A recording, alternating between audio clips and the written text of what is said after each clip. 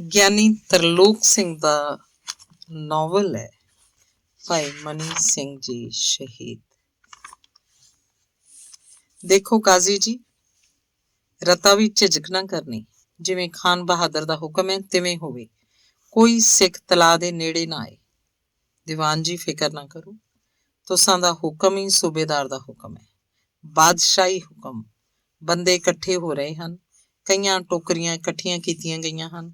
ਸਮਝੋ ਤਲਾਅ ਦਾ ਤਾਂ ਨਾਮੋ ਨਿਸ਼ਾਨ ਨਹੀਂ ਰਹੇਗਾ। ਸ਼ਾਬਾਸ਼, ਸਮਝੋ ਫਿਰ ਇਨਾਮ ਵੀ ਮਿਲੇਗਾ। ਆਪ ਦੀ ਮਿਹਰ ਦੀ ਨਿਗਾਹ ਹੋਣੀ ਚਾਹੀਦੀ ਹੈ। ਮੈਂ ਤਾਂ ਕਿਸੇ ਕੋਲੋਂ ਡਰਦਾ ਨਹੀਂ। ਅੱਜ 20 ਦਿਨ ਹੋ ਗਏ ਹੈ, ਕੋਈ ਸਿੱਖ ਤਲਾਅ 'ਚ ਨਹਾਉਣ ਲਈ ਨਹੀਂ ਆਇਆ। ਸਿੱਖ ਤਾਂ ਕਿਤੇ ਦੇਖਣ ਨੂੰ ਨਹੀਂ ਲੱਭਣੇ। ਸਭ ਦੇ ਵਾਲ ਕੱਟੇ ਜਾ ਰਹੇ। ਮਾਵਾਂ ਨਾਈਆਂ ਨੂੰ ਘਰੀਂ ਸੱਦ ਰਹੀਆਂ ਹਨ। ਆਪ ਦੇ ਹੁਕਮ ਅਨੁਸਾਰ ਢੋਲ ਜੂ ਵਜਾਇਆ ਗਿਆ। ਲੋਕਾਂ ਨੂੰ ਜਾਨ ਪਿਆਰੀ ਹੈ, ਸਿੱਖੀ ਨਹੀਂ। ਸੰਨ 1738 ਈਸਵੀ ਦੀ ਗੱਲ ਸੀ ਤੇ ਚੇਤ ਦਾ ਮਹੀਨਾ। ਬਸੰਤ ਰੁੱਤ ਜੋਬਨ ਤੇ ਸੀ। ਬਾਬਾ ਬੁੱਢਾ ਜੀ ਦੀ ਬੇਰ ਦੇ ਹੇਠ ਸੂਬਾ ਲਾਹੌਰ ਦਾ ਦੀਵਾਨ ਲਖਪਤ ਰਾਏ ਖਲੋਤਾ ਸੀ। 6 ਫੁੱਟ ਉੱਚਾ ਬੰਦਾ, ਭਾਰਾ ਸਰੀਰ, ਕੀਮਤੀ ਚੋਲਾ ਪਾਇਆ ਤੇ ਗਾਤਰੇ ਤਲਵਾਰ ਸੀ। ਉਸ ਦੀ ਬਰੋਬਰ ਤੇ ਅਬਦੁਲ ਰਜ਼ਾਕ ਕਾਜ਼ੀ ਖਲੋਤਾ ਸੀ। ਉਹ ਵੀ ਕੱਦ ਕਾਠ ਵਿੱਚ ਉਸੇ ਵਰਗਾ ਸੀ। ਉਹਨਾਂ ਦੇ ਪਿੱਛੇ ਨੰਗੀਆਂ ਤਲਵਾਰਾਂ ਸੂਤੀ 5-7 ਬੰਦੇ ਖਲੋਤੇ ਸਨ। ਉਪਰੋਕਤ ਗੱਲਾਂ ਉਹਨਾਂ ਦੇ ਵਿਚਾਲੇ ਹੋ ਰਹੀਆਂ ਸਨ। ਲਾਹੌਰ ਦੇ ਸੂਬੇਦਾਰ ਖਾਨ ਬਹਾਦਰ ਜ਼ਕਰੀਆ ਖਾਨ ਨੇ ਦੀਵਾਨ ਲਖਪਤ ਰਾਏ ਨੂੰ ਅੰਮ੍ਰਿਤਸਰ ਦਾ ਹਾਕਮ ਬਣਾ ਕੇ ਭੇਜਿਆ ਸੀ। ਹੁਕਮ ਕੀਤਾ ਸੀ ਕਿ ਕੋਈ ਸਿੱਖ ਅੰਮ੍ਰਿਤਸਰ ਨਾ ਆਏ। ਜੋ ਮਿਲੇ ਸੋ ਮਾਰ ਦਿੱਤਾ ਜਾਏ। ਮਾਝੇ ਤੇ ਰਿਆੜਕੀ ਵਿੱਚ ਗਸ਼ਤੀ ਫੌਜ ਭੇਜੀ ਸੀ ਤਾਂ ਕਿ ਸਿੱਖਾਂ ਨੂੰ ਖਤਮ ਕੀਤਾ ਜਾਏ। ਕਰੜੇ ਦਿਲ ਵਾਲੇ ਕਾਜ਼ੀ ਅਬਦੁਲ ਰਜ਼ਾਕ ਨੂੰ ਅੰਮ੍ਰਿਤਸਰ ਸ਼ਹਿਰ ਦਾ ਪ੍ਰਬੰਧਕ ਜਾਂ ਕੋਤਵਾਲ ਮੁਕਰਰ ਕੀਤਾ। ਉਹਨੂੰ ਨਾਲ ਲੈ ਕੇ ਦੀਵਾਨ ਲਖਪਤ ਰਾਏ ਹੁਕਮ ਦੇ ਰਿਹਾ ਸੀ। ਹਾਂ ਕਾਜ਼ੀ, ਇਸ ਮੰਦਰ 'ਚ ਕੋਈ ਦੀਵਾ ਬੱਤੀ ਨਾ ਕਰੇ। ਜਦੋਂ ਕੋਈ ਐਸਾ ਕਰਦਾ ਦੇਖੋ ਤਾਂ ਉਹਨੂੰ ਜਾਨੋਂ ਮਾਰ ਦਿਓ। ਤਲਾਅ ਪੂਰ ਦਿੱਤਾ ਜਾਏ। ਇਸ ਤਲਾਅ ਦਾ ਪਾਣੀ ਪੀ ਕੇ ਸਿੱਖ ਜਿਉਂਦੇ ਹਨ। ਜੇ ਪਾਣੀ ਨਾ ਮਿਲੇਗਾ ਤਾਂ ਆਪੇ ਖਤਮ ਹੋ ਜਾਣਗੇ। ਵਿਸਾਖੀ ਦੇ ਨੇੜੇ ਸਿੱਖਾਂ ਨੇ ਜ਼ਰੂਰ ਆਉਣਾ ਹੀ। ਖਿਆਲ ਰੱਖੀ, ਫੌਜ ਦੀ ਹੋਰ ਲੋੜ ਹੋਈ ਤਾਂ ਆ ਜਾਏਗੀ। ਦੀਵਾਨ ਜੀ, ਚਿੰਤਾ ਨਾ ਕਰੋ, ਚਿੜੀ ਨਹੀਂ ਫੜਕੇਗੀ। ਮੈਂ ਸਭ ਕੇਸਾਂ ਵਾਲੇ ਫੜ ਕੇ ਤੁਸਾਂ ਦੇ ਹਵਾਲੇ ਕਰਾਂਗਾ। ਇੱਥੇ ਸਾਧੂ ਕੁਝ ਹਨ, ਉਹਨਾਂ ਨੂੰ ਤਾਂ ਕੁਝ ਨਹੀਂ ਆਖਣਾ ਤੇ ਸਿੱਖ ਕੋਈ ਰਹਿਣ ਨਹੀਂ ਦੇਣਾ। ਕਾਜ਼ੀ ਦਾ ਉੱਤਰ ਸੀ, ਹਾਂ, ਸ਼ਹਿਰ 'ਚ ਇੱਕ ਵਾਰ ਹੋਰ ਢੋਲ ਵਜਾ ਕੇ ਦੱਸ ਦਿਓ। ਜੋ ਕੋਈ ਸਿੱਖ ਨੂੰ ਵੇਖੇ ਉਹੋ ਹੀ ਗ੍ਰਿਫਤਾਰ ਕਰਾਏ। ਕੋਈ ਆਸਰਾ ਨਾ ਦੇਵੇ, ਮੰਦਰ ਵੱਲ ਨਾ ਆਏ। ਜੋ ਆਏਗਾ ਮਾਰਿਆ ਜਾਏਗਾ। ਢੋਲ ਤਾਂ ਵਜਾ ਦਿੰਦੇ ਆ, ਪਰ ਆਉਣਾ ਕਿਹਨੇ? ਮੌਤ ਨੂੰ ਕੌਣ ਪਿਆਰ ਕਰਦਾ ਹੈ? ਕਈ ਮੂਰਖ ਹਨ ਜਿਹੜੇ ਧਰਮ ਆਖ ਕੇ ਮਰਦੇ ਤੇ ਸਵਰਗਾਂ ਦੀ ਇੱਛਾ ਕਰਦੇ ਨੇ। ਸਿੱਖ ਬੜੇ ਸਿਰੜੀ ਹੋ, ਰਤਾ ਹੁਸ਼ਿਆਰੀ ਨਾਲ ਰਹੀ। ਦੋਹਾਂ ਦੇ ਸਾਹਮਣੇ ਪੰਚਮ ਪਾਤਸ਼ਾਹ ਦਾ ਤਿਆਰ ਕੀਤਾ ਹੋਇਆ ਸਰੋਵਰ ਤੇ ਹਰਮੰਦਰ ਸੀ। ਸਰੋਵਰ 'ਚ ਜਲ ਸੀ, ਪਰ ਥੋੜਾ, ਕਿਉਂਕਿ ਬਾਰਿਸ਼ਾਂ ਘੱਟ ਹੋਣ ਕਰਕੇ ਜਲ ਘੱਟ ਇਕੱਠਾ ਹੋਇਆ ਸੀ।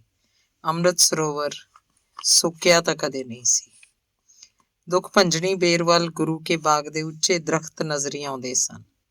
ਦੱਖਣ ਦੀ ਬਾਹੀ ਵੱਲ ਹੀ ਵਿਰਲੀ ਤੇ ਦੂਰ ਦੀ ਵਸੋਂ ਸੀ ਤੇ ਉਹ ਵੀ ਉੱਚੇ ਦਰਖਤਾਂ 'ਚ ਲੁਕੀ।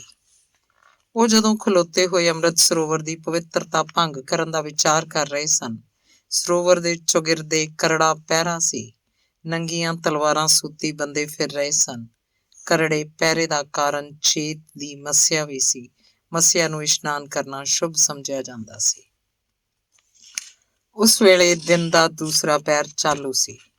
ਨਿਰਮਲ ਆਕਾਸ਼ ਹੋਣ ਕਰਕੇ ਚੇਤ ਮਹੀਨੇ ਦੀ ਸੁਹਾਵਣੀ ਧੁੱਪ ਸੀ ਤੇ ਧੁੱਪ ਨਾਲ ਦਿਨ ਦੀ ਬਨਸਪਤੀ ਲਿਸ਼ਕ ਰਹੀ ਸੀ। ਦੀਵਾਨ ਲਖਪਤ ਰਾਏ ਦਾ ਧਿਆਨ ਦੁੱਖ ਭੰਜਣੀ ਬੇਰ ਵੱਲ ਸੀ ਤੇ ਜਿਉਂ ਹੀ ਮੁੜਿਆ ਇੱਕਦਮ ਚਿਚਲਾ ਉੱਠਿਆ। ਉਹ ਦੇਖੋ ਕਾਜ਼ੀ, ਉਹ ਦੇਖੋ, ਕੋਈ ਨਹਾ ਰਿਹਾ ਹੈ। ਕਿੱਥੇ ਮਰ ਗਏ ਤੇਰੇ ਬੰਦੇ? ਕਾਜ਼ੀ ਦੀਆਂ ਮੋਟੀਆਂ ਅੱਖਾਂ ਉਧਰ ਮੁੜੀਆਂ ਤਾਂ ਦੇਖਿਆ ਇੱਕ ਬੰਦਾ ਸਰੋਵਰ 'ਚ ਟੁੱਬੇ ਲਾ ਰਿਹਾ ਸੀ। ਸਿੱਖ ਨਹਾ ਰਿਹਾ? ਸਿੱਖ? ਕਾਜ਼ੀ ਅਬਦੁਲ ਰਜ਼ਾਕ ਚੱਲਾ ਉੱਠਿਆ। ਫੜੋ, ਦੌੜੋ।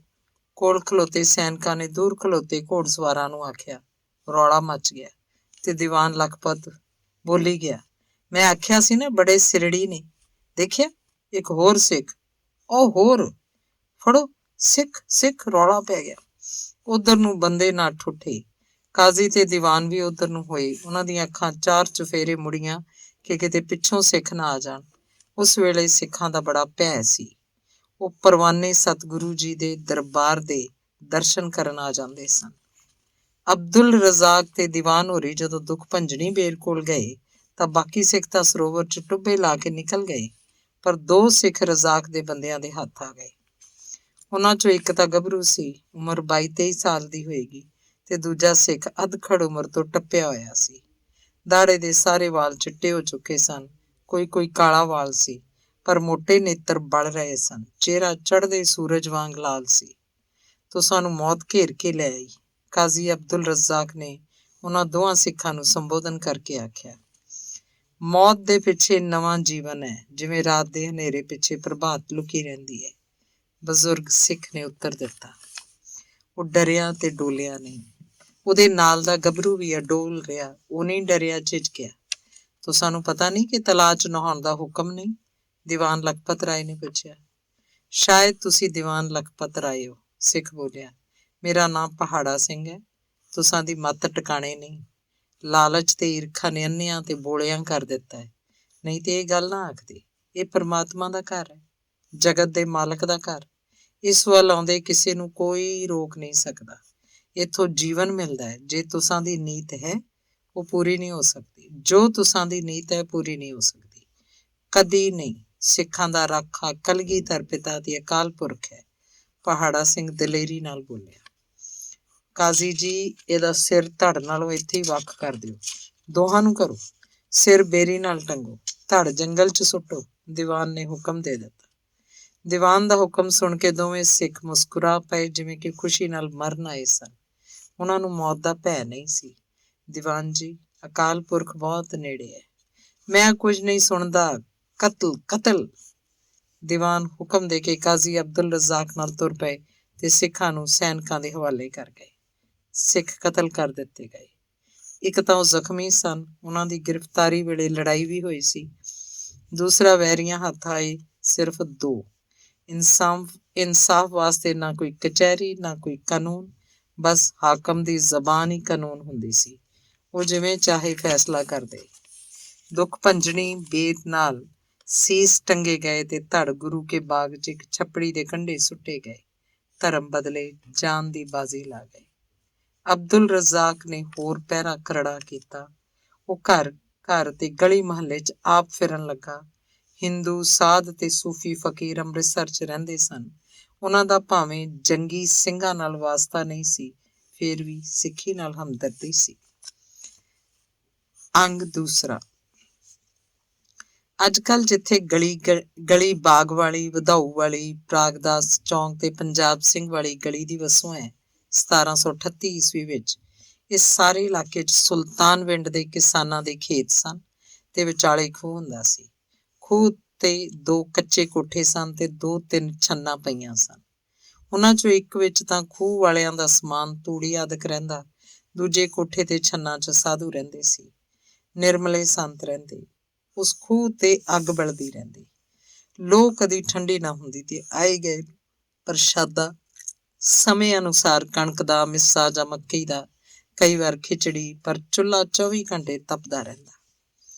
ਚਿੱਟੇ ਚੋਲੇ, ਖੱਦਰ ਦੇ ਕਛਹਿਰੇ, ਗੋਲ ਛੋਟੀ ਚਿੱਟੀ ਦਸਤਾਰ ਵਾਲੇ, 6 ਫੁੱਟ ਉੱਚੇ ਸੋਹਣੇ ਸਰੀਰ ਤੇ ਲੰਮੇ ਕਾਲੇ ਦਾੜੇ ਵਾਲੇ ਗੁਰਮੁਖ ਨਿਰਮਲੇ ਸੰਤ ਗਿਆਨੀ ਤੇ ਮਹਾਂਵਿਦਵਾਨ ਭਾਈ ਮਨੀ ਸਿੰਘ ਜੀ ਇਸੇ ਖੂਹ ਤੇ ਰਹਿੰਦੇ ਸਨ। ਉਹਨਾਂ ਦੇ ਕੋਲ 2, 4, 5, 7, 10 ਸਦਾ ਰਹਿੰਦੇ, ਪਰ ਸਵੇਰ ਦੇ ਵੇਲੇ 10-15 ਹੋ ਜਾਂਦੇ, ਕਿਉਂਕਿ ਆਪ ਸ੍ਰੀ ਗੁਰੂ ਗ੍ਰੰਥ ਸਾਹਿਬ ਜੀ ਦੀ ਕਥਾ ਕਰਦੇ, ਅਰਥ ਭਾਵ ਸਿਖਾਉਂਦੇ, ਪੜ੍ਹਾਉਂਦੇ ਸਨ। ਸ਼ਾਮ ਨੂੰ ਇਤਿਹਾਸਿਕ ਕਥਾ ਤੇ ਬਚਨ ਬਿਲਾਸ ਹੁੰਦੇ ਸਨ। ਆਪ ਬਾਣੀ ਦੇ ਅਰਥ ਕਰਨ ਵਿੱਚ ਬੜੀ ਕਾਹਲ ਕਰਦੇ ਤੇ ਵਿਦਿਆਰਥੀਆਂ ਨੂੰ ਆਖਦੇ, ਕੰਠ ਕਰਿਆ ਕਰੋ ਬਾਣੀ ਤੇ ਬਾਣੀ ਦੇ ਅਰਥ। ਮੇਰੇ 5 ਭੂਤਕ ਸਰੀਰ ਦਾ ਪਤਾ ਨਹੀਂ ਕਦੋਂ ਅੰਤ ਹੋ ਜਾਏ। ਲੌਡੇ ਵੇਲੇ ਗੁਰੂ ਘਰ ਦਾ ਇਤਿਹਾਸ ਸੁਣਨ ਵਾਲੇ ਸ਼ਰਧਾਲੂ ਪਹੁੰਚ ਗਏ, ਪਰ ਭਾਈ ਮਨੀ ਸਿੰਘ ਜੀ ਹਰ ਇੱਕ ਦਾ ਚਿਹਰਾ ਦੇਖ ਕੇ ਹੈਰਾਨ ਹੁੰਦੇ ਗਏ। ਗੁਰਮੁਖੋ, ਅੱਜ ਕੀ ਗੱਲ ਹੈ? ਤੁਸੀਂ ਸਾਰੇ ਉਦਾਸ ਚਿੱਤ ਹੋ। ਤੁਸਾਂ ਦੇ ਚਿਹਰਿਆਂ ਤੇ ਖੇੜਾ ਤੇ ਖੁਸ਼ੀ ਨਹੀਂ। ਭਾਈ ਜੀ ਨੇ ਪੁੱਛ ਲਿਆ। ਕੀ ਦੱਸੀਏ ਮਹਾਰਾਜ? ਭਗਤ ਸਿੰਘ ਨੇ ਉੱਠ ਕੇ ਤੇ ਅੱਗੇ ਪਿੱਛੇ ਦੇਖ ਕੇ ਹੌਲੀ ਜੀ ਦੱਸਿਆ। ਅੱਜ ਫਿਰ ਢੰਡੋਰਾ ਪਿੱਟਿਆ ਗਿਆ ਹੈ ਕਿ ਕੋਈ ਇਸਤਰੀ ਪੁਰਸ਼ ਨਾ ਬਾਣੀ ਪੜ੍ਹੇ, ਨਾ ਅੰਮ੍ਰਿਤ ਸਰੋਵਰ ਵਿੱਚ ਕੋਈ ਇਸ਼ਨਾਨ ਕਰੇ ਤੇ ਨਾ ਹੀ ਕਿਸੇ ਸਿੱਖ ਨੂੰ ਆਸਰਾ ਦੇਵੇ। ਜੇ ਕੋਈ ਇਹਨਾਂ ਹੁਕਮਾਂ ਦੀ ਉਲੰਘਣਾ ਕਰੇਗਾ ਉਹਨੂੰ ਮੌਤ ਦੰਡ ਦਿੱਤਾ ਜਾਏਗਾ। ਅਸੀਂ ਫਿਰ ਸ਼ਹਿਰ ਚੋਂ ਕਿਵੇਂ ਆ ਸਕਦੇ ਹਾਂ? ਮਹਾਰਾਜ, ਹੋਰ ਵੀ ਭਿਆਨਕ ਗੱਲ ਹੋਈ ਹੈ, ਸਰੂਪ ਦਾਸ ਬੋਲਿਆ। ਉਹ ਕੀ? ਭਾਈ ਜੀ ਨੇ ਪੁੱਛਿਆ। ਮੈਂ ਲੋਕਾਂ ਨਾਲ ਦੇਖ ਕੇ ਆਇਆ, ਦੁੱਖ ਭੰਜਣੀ ਬੇਰੀ ਕੋਲ ਤਾਂ ਭੀੜ ਲੱਗੀ ਹੋਈ ਹੈ। ਕੀ ਗੱਲ ਹੋਈ? ਅੰਮ੍ਰਿਤ ਸਰੋਵਰ 'ਚ ਸਿੰਘ ਇਸ਼ਨਾਨ ਕਰਨ ਆਏ ਸਨ। ਉਹਨਾਂ 'ਚੋਂ ਬਾਕੀ ਦੇ ਤਾਂ ਹਰਨ ਹੋ ਗਏ, ਪਰ 2 ਸਿੰਘ ਜ਼ਖਮੀ ਹੋ ਕੇ ਦੁਸ਼ਮਣਾਂ ਦੇ ਹੱਥ ਆ ਗਏ।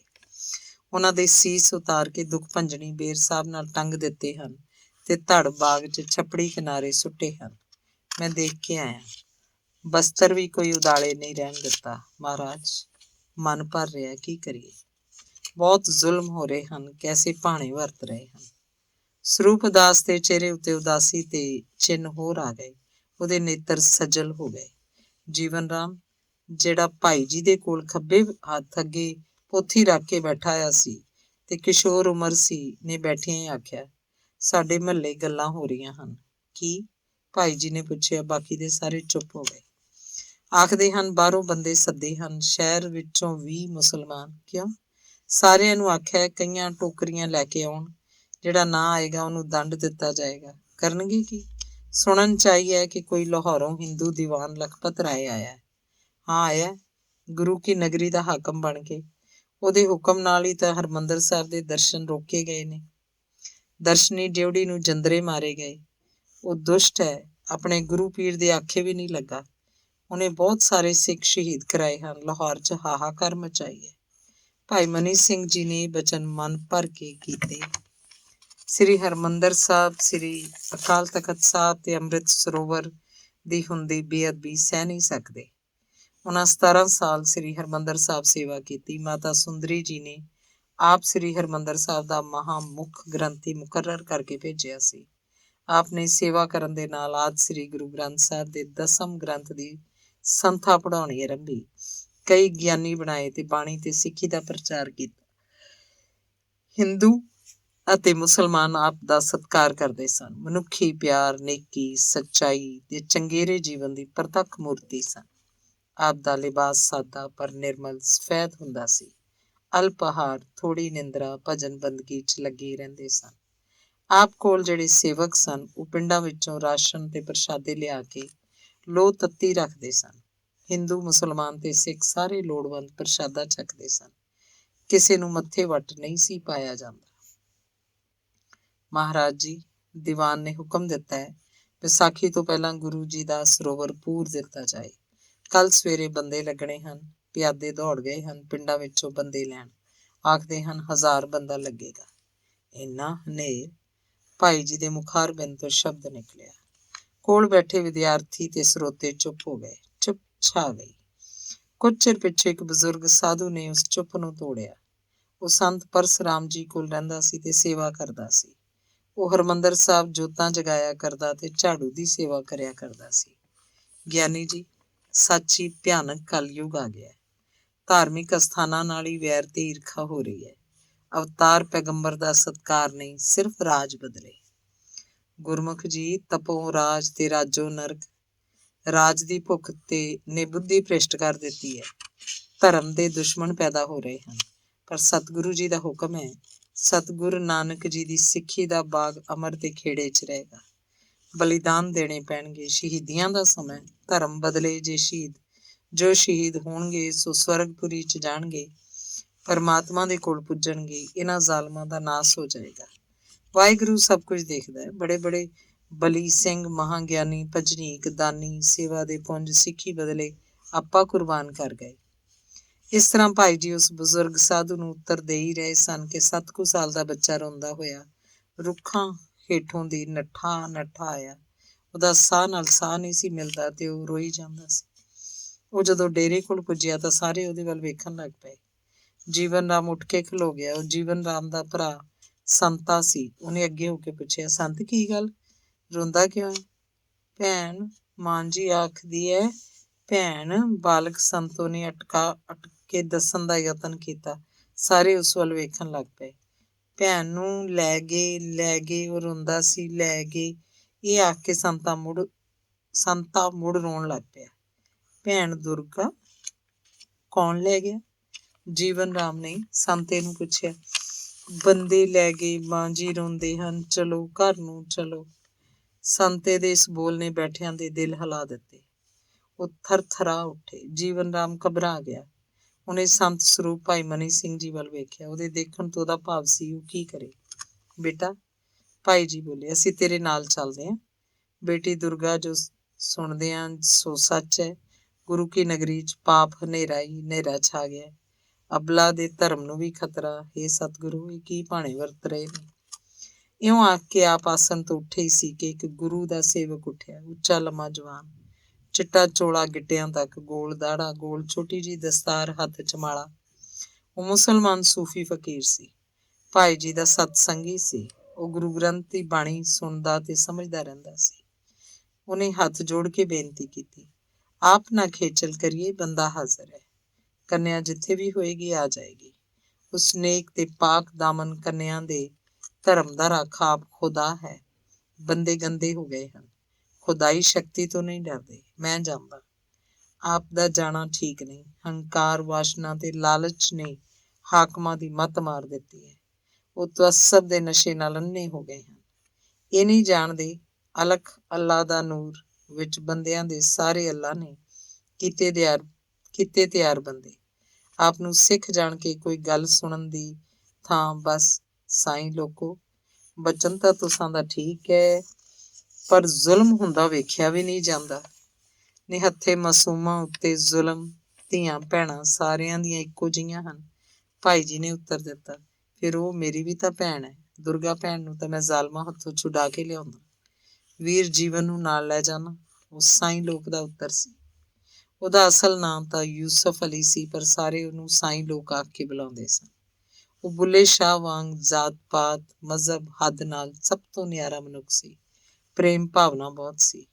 ਕੋਲ ਬੈਠੇ ਸੇਵਕਾਂ ਤੇ ਸ਼ਰਧਾਲੂਆਂ ਨੇ ਵੀ ਬੇਨਤੀ ਕਰਕੇ ਰੋਕਿਆ। ਸਾਈਂ ਲੋਕ ਜੀਵਨ ਤੇ ਸੰਤੇ ਨੂੰ ਨਾਲ ਲੈ ਕੇ ਗੁਰੂ ਕੇ ਮਹਿਲਾਂ ਵੱਲ ਚੱਲ ਪਏ। ਉਸ ਵੇਲੇ ਉਹ ਇਲਾਕਾ ਹੀ ਘੁੱਗ ਵਸੋਂ ਦਾ ਸੀ ਤੇ ਗੁਰੂ ਬਾਜ਼ਾਰ ਹੀ ਵਸਦਾ ਬਾਜ਼ਾਰ ਸੀ। ਉਹਨਾਂ ਦੇ ਜਾਣ ਪਿੱਛੋਂ ਭਾਈ ਮਨੀ ਸਿੰਘ ਜੀ ਨੇ ਇਤਿਹਾਸਿਕ ਕਥਾ ਸ਼ੁਰੂ ਕੀਤੀ। ਜਿਵੇਂ ਕਿ ਆਪ ਸਾਖੀਆਂ ਦੇ ਰੂਪ 'ਚ ਗੁਰੂ ਘਰ ਦਾ ਇਤਿਹਾਸ ਸੁਣਾਇਆ ਕਰਦੇ ਸਨ। ਉਹਨਾਂ ਨੇ ਬਚਨ ਕੀਤਾ, ਸਤਿਗੁਰੂ ਅਰਜਨ ਦੇਵ ਜੀ ਮਹਾਰਾਜ ਜੀ ਦੀ ਸ਼ਹੀਦੀ ਸਿੱਖ ਧਰਮ 'ਚ ਪਹਿਲੀ ਸ਼ਹੀਦੀ ਸੀ। ਸੱਚ ਦੇ ਧਰਮ, ਨਿਆਂ, ਨੇਕੀ, ਸਰਬ ਸਾਂਝ ਵਾਸਤੇ ਸਤਿਗੁਰੂ ਮਹਾਰਾਜ ਨੇ ਆਪਣੇ ਆਪ ਨੂੰ ਜ਼ੁਲਮ ਦੀ ਭੱਠੀ ਦੇ ਹਵਾਲੇ ਕੀਤਾ। ਇਹਦਾ ਫਲ ਇਹ ਹੋਇਆ ਕਿ ਗੁਰੂ ਘਰ 'ਚ ਸ਼ਕਤੀ ਆ ਗਈ। ਭਗਤੀ ਤੇ ਸ਼ਕਤੀ ਹੀ ਸੰਸਾਰ 'ਚ ਕਲਿਆਣਕਾਰੀ ਹੈ। ਨਿਰੀ ਸ਼ਕਤੀ, ਜਿਵੇਂ ਕਿ ਅੱਜ ਬਾਦਸ਼ਾਹੀ ਦੇ ਬੰਦੇ ਭਗਤੀ ਦੇ ਤੇ ਧਰਮ ਤੋਂ ਹੀਣ ਹੋ ਕੇ ਨਿਰੀ ਸ਼ਕਤੀ ਵਰਤ ਕੇ ਗਰੀਬ ਗੁਰਬੇ, ਨਿਹੱਥੇ, ਮਾਸੂਮ, ਅਬਲਾ ਤੇ ਜ਼ੁਲਮ ਕਰਦੇ ਹੋਏ ਪਰਮਾਤਮਾ ਕੋਲੋਂ ਨਹੀਂ ਡਰਦੇ। ਕੀ ਮੰਦਰ, ਕੀ ਮਸੀਤ, ਗੁਰਦੁਆਰਾ ਸਾਰੇ ਪਰਮਾਤਮਾ ਦੇ ਘਰ ਹਨ। ਇੱਕ ਨੂੰ ਢਾਹ ਢੇਰੀ ਕਰਨਾ, ਦੂਸਰਾ ਨਾਮ ਬਦਲ ਕੇ ਉੱਥੇ ਉਸਾਰਨਾ, ਇਹ ਬਾਦਸ਼ਾਹੀ ਸ਼ਕਤੀ ਦਾ ਹੱਟ ਹੈ। ਹਜ਼ਰਤ ਮੀਆਂ ਮੀਰ ਜੀ ਨੇ ਪੰਚਮ ਪਾਤਸ਼ਾਹ ਅੱਗੇ ਬੇਨਤੀ ਕੀਤੀ ਸੀ, ਅਸੀਂ ਸ਼ਕਤੀ ਦਿਖਾਈਏ, ਤਾਂ ਸਤਿਗੁਰੂ ਜੀ ਰੋਕਿਆ ਸੀ ਕਿ ਰੱਬੀ ਸ਼ਕਤੀਆਂ ਨੂੰ ਵਰਤਣ ਦਾ ਹੱਕ ਰੱਬ ਨੂੰ ਹੈ।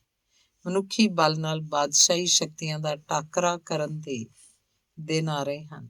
ਇਉਂ ਕਥਾ ਹੁੰਦੀ ਰਹੀ। ਸੂਰਜ ਪੱਛਮ ਵੱਲ ਹੇਠਾਂ ਹੀ ਹੇਠਾਂ ਜਾਂਦਾ ਰਿਹਾ। ਅੰਗ ਤੀਸਰਾ। ਭਾਈ ਮਨੀ ਸਿੰਘ ਜੀ ਰਾਤ ਆਰਾਮ ਨਾ ਕਰ ਸਕੇ। ਦਿਨ ਦੀਆਂ ਘਟਨਾਵਾਂ ਨੇ ਦਿਲ ਦਿਮਾਗ 'ਚ ਉਪਰਾਮਤਾ ਉਤਪੰਨ ਕਰ ਦਿੱਤੀ। ਉਹਨਾਂ ਨੂੰ ਆਪਣੇ ਜੀਵਨ 'ਚ ਬੀਤ ਚੁੱਕੀਆਂ ਘਟਨਾਵਾਂ ਚੇਤੇ ਆਈਆਂ। 34 ਸਾਲ ਪਹਿਲੋਂ ਦੀ ਘਟਨਾ ਭੁੱਲ ਘਟਨਾ ਚੇਤੇ ਆਈ, ਜਦੋਂ ਅਨੰਦਪੁਰ ਸਾਹਿਬ ਨੂੰ ਸਿਆਲ 'ਚ ਛੱਡਿਆ ਸੀ। ਦੁਸ਼ਮਣਾਂ ਦੇ ਘੇਰੇ ਮਜ਼ਬੂਤ ਹੋ ਗਏ ਸਨ। ਉਸ ਵੇਲੇ ਭਾਈ ਜੀ ਦੀ ਆਯੂ 25-26 ਸਾਲ ਦੀ ਸੀ। ਸ੍ਰੀ ਅਨੰਦਪੁਰ ਤੋਂ ਚੱਲ ਕੇ ਰਾਤ ਦੇ ਹਨੇਰੇ 'ਚ ਸਰਸਾ ਨਦੀ ਤੱਕ ਆਉਣਾ ਤੇ ਮੁੜ ਉੱਥੋਂ ਸਤਿਗੁਰੂ ਜੀ ਦੇ ਮਹਿਲਾਂ ਮਾਤਾ ਸੁੰਦਰੀ ਜੀ ਤੇ ਸਾਹਿਬ ਕੌਰ ਜੀ ਨਾਲ ਦਿੱਲੀ ਪਹੁੰਚਣਾ ਕਿੰਨਾ ਕਠਨ ਭਿਆਨਕ ਸੀ। ਪਰ ਜਵਾਨੀ ਦੇ ਜੋਸ਼, ਨਾਮ ਤੇ ਸਤਿਗੁਰੂ ਮਹਾਰਾਜ ਜੀ ਦਾ ਆਸਰਾ ਸਭ ਮਿਲ ਮਿਲਾ ਕੇ ਅੱਗੇ ਅੱਗੇ ਲਈ ਗਏ ਸਨ। ਆਪ ਦਾ ਮੰਜਾ ਛੰਨ ਹੇਠ ਸੀ। ਕਾਨਿਆਂ ਦੀ ਬਾਰੀ ਖੁੱਲੀ। ਛੰਨ ਪੁੰਨਿਆਂ ਦਾ ਚੰਦ ਹੋਣ ਕਰਕੇ ਵਿੱਚ ਚਾਨਣ ਪੈਂਦਾ ਸੀ ਤੇ ਦੂਰ ਤੱਕ ਖੇਤ ਦੇ ਰੁੱਖ ਸ਼ਾਂਤ ਚਿੱਤ ਖਲੋਤੇ ਦਿਸਦੇ ਸਨ। ਆਪ ਲੇਟੇ ਹੋਏ ਪਾਸਾ ਮੋੜ ਕੇ ਦੇਖ ਲੈਂਦੇ, ਕਦੀ ਬਾਣੀ ਪੜ੍ਹਨ ਲੱਗ ਪੈਂਦੇ, ਕਦੀ ਕੁਦਰਤ ਦੀ ਸੰਜੀਵਤਾ ਵੱਲ ਤੱਕਦੇ। ਰਾਤ ਦਾ ਸ਼ਾਂਤ ਵਾਤਾਵਰਨ ਸੀ। ਰਾਤ ਮੱਧਮ ਜਿਹਾ ਇਲਾਹੀ ਰਾਗ ਲਾਪੀ ਜਾਂਦੀ ਸੀ। ਭਾਈ ਜੀ ਨੂੰ 34 ਸਾਲ ਪਹਿਲਾਂ ਦੀਆਂ ਜੀਵਨ ਘਟਨਾਵਾਂ ਚੇਤੇ ਆਈਆਂ। ਇੱਕ ਚੱਕਰ ਜਿਹਾ ਵੱਜ ਗਿਆ। ਅੱਜ ਕੱਲ੍ਹ ਜਿਵੇਂ ਫਿਲਮ ਹੁੰਦੀ ਹੈ, ਲੰਮੇਰੇ ਜੀਵਨ ਦੀਆਂ ਘਟਨਾਵਾਂ ਬਸ 2 ਘੰਟਿਆਂ 'ਚ ਦਿਖਾਈਆਂ ਜਾਂਦੀਆਂ ਹਨ। ਮਨ ਵੀ ਤਾਂ ਇੱਕ ਐਸੀ ਜਾਦੂ ਦੀ ਮਸ਼ੀਨ ਹੈ। ਭਾਈ ਜੀ ਨੂੰ ਆਪਣਾ ਬਚਪਨ ਯਾਦ ਆਇਆ। ਉਹ 7 ਸਾਲ ਦੀ ਆਯੂ 'ਚ ਸਨ ਜਦੋਂ ਆਪ ਦਾ ਪਿਤਾ ਕਲਾ, ਜੋ ਸਨਾਮ ਦੇ ਨੇੜੇ ਕੈਬੋਵਾਲ, ਜਿਹੜਾ ਨਾਦਰ ਸ਼ਾਹ ਦੇ ਹਮਲੇ ਵੇਲੇ ਥੇ ਹੋ ਗਿਆ ਤੇ ਲੋਕ ਲੌਂਗੋਵਾਲ 'ਚ ਜਾ ਵਸੇ ਦਾ ਰਹਿਣ ਵਾਲਾ ਸੀ। ਨਾਲ ਦੇ ਪਿੰਡ ਅਕੌਵੀ 9ਵੇਂ ਪਾਤਸ਼ਾਹ ਆਏ ਤੇ ਨਾਮਦਾਨ ਬਖਸ਼ ਰਹੇ ਸਨ। ਭਾਈ ਕਲਾ ਵੀ ਆਪਣੇ ਦੋਹਾਂ ਪੁੱਤਰਾਂ ਮਨੀਆਂ ਤੇ ਨਿਗਾਹੀਆਂ ਨੂੰ ਨਾਲ ਲੈ ਕੇ ਗੁਰਚਰਨਾਂ ਦੀ ਧੂੜੀ ਪ੍ਰਾਪਤ ਕਰਨ ਲਈ ਜਾ ਪੁੱਜੇ। ਦਰਸ਼ਨ ਕੀਤੇ, ਨਿਹਾਲ ਹੋਏ ਤੇ ਵੱਡੇ ਪੁੱਤਰ ਮਨੀਆਂ ਨੂੰ ਸਤਿਗੁਰੂ ਜੀ ਦੇ ਚਰਨਾਂ 'ਚ ਹੀ ਸੇਵਾ ਕਰਨ ਤੇ ਵਿੱਦਿਆ ਪੜ੍ਹਨ ਲਈ ਛੱਡ ਕੇ ਛੋਟੇ ਪੁੱਤਰ ਨਿਗਾਹੀਆਂ ਨੂੰ ਨਾਲ ਲੈ ਕੇ ਵਾਪਸ ਘਰ ਆ ਗਏ। ਉਹ ਮਨੀਆਂ ਜੀ ਗੁਰੂ ਘਰ 'ਚ ਰਹਿ ਕੇ, ਪਲ ਕੇ, ਪੜ੍ਹ ਕੇ ਤੇ ਅੰਮ੍ਰਿਤ ਛਕ ਕੇ ਭਾਈ ਮਨੀ ਸਿੰਘ ਜੀ ਬਣੇ। ਆਪ ਸਤਿਗੁਰੂ ਗੋਬਿੰਦ ਸਿੰਘ ਜੀ ਨਾਲੋਂ ਆਯੂ ਕਰਕੇ 2 ਸਾਲ ਵੱਡੇ ਸਨ। ਆਪ ਸਤਿਗੁਰੂ ਦੇ ਬਾਲ ਸਖਾ ਬਣੇ, ਇਕੱਠੇ ਖੇਡੇ, ਗੁਰੂ ਚਰਨਾਂ 'ਚ ਰਹਿ ਕੇ ਪੜ੍ਹੇ, ਪਰ ਨਿਰਮਾਣਤਾ ਨਾਲ ਸੇਵਾ ਕਰਦੇ ਰਹੇ। ਵਿੱਦਿਆ ਪੜ੍ਹੀ, ਗੁਰਮੁਖੀ, ਸੰਸਕ੍ਰਿਤ ਤੇ ਫਾਰਸੀ, ਗੁਰਬਾਣੀ ਦੇ ਅਰਥ ਭਾਵ ਨਿਰੇ ਸਿੱਖੇ ਹੀ ਨਹੀਂ, ਸਗੋਂ ਇੰਨੇ ਸਰਲ ਕੀਤੇ ਸਨ ਕਿ ਉਹਨਾਂ ਨੂੰ ਡੂੰਘੇ ਤੋਂ ਡੂੰਘੇ ਅਰਥ ਭਾਵ ਆਉਂਦੇ ਸਨ।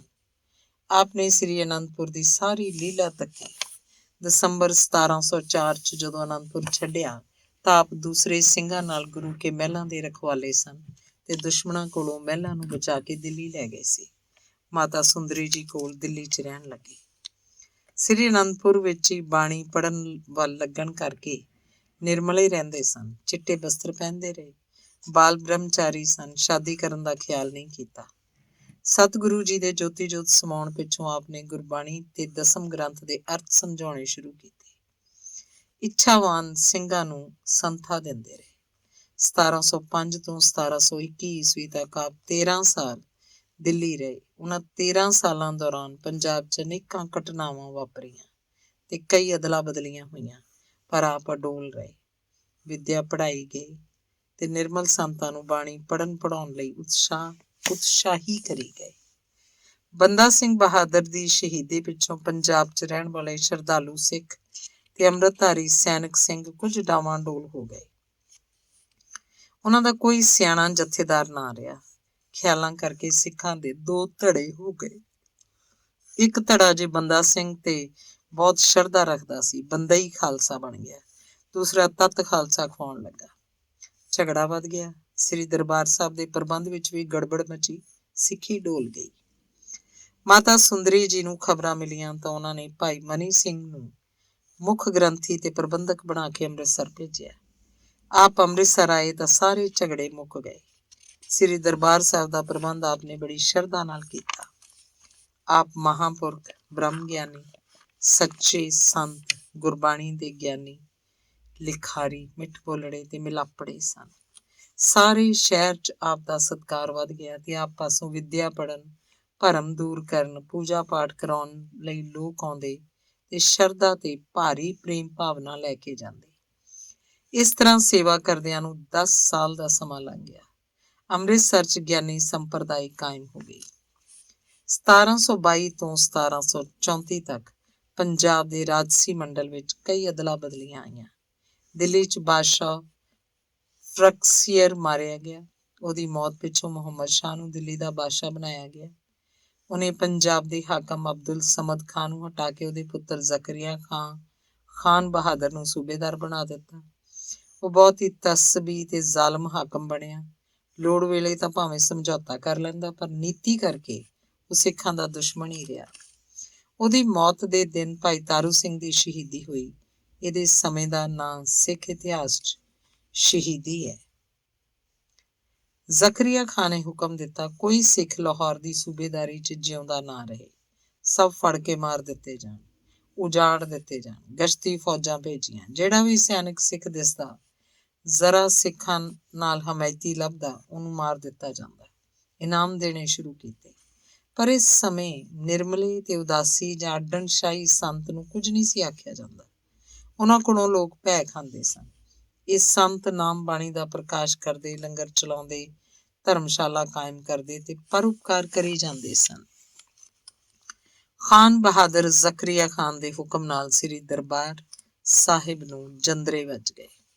ਭਾਈ ਮਨੀ ਸਿੰਘ ਜੀ ਖੂਹ ਉੱਤੇ ਜਾ ਬਰਾਜੇ, ਉੱਥੋਂ ਹੀ ਭਾਣੇ ਵਰਤਦੇ ਵੇਖਣ ਲੱਗੇ। ਉਸ ਰਾਤ ਉਹਨਾਂ ਦੀ ਬੇਚੈਨੀ ਦਾ ਕਾਰਨ ਸੀ ਦੁਰਗਾ ਦਾ ਚੁੱਕਿਆ ਜਾਣਾ। ਦੋ ਸਿੱਖਾਂ ਦੀ ਸ਼ਹੀਦੀ ਤੇ ਸਭ ਤੋਂ ਬੁਰੀ ਖਬਰ ਕਿ ਸਵੇਰੇ ਅੰਮ੍ਰਿਤ ਸਰੋਵਰ ਪੂਰਿਆ ਜਾਏਗਾ। ਇਹ ਖਬਰ ਐਸੀ ਸੀ ਜਿਹੜੀ ਹਰ ਸਿੱਖ ਦੇ ਕਲੇਜੇ ਨੂੰ ਹੱਥ ਪਾਉਣ ਵਾਲੀ ਸੀ। ਸਰੋਵਰ ਪੂਰਿਆ ਜਾਏਗਾ। ਜੀਵਨ ਜਲ ਸਿੱਖਾਂ ਨੂੰ ਨਹੀਂ ਮਿਲੇਗਾ। ਅੰਮ੍ਰਿਤ ਨਾਲ ਹੀ ਤਾਂ ਜੀਵਨ ਮਿਲਦਾ ਹੈ, ਕਲਿਆਣਕਾਰੀ ਜੀਵਨ। ਕੁੱਕੜ ਨੇ ਬਾਂਗ ਦਿੱਤੀ। ਆਪ ਆਸਣ ਤੋਂ ਉੱਠ ਬੈਠੇ। ਉੱਠ ਕੇ ਆਕਾਸ਼ ਤੇ ਤਾਰਾ ਮੰਡਲ ਤੇ ਸੰਪੂਰਨ ਕਲਾ ਚੰਦ ਵੱਲ ਵੇਖਿਆ। ਕੁਦਰਤ ਦਿਸਿਆ, ਕੁਦਰਤ ਸੁਣੀਐ, ਪ੍ਰਭੂ ਵੱਲ ਧਿਆਨ ਹੋ ਗਿਆ। ਬਾਣੀ ਦਾ ਪਾਠ ਕਰਦੇ ਹੋਏ ਇੱਧਰ ਉੱਧਰ ਟਹਿਲਣ ਲੱਗ ਪਏ। ਪਰ ਆਪ ਦਾ ਮੂੰਹ ਸ੍ਰੀ ਦਰਬਾਰ ਸਾਹਿਬ ਵੱਲ ਸੀ। ਨਮਸਕਾਰ ਕਰੀ ਜਾਂਦੇ ਸਨ। ਬਾਲਕ ਸੰਤਾ ਆਪਣੇ ਭਰਾ ਜੀਵਨ ਰਾਮ ਤੇ ਸਾਈਂ ਲੋਕ ਨੂੰ ਨਾਲ ਲੈ ਕੇ ਆਪਣੇ ਘਰ ਪਹੁੰਚਿਆ। ਉਹਨਾਂ ਦਾ ਘਰ ਉਸ ਥਾਂ ਸੀ ਜਿੱਥੇ ਅੱਜ ਕੱਲ੍ਹ ਗੁਰੂ ਬਾਜ਼ਾਰ ਦੇ ਪਿੱਛੇ ਬਾਲ ਮੁਕੰਦ ਖੱਤਰੀ ਗਰਲਜ਼ ਹਾਈ ਸਕੂਲ ਉਸਰਿਆ ਹੋਇਆ ਹੈ। ਇਸ ਇਲਾਕੇ 'ਚ ਕੱਚੇ ਘਰ ਹੁੰਦੇ ਸਨ, ਗੁਰੂ ਕੇ ਮਹਿਲਾਂ ਦੇ ਨੇੜੇ। ਉਹ ਘਰ ਵੜੇ ਤਾਂ ਘਰ ਦੇ ਵਿੱਚ 8-7 ਜਨਾਨੀਆਂ ਸਨ ਤੇ 3 ਕੁ ਬੰਦੇ, ਪਰ ਬਜ਼ੁਰਗ ਤੇ ਕੁਝ ਬੱਚੇ। ਜਨਾਨੀਆਂ ਸੰਤੇ ਤੇ ਜੀਵਨ ਰਾਮ ਦੀ ਮਾਤਾ ਕੁਸ਼ਲਿਆ ਉਦਾਲੇ ਝੁਰਮਟ ਪਾ ਕੇ ਬੈਠੀਆਂ ਸਨ। 2 ਜਨਾਨੀਆਂ ਉਹਨੂੰ ਸੰਭਾਲਦੀਆਂ ਹੋਈਆਂ ਉਹਨੂੰ ਹੋਸ਼ 'ਚ ਲਿਆਉਣ ਦਾ ਯਤਨ ਕਰ ਰਹੀਆਂ ਸਨ। ਉਹਨੂੰ ਦੰਦਰਾਂ ਪੈ ਰਹੀਆਂ ਸਨ। ਗਸ਼ ਦੇ ਲੋਰ ਨਾਲ ਉੱਠ ਕੇ ਬੈਠੀ ਡਿੱਗ ਪੈਂਦੀ ਸੀ। ਕੁਸ਼ਲਿਆ, ਹੋਸ਼ ਕਰ। ਸੰਤ ਜੀ। ਭਾਈ ਮਨੀ ਸਿੰਘ ਜੀ ਨੂੰ ਆਮ ਸਧਾਰਨ ਇਸਤਰੀ ਪੁਰਸ਼ ਸੰਤ ਜੀ ਆਖਦੇ ਸਨ ਤੇ ਪੜ੍ਹੇ ਲਿਖੇ ਗਿਆਨੀ ਜੀ ਸੈਨਿਕ ਸਿੰਘ ਜਾਂ ਦਲ ਖਾਲਸਾ ਦੇ ਸਿੰਘ ਭਾਈ ਜੀ ਆਖ ਕੇ ਸੰਬੋਧਨ ਕਰਦੇ ਸਨ। ਉਸ ਸਮੇਂ ਗੁਰੂ ਘਰ ਤੇ ਸਿੱਖੀ ਵਿੱਚ ਭਾਈ ਜੀ ਸ਼ਬਦ ਦੀ ਬੜੀ ਮਹਾਨਤਾ ਤੇ ਸਤਿਕਾਰ ਸੀ। ਵੱਲ ਕਾਕਾ ਗਿਆ ਏ, ਆਉਂਦੇ ਹੀ ਹੋਣਗੇ। ਕਾਜ਼ੀ ਨੂੰ ਆਖ ਕੇ ਤੇਰੀ ਦੁਰਗਾ ਧੀ ਨੂੰ ਵਾਪਸ ਲੈ ਆਉਣਗੇ, ਹੋਸ਼ ਕਰ। ਉਹਦੇ ਮੂੰਹ 'ਚ ਪਾਣੀ ਪਾਉਂਦੀਆਂ ਸਨ। ਜੀਵਨ ਸੰਤੇ ਨਾਲ ਜਦੋਂ ਸਾਈਂ ਲੋਕ ਘਰ ਪਹੁੰਚੇ ਤਾਂ ਸਾਰੀਆਂ ਜਨਾਨੀਆਂ ਪਾਸੇ ਹੋ ਗਈਆਂ। ਉਸ ਸਾਈਂ ਲੋਕ ਨੂੰ ਬਹੁਤੀਆਂ ਜਨਾਨੀਆਂ ਜਾਣਦੀਆਂ ਸਨ। ਰੱਬ ਦਾ ਬੰਦਾ ਵੀ ਉਹਨੂੰ ਆਖਿਆ ਕਰਦੀਆਂ ਸਨ। ਸਾਰਿਆਂ ਨੇ ਹੱਥ ਜੋੜ ਕੇ ਸਤਿਕਾਰ ਕੀਤਾ, ਮੱਥਾ ਟੇਕਿਆ ਤੇ ਸਾਈਂ ਲੋਕ ਕੁਸ਼ਲਿਆ ਦੇ ਕੋਲ ਜਾ ਖਲੋਤੀ। ਆਵਾਜ਼ ਦਿੱਤੀ, ਮਾਤਾ ਜੀ। ਕੋਈ ਆਵਾਜ਼ ਨਾ ਆਈ। ਮਾਤਾ ਜੀ, ਹੋਸ਼ ਕਰੋ। ਕੁਸ਼ਲਿਆ ਫੇਰ ਵੀ ਨਾ ਹਿੱਲੀ। ਉਸਨੂੰ ਦੰਦਲ ਪੈ ਗਈ ਸੀ। ਸਾਈਂ ਲੋਕ ਨੇ ਆਪਣੀ ਬਗਲੀ 'ਚੋਂ ਪੀਸੀ ਹੋਈ ਦਵਾਈ ਕੱਢੀ ਤੇ ਇੱਕ ਜਨਾਨੀ ਨੂੰ ਆਖਿਆ, ਇਹਦੇ ਮੂੰਹ 'ਚ ਪਾਓ ਤੇ ਨਾਸਾਂ ਘੁੱਟੋ। ਇਹ ਦਵਾਈ ਰਤਾ ਕੁ ਨਾਸਾਂ ਨੂੰ ਵੀ ਲਾ ਦਿਓ। ਉਸਨੇ ਉਸੇ ਤਰ੍ਹਾਂ ਕੀਤਾ। 2 ਕੁ ਮਿੰਟ ਵਿੱਚੋਂ ਕੁਸ਼ਲਿਆ ਨੂੰ ਛਿੱਕਾਂ ਆ ਗਈਆਂ। ਛਿੱਕਾਂ ਆਉਣ ਨਾਲ ਮੂੰਹ ਖੁੱਲਿਆ ਤਾਂ ਦਵਾਈ ਆਪਣੇ ਆਪ ਸੰਘ 'ਚ ਲੰਘ ਗਈ। ਉਹਨੂੰ ਹੋਸ਼ ਆਈ ਤਾਂ ਉੱਠ ਕੇ ਬੈਠੀ, ਪਰ ਬੌਂਦਲੀ ਹੋਈ। ਉਹਨੇ ਸਾਈਂ ਲੋਕ ਵੱਲ ਵੇਖਿਆ। ਅੱਖਾਂ ਝਮਕੀਆਂ। ਮੁੜ ਦੇਖਿਆ। ਕੋਈ ਗੱਲ ਕਰਨ ਤੋਂ ਪਹਿਲਾਂ ਡੁਸਕੀ ਤੇ ਮੂੰਹੋਂ ਨਿਕਲਿਆ, ਦੁਰਗੀ। ਫਿਰ ਸਾਈਂ ਲੋਕ ਵੱਲ ਦੇਖ ਕੇ ਰੋਣ ਲੱਗ ਪਈ। ਉਹਨੂੰ ਰੋਂਦੀ ਵੇਖ ਕੇ ਜੀਵਨ ਰਾਮ ਉਦਾਸ ਹੋ ਗਿਆ। ਉਹਦੀਆਂ ਅੱਖਾਂ 'ਚ ਪਾਣੀ ਆ ਗਿਆ ਤੇ ਸੰਤਾ ਰੋ ਪਿਆ। ਉਹ ਮਾਸੂਮ ਪਹਿਲਾਂ ਵੀ ਮਸਾਂ ਗਿਆ ਸੀ। ਉਹਨੇ ਭੈਣ ਨੂੰ ਰੋਂਦਿਆਂ ਦੇਖਿਆ ਸੀ। ਜੀਵਨ ਰਾਮ ਦਾ ਮਨ ਭਰਿਆ, ਪਰ ਉਹਨੇ ਸਿਆਣਿਆਂ ਵਾਂਗ ਆਪਣੇ ਆਪ ਤੇ ਕਾਬੂ ਪਾ ਰੱਖਿਆ। ਉਹ ਰੋਇਆ ਨਾ। ਉਹਨੂੰ ਗੁੱਸਾ ਆਉਣ ਲੱਗਾ। ਹਾਕਮਾਂ ਤੇ ਗੁੱਸਾ, ਧਰਮ ਦੇ ਵੈਰੀਆਂ ਤੇ ਗੁੱਸਾ। ਉਹਦੇ ਹਿਰਦੇ 'ਚ ਬਗਾਵਤ ਦੀ ਅੱਗ ਭੜਕੀ। ਬਦਲੇ ਦਾ ਉਬਾਲ ਆਇਆ। ਇੱਕ ਤੂਫਾਨ ਜਿਹੜਾ ਦੁਨੀਆ ਦਾ ਇਤਿਹਾਸ ਬਦਲਣ ਦੀ ਸਮਰੱਥਾ ਰੱਖਦਾ ਹੈ। ਉਹਦਾ ਸਰੀਰ ਕੰਬਿਆ। ਦੁਰਗਾ ਭੈਣ ਨੂੰ ਕਿਸ ਖੜਿਆ? ਸਾਈਂ ਲੋਕ ਨੇ ਪੁੱਛਿਆ। ਉਹਦੇ ਚਿਹਰੇ ਤੇ ਜਲਾਲ ਆ ਗਿਆ, ਰੱਬੀ ਜਲਾਲ। ਤੁਰਕ ਪਿਆਦੇ ਆਏ। ਕੁਸ਼ਲਿਆ ਹੌਸਲਾ ਕਰਕੇ ਬੋਲੀ। ਉਹ 4 ਸਨ, ਨੰਗੀਆਂ ਤਲਵਾਰਾਂ। ਆਖਦੇ ਸੀ, ਕਾਜ਼ੀ ਦਾ ਹੁਕਮ ਹੈ, ਜਵਾਨ ਧੀ ਗੁਰੂ ਕੀ ਨਗਰੀ 'ਚ ਮੈਂ ਲੁੱਟੀ ਗਈ। ਮੇਰੀ ਜਵਾਨ ਧੀ। ਸਾਈਂ ਲੋਕ। ਮਾਤਾ ਚਿੰਤਾ ਨਾ ਕਰ। ਜੇ ਗੁਰੂ ਦਾ ਵਾਸਤਾ ਪਾਉਂਦੀ ਹੈ ਤਾਂ ਗੁਰੂ ਹੀ ਉਹਦਾ ਰਾਖਾ ਹੋਏਗਾ। ਮੈਂ ਆਪਣੇ ਮੁਰਸ਼ਦ ਦਾ ਨਾਂ ਲੈ ਕੇ ਆਖਦਾ, ਦੁਰਗਾ ਭੈਣ ਆਏਗੀ, ਉਹਦਾ ਵਾਲ ਵਿੰਗਾ ਨਹੀਂ ਹੋਏਗਾ। ਉਹਦਾ ਗੁਰੂ ਰਾਖਾ, ਪੀਰ ਫਕੀਰ ਰਾਖੇ, ਅੱਲਾ ਰਾਖਾ। ਸਾਈਂ ਲੋਕ ਆਪਣੇ ਆਪ ਬੋਲੀ ਗਿਆ। ਲਓ ਮੈਂ ਜਾਂਦਾ। ਸਾਈਂ ਲੋਕ ਪਿੱਛੇ ਮੁੜਿਆ। ਮੈਂ ਨਾਲ ਚੱਲਦਾ, ਜੀਵਨ ਰਾਮ ਨੇ ਆਪਣੇ ਆਪ ਆਖਿਆ। ਨਾ ਪੁੱਤਰ, ਤੂੰ ਨਾ ਜਾ। ਸਾਈਂ ਲੋਕ ਨੂੰ ਜਾਣਦੇ। ਉਹ ਜ਼ਾਲਮ ਤਾਂ ਅੱਗੇ ਹੀ ਵੇਖ ਨਹੀਂ ਸੁਖਾਂਦੇ। ਕੀ ਪਤਾ ਸਿੱਖ ਜਾਣ ਕੇ ਮਾਤਾ ਕੁਸ਼ਲਿਆ ਪੂਰਾ ਵਾਕ ਨਾ ਬੋਲ ਸਕੀ। ਉਹਦਾ ਮਤਲਬ ਸੀ ਕਿਤੇ ਮਾਰ ਨਾ ਦੇਣ। ਗੱਲ ਵੀ ਠੀਕ ਸੀ। ਉਸ ਵੇਲੇ ਕਤਲ ਕਰਨਾ ਤਾਂ ਇੱਕ ਬੱਚਿਆਂ ਦੀ ਖੇਡ ਸੀ। ਮਾਂ, ਮੈਂ ਜਾਵਾਂਗਾ, ਹੁਣ ਮੈਨੂੰ ਸਿੰਘ ਬਣਨਾ ਹੀ ਪਏਗਾ ਮਾਂ। ਜੀਵਨ ਰਾਮ ਨੇ ਜੋਸ਼ ਨਾਲ ਆਖਿਆ। ਉਹਦਾ ਸਰੀਰ ਕ੍ਰੋਧ ਨਾਲ ਕੰਬ ਰਿਹਾ ਸੀ। ਉਹ ਮਾਸੂਮ ਦਾ ਮਨੋਵਲਵਲਾ ਸੀ ਕਿ ਉਹ ਤਲਵਾਰ ਲਵੇ ਤੇ ਦੁਸ਼ਮਣਾਂ ਦੇ ਗਲ ਜਾ ਪਵੇ, ਹਨੂਮਾਨ ਵਾਂਗ ਮੁਗਲਾਂ ਦੀ ਸੈਨਾ ਨੂੰ ਤਬਾਹ ਕਰੇ। ਐਸਾ ਰਾਜ ਕਿਵੇਂ ਰਹੇ ਜਿਹੜਾ ਮਾਸੂਮ ਕੰਨਿਆਵਾਂ ਤੇ ਹਮਲਾ ਕਰੇ, ਕੱਚ ਕੌਲ ਦਿਲਾਂ ਉੱਤੇ ਸੱਟਾਂ ਮਾਰੇ। ਦਿਲਾਂ 'ਚ ਰੱਬ ਵਸਦਾ ਹੈ। ਨਾ ਪੁੱਤਰਾ ਤੂੰ ਨਾ ਜਾ, ਕੁਸ਼ਲਿਆ ਤੜਪੀ। ਨਾ ਜੀਵਨ ਤੂੰ ਘਰ ਰਹੋ, ਮਾਂ ਨੂੰ ਹੌਸਲਾ ਦੇ। ਜੀਵਨ ਨਾ ਜਾ, ਸਾਈਂ ਲੋਕ ਜੀ ਆਪ ਕਰਨਗੇ ਸਭ ਕੁਝ। ਇਉਂ ਜਨਾਨੀਆਂ ਬੋਲ ਪਈਆਂ। ਇੱਕ ਨੇ ਅੱਗੇ ਹੋ ਕੇ ਜੀਵਨ ਨੂੰ ਫੜ ਕੇ ਉਹਦਾ ਸਿਰ ਆਪਣੇ ਧੜਕਦੇ ਦਿਲ ਨਾਲ ਲਾ ਲਿਆ। ਉਹ ਜੀਵਨ ਦੀ ਤਾਈ ਲੱਗਦੀ ਸੀ। ਉਹਦੀਆਂ ਅੱਖਾਂ 'ਚੋਂ ਹੰਝੂ ਜਾ ਰਹੇ ਸਨ। ਉਹਨੂੰ ਦੁਰਗੀ ਦੇ ਜਾਣ ਦਾ ਦੁੱਖ ਸੀ, ਪਰ ਜੀਵਨ ਨਾ ਰੁਕਿਆ।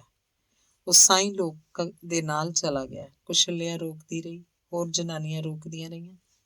ਸਾਈਂ ਲੋਕ ਤੇ ਜੀਵਨ ਰਾਮ ਵਾਹੋਦਾਈ ਚੱਲਦੇ ਹੋਏ ਕਾਜ਼ੀ ਅਬਦੁਲ ਰਜ਼ਾਕ ਦੇ ਘਰ ਅੱਪੜੇ। ਅੱਗੇ ਸਬੱਬ ਨਾਲ ਕਾਜ਼ੀ ਘਰੇ ਸੀ। ਉਹ ਕਿਸੇ ਨੂੰ ਨਵੀਆਂ ਹਿਦਾਇਤਾਂ ਦੇ ਰਿਹਾ ਸੀ। ਸਾਈਂ ਲੋਕ ਨੇ ਜਾ ਸਲਾਮ ਬੁਲਾਈ। ਕਾਜ਼ੀ ਨੇ ਉਹਨਾਂ ਵੱਲ ਤੱਕਿਆ ਤੇ ਤਰਬ ਕੇ, ਕਿਉਂਕਿ ਬਿਨਾਂ ਮਤਲਬ ਸਾਈਂ ਲੋਕ ਕਿਸੇ ਨੂੰ ਮਿਲਿਆ ਨਹੀਂ ਸੀ ਕਰਦੇ। ਆਓ ਸਾਈਂ ਲੋਕ ਜੀ, ਕਿਵੇਂ ਆਉਣਾ ਹੋਇਆ? ਕਾਜ਼ੀ ਬੋਲਿਆ। ਮੈਂ ਆਪ ਦੇ ਕੋਲ ਆਇਆ, ਸਾਈਂ ਲੋਕ ਨੇ ਨੇੜੇ ਹੋ ਕੇ ਆਖਿਆ। ਜੀਵਨ ਚੁੱਪ ਕਰਕੇ ਖਲੋ ਗਿਆ। ਉਹਨੇ ਗੁੱਸੇ ਨੂੰ ਪੀਤਾ। ਕਾਜ਼ੀ ਨੂੰ ਦੇਖ ਕੇ ਉਹਨੂੰ ਗੁੱਸਾ ਚੜ ਗਿਆ ਸੀ। ਆਓ, ਕਾਜ਼ੀ ਨੇ ਉੱਤਰ ਦਿੱਤਾ। ਕੀ ਖੁਦਾ ਹੈ? ਸਾਈਂ ਲੋਕ ਨੇ ਪੁੱਛਿਆ। ਇਸ 'ਚ ਕੀ ਸ਼ੱਕ ਹੈ?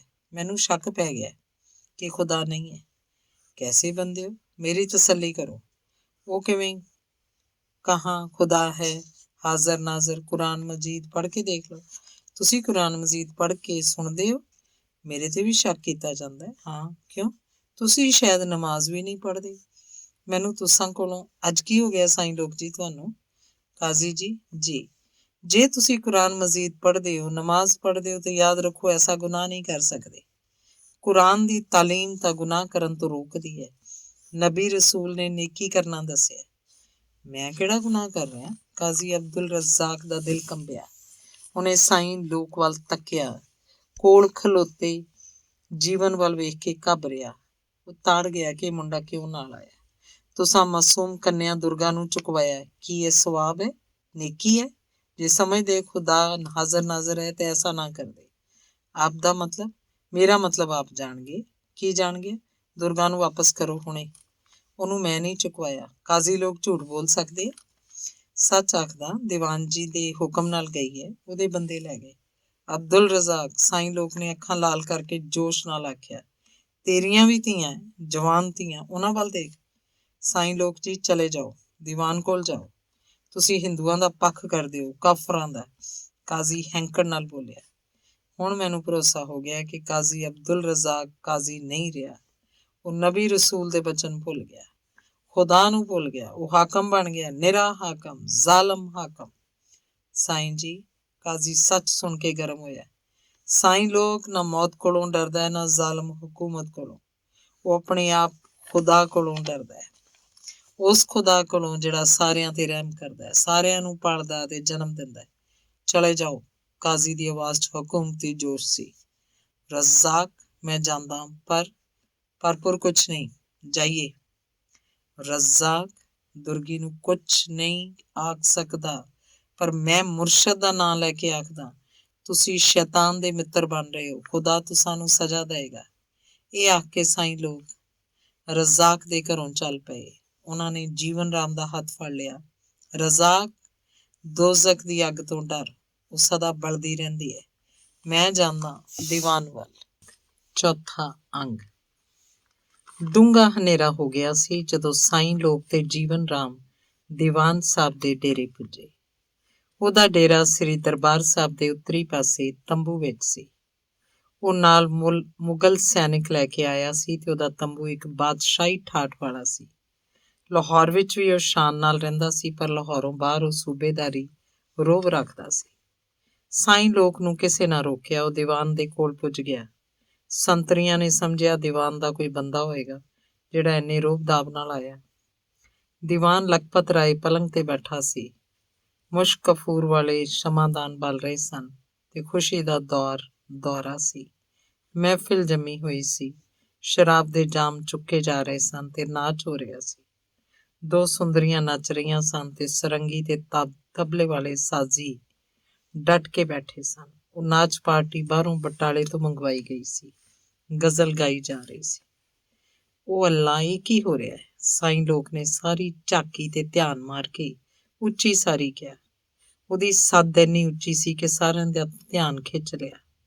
ਨਾਚ ਬੰਦ ਕਰੋ, ਇਹ ਅੱਲਾ ਦੀ ਨਗਰੀ ਹੈ, ਇੱਥੇ ਅੱਲਾ ਦਾ ਨਾਂ ਲਿਆ ਜਾਂਦਾ ਹੈ। ਸਾਈਂ ਲੋਕ ਦੀ ਦੂਸਰੀ ਸੱਦ ਸੀ। ਨਾਚ ਬੰਦ ਹੋ ਗਿਆ। ਤਬਲੇ ਵਾਲੇ ਦਾ ਹੱਥ ਉੱਕ ਗਿਆ ਤੇ ਸਾਰੰਗੀ ਬੇਸੁਰ ਹੋ ਗਈ। ਸੁਰਾਹੀ ਸਿੱਧੀ ਹੋ ਗਈ ਤੇ ਕਟੋਰਾ ਹੇਠਾਂ ਰੱਖਿਆ ਗਿਆ ਤੇ ਸਭ ਦੀਆਂ ਅੱਖਾਂ ਸਾਈਂ ਲੋਕ ਵੱਲ ਵੇਖਣ ਲੱਗ ਪਈਆਂ ਸੀ। ਕੌਣ ਹੋ ਤੁਮ? ਦੀਵਾਨ ਲਖਪਤ ਰਾਏ ਨੇ ਪੁੱਛਿਆ। ਮੈਂ ਕੌਣ ਆ? ਸਾਈਂ ਲੋਕ ਬੋਲੇ। ਅੱਗੇ ਕੋਈ ਗੱਲ ਕੌਣ ਤੋਂ ਪਹਿਲਾਂ ਹੀ ਕੱਦ ਘੜ ਉਮਰ ਦਾ ਬੰਦਾ ਜਿਹੜਾ ਦੀਵਾਨ ਦੀ ਸੇਵਾ ਕਰ ਰਿਹਾ ਸੀ ਹੱਥ ਜੋੜ ਕੇ ਬੋਲ ਪਿਆ, ਸਾਈਂ ਲੋਕ ਜੀ, ਆਓ ਬੈਠੋ। ਆਪ ਦੀਵਾਨ ਜੀ ਹਨ, ਲਾਹੌਰੋਂ ਆਏ, ਸੂਬੇਦਾਰ ਤੇ ਦੀਵਾਨ। ਦੀਵਾਨ ਲਖਪਤ ਰਾਏ ਇੱਕ ਹਿੰਦੂ ਤੇ ਜਗਤ ਭਗਤ ਦੇ ਚੇਲੇ। ਇਹੋ ਨਾ ਤੁਸੀਂ ਆਖਣਾ ਚਾਹੁੰਦੇ ਹੋ? ਸਾਈਂ ਲੋਕ ਨੇ ਨਿਰਭੈਤਾ ਨਾਲ ਉੱਤਰ ਦਿੱਤਾ। ਹਾਂਜੀ, ਉਹ ਹਨ। ਹਾਕਮ ਬਣ ਕੇ ਆਏ ਹਨ। ਕਿਸ ਵਾਸਤੇ? ਪ੍ਰਬੰਧ ਕਰਨ ਲਈ। ਕਿਸ ਦਾ? ਸ਼ਹਿਰ ਦਾ। ਅਸਲ ਗੱਲ ਹੈ ਕਿ ਇੱਥੇ ਤਲਾਅ ਹੈ ਨਾ, ਗੁਰੂ ਕਿਆਂ ਦਾ ਤਲਾਅ ਨਹੀਂ, ਅੰਮ੍ਰਿਤ ਸਰੋਵਰ, ਆਬੇ ਹਯਾਤ ਦਾ ਚਸ਼ਮਾ, ਜਿੱਥੋਂ ਜ਼ਿੰਦਗੀ ਮਿਲਦੀ ਹੈ, ਅੱਲਾ ਦਾ ਪਿਆਰ ਮਿਲਦਾ ਹੈ। ਇਹੋ ਤਾਂ ਝਗੜੇ ਦੀ ਗੱਲ ਹੈ। ਸਿੱਖ ਬਾਗੀ ਹਨ ਤੇ ਹਕੂਮਤ ਦਾ ਤਖਤਾ ਉਲਟਾਉਣਾ ਚਾਹੁੰਦੇ ਹਨ। ਸੂਬੇਦਾਰ ਖਾਨ ਬਹਾਦਰ ਦਾ ਹੁਕਮ ਹੈ, ਸਿੱਖ ਖਤਮ ਹੋਣ। ਇੱਥੋਂ ਆਬੇ ਹੱਥ ਪੀ ਕੇ ਮੁੜ ਜਿੰਦਾ ਹੋ ਜਾਂਦੇ ਹਨ। ਸਾਈਂ ਲੋਕ ਹੱਸ ਪਿਆ। ਉਹਦੇ ਹਾਸੇ ਨੇ ਤੰਬੂ ਕੰਬਾ ਦਿੱਤਾ। ਨੱਚਣ ਵਾਲੀਆਂ ਪਰੇ ਹਟ ਕੇ ਬਹਿ ਗਈਆਂ, ਜਿਵੇਂ ਉਹਨਾਂ ਨੂੰ ਸਾਈਂ ਕੋਲੋਂ ਡਰ ਲੱਗਾ। ਸਾਈਂ ਲੋਕ ਹੱਸਣ ਪਿੱਛੋਂ ਬੋਲਿਆ, ਫਿਰ ਮੰਨਦੇ ਹੋ ਕਿ ਗੁਰੂ ਕੀ ਨਗਰੀ ਪਰਮਾਤਮਾ ਦਾ ਘਰ ਹੈ? ਇੱਥੋਂ ਦਾ ਆਬੇ ਹਯਾਤ ਜ਼ਿੰਦਗੀ ਦਿੰਦਾ ਹੈ ਤੇ ਤੁਸੀਂ ਜ਼ਿੰਦਗੀਆਂ ਲੈਣ ਆਏ ਹੋ ਅੱਲਾ ਦੇ ਸ਼ਰੀਕ ਬਣ ਕੇ। ਕੌਣ ਹੋ? ਅੱਲਾ ਪਾਕ, ਭਗਵਾਨ ਪਰਮਾਤਮਾ, ਜਿਹਦੇ ਅਨੇਕਾਂ ਨਾਂ ਨੇ। ਉਹਦਾ ਸ਼ਰੀਕ ਕੋਈ ਨਹੀਂ, ਉਹ ਲਾ ਸ਼ਰੀਕ ਹੈ। ਇਹ ਬਕ ਕਰਨ ਵਾਲਾ ਕੌਣ ਹੈ? ਇਹਨੂੰ ਧੱਕੇ ਮਾਰ ਕੇ ਬਾਹਰ ਕੱਢੋ। ਮਜ਼ਾ ਖਰਾਬ ਕਰ ਦਿੱਤਾ। ਦੀਵਾਨ ਲਖਪਤ ਰਾਏ ਬੋਲਿਆ। ਇਹ ਸੁਣ ਕੇ ਸਾਈਂ ਲੋਕ 2 ਕਦਮ ਅੱਗੇ ਵਧਿਆ। ਉਹਦੇ ਨਾਲ ਹੀ ਜੀਵਨ ਰਾਮ। ਬੋਲ। ਦੀਵਾਨ ਨੂੰ ਸੰਬੋਧਨ ਕਰਕੇ ਸਾਈਂ ਲੋਕ ਨੇ ਕਿਹਾ, ਦੁਰਗੀ ਨਾਮ ਦੀ ਕੰਨਿਆ ਕਿੱਥੇ ਹੈ? ਕੌਣ ਦੁਰਗੀ? ਜਿਸ ਮਾਸੂਮ ਹਿੰਦੂ ਕੰਨਿਆ ਨੂੰ ਚੁੱਕ ਕੇ ਲਿਆਏ ਹੋ। ਤੁਸੀਂ ਰਾਜ ਪ੍ਰਬੰਧਕ ਹੋ ਜਾਂ ਡਾਕੂ ਖੂਨੀ? ਕੌਣ ਹੋ?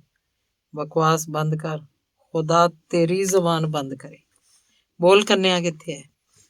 ਸਾਈਂ ਲੋਕ ਦੇ ਚਿਹਰੇ ਦਾ ਰੰਗ ਲਾਲ ਹੋ ਗਿਆ। ਅੱਖਾਂ ਚੋਂ ਚੰਗਿਆੜੇ ਨਿਕਲਣ ਲੱਗੇ ਤੇ ਸਰੀਰ ਥਰ ਥਰਾਇਆ। ਮੈਂ ਮੁਰਸ਼ਦ ਦਾ ਨਾਂ ਲੈ ਕੇ ਆਖਦਾ, ਦੱਸ। ਕੁੱਤੇ। ਦੀਵਾਨ ਕ੍ਰੋਧ ਨਾਲ ਸਾਈਂ ਲੋਕ ਨੂੰ ਮੰਦਾ ਬਚਨ ਬੋਲਣ ਹੀ ਲੱਗਾ ਸੀ ਕਿ ਉਹਦੀ ਜ਼ਬਾਨ ਤਾਲੂ ਨਾਲ ਜੁੜ ਗਈ। ਉਹ ਬੋਲ ਨਾ ਸਕਿਆ। ਉਹਨੂੰ ਢਿੱਡ 'ਚ ਪੀੜ ਨਿਕਲੀ। ਉਹ ਬੋਲ ਸਕਿਆ ਨਾ ਤੇ ਢਿੱਡ ਤੇ ਸਿਰ ਨੂੰ ਪਾਗਲਾਂ ਵਾਂਗ ਹੱਥ ਮਾਰਨ ਲੱਗਾ। ਕੋਲ ਬੈਠਿਆਂ ਨੂੰ ਇਸ਼ਾਰੇ ਕਰਨ ਲੱਗਾ। ਇਹਨੂੰ ਆਖੋ ਨਾਚ ਗਾਣਾ ਬੰਦ ਕਰੇ। ਗੁਰੂ ਕੀ ਨਗਰੀ ਹੈ। ਕੰਨਿਆ ਦੁਰਗੀ ਨੂੰ ਅਸਾਂ ਦੇ ਹਵਾਲੇ ਕਰੇ, ਨਹੀਂ ਤੇ ਇਹ ਨਹੀਂ ਬਚੇਗਾ। ਮੈਂ ਮੁਰਸ਼ਦ ਦੀ ਤਪੱਸਿਆ ਤੇ ਭਗਤੀ ਦਾ ਵਾਸਤਾ ਪਾਉਣਾ। ਇਹ ਕਹਿਣ ਦੀ ਢਿੱਲ ਸੀ ਕਿ ਦੀਵਾਨ ਮੰਜੇ ਤੇ ਉਲਟ ਪਿਆ। ਉਹ ਤੜਫਣ ਲੱਗਾ। ਉਸ ਕੋਲੋਂ ਬੋਲਿਆ ਨਾ ਗਿਆ। ਉਹਦੀ ਮੰਦੀ ਦਸ਼ਾ ਦੇਖ ਕੇ ਸਾਰੰਗੀ ਵਾਲੇ, ਤਬਲੇ ਤੇ ਨੱਚਣ ਵਾਲੀਆਂ ਨੇ ਕੂਚ ਕੀਤਾ। ਕੋਲ ਬੈਠੇ ਘਾਬਰ ਗਏ।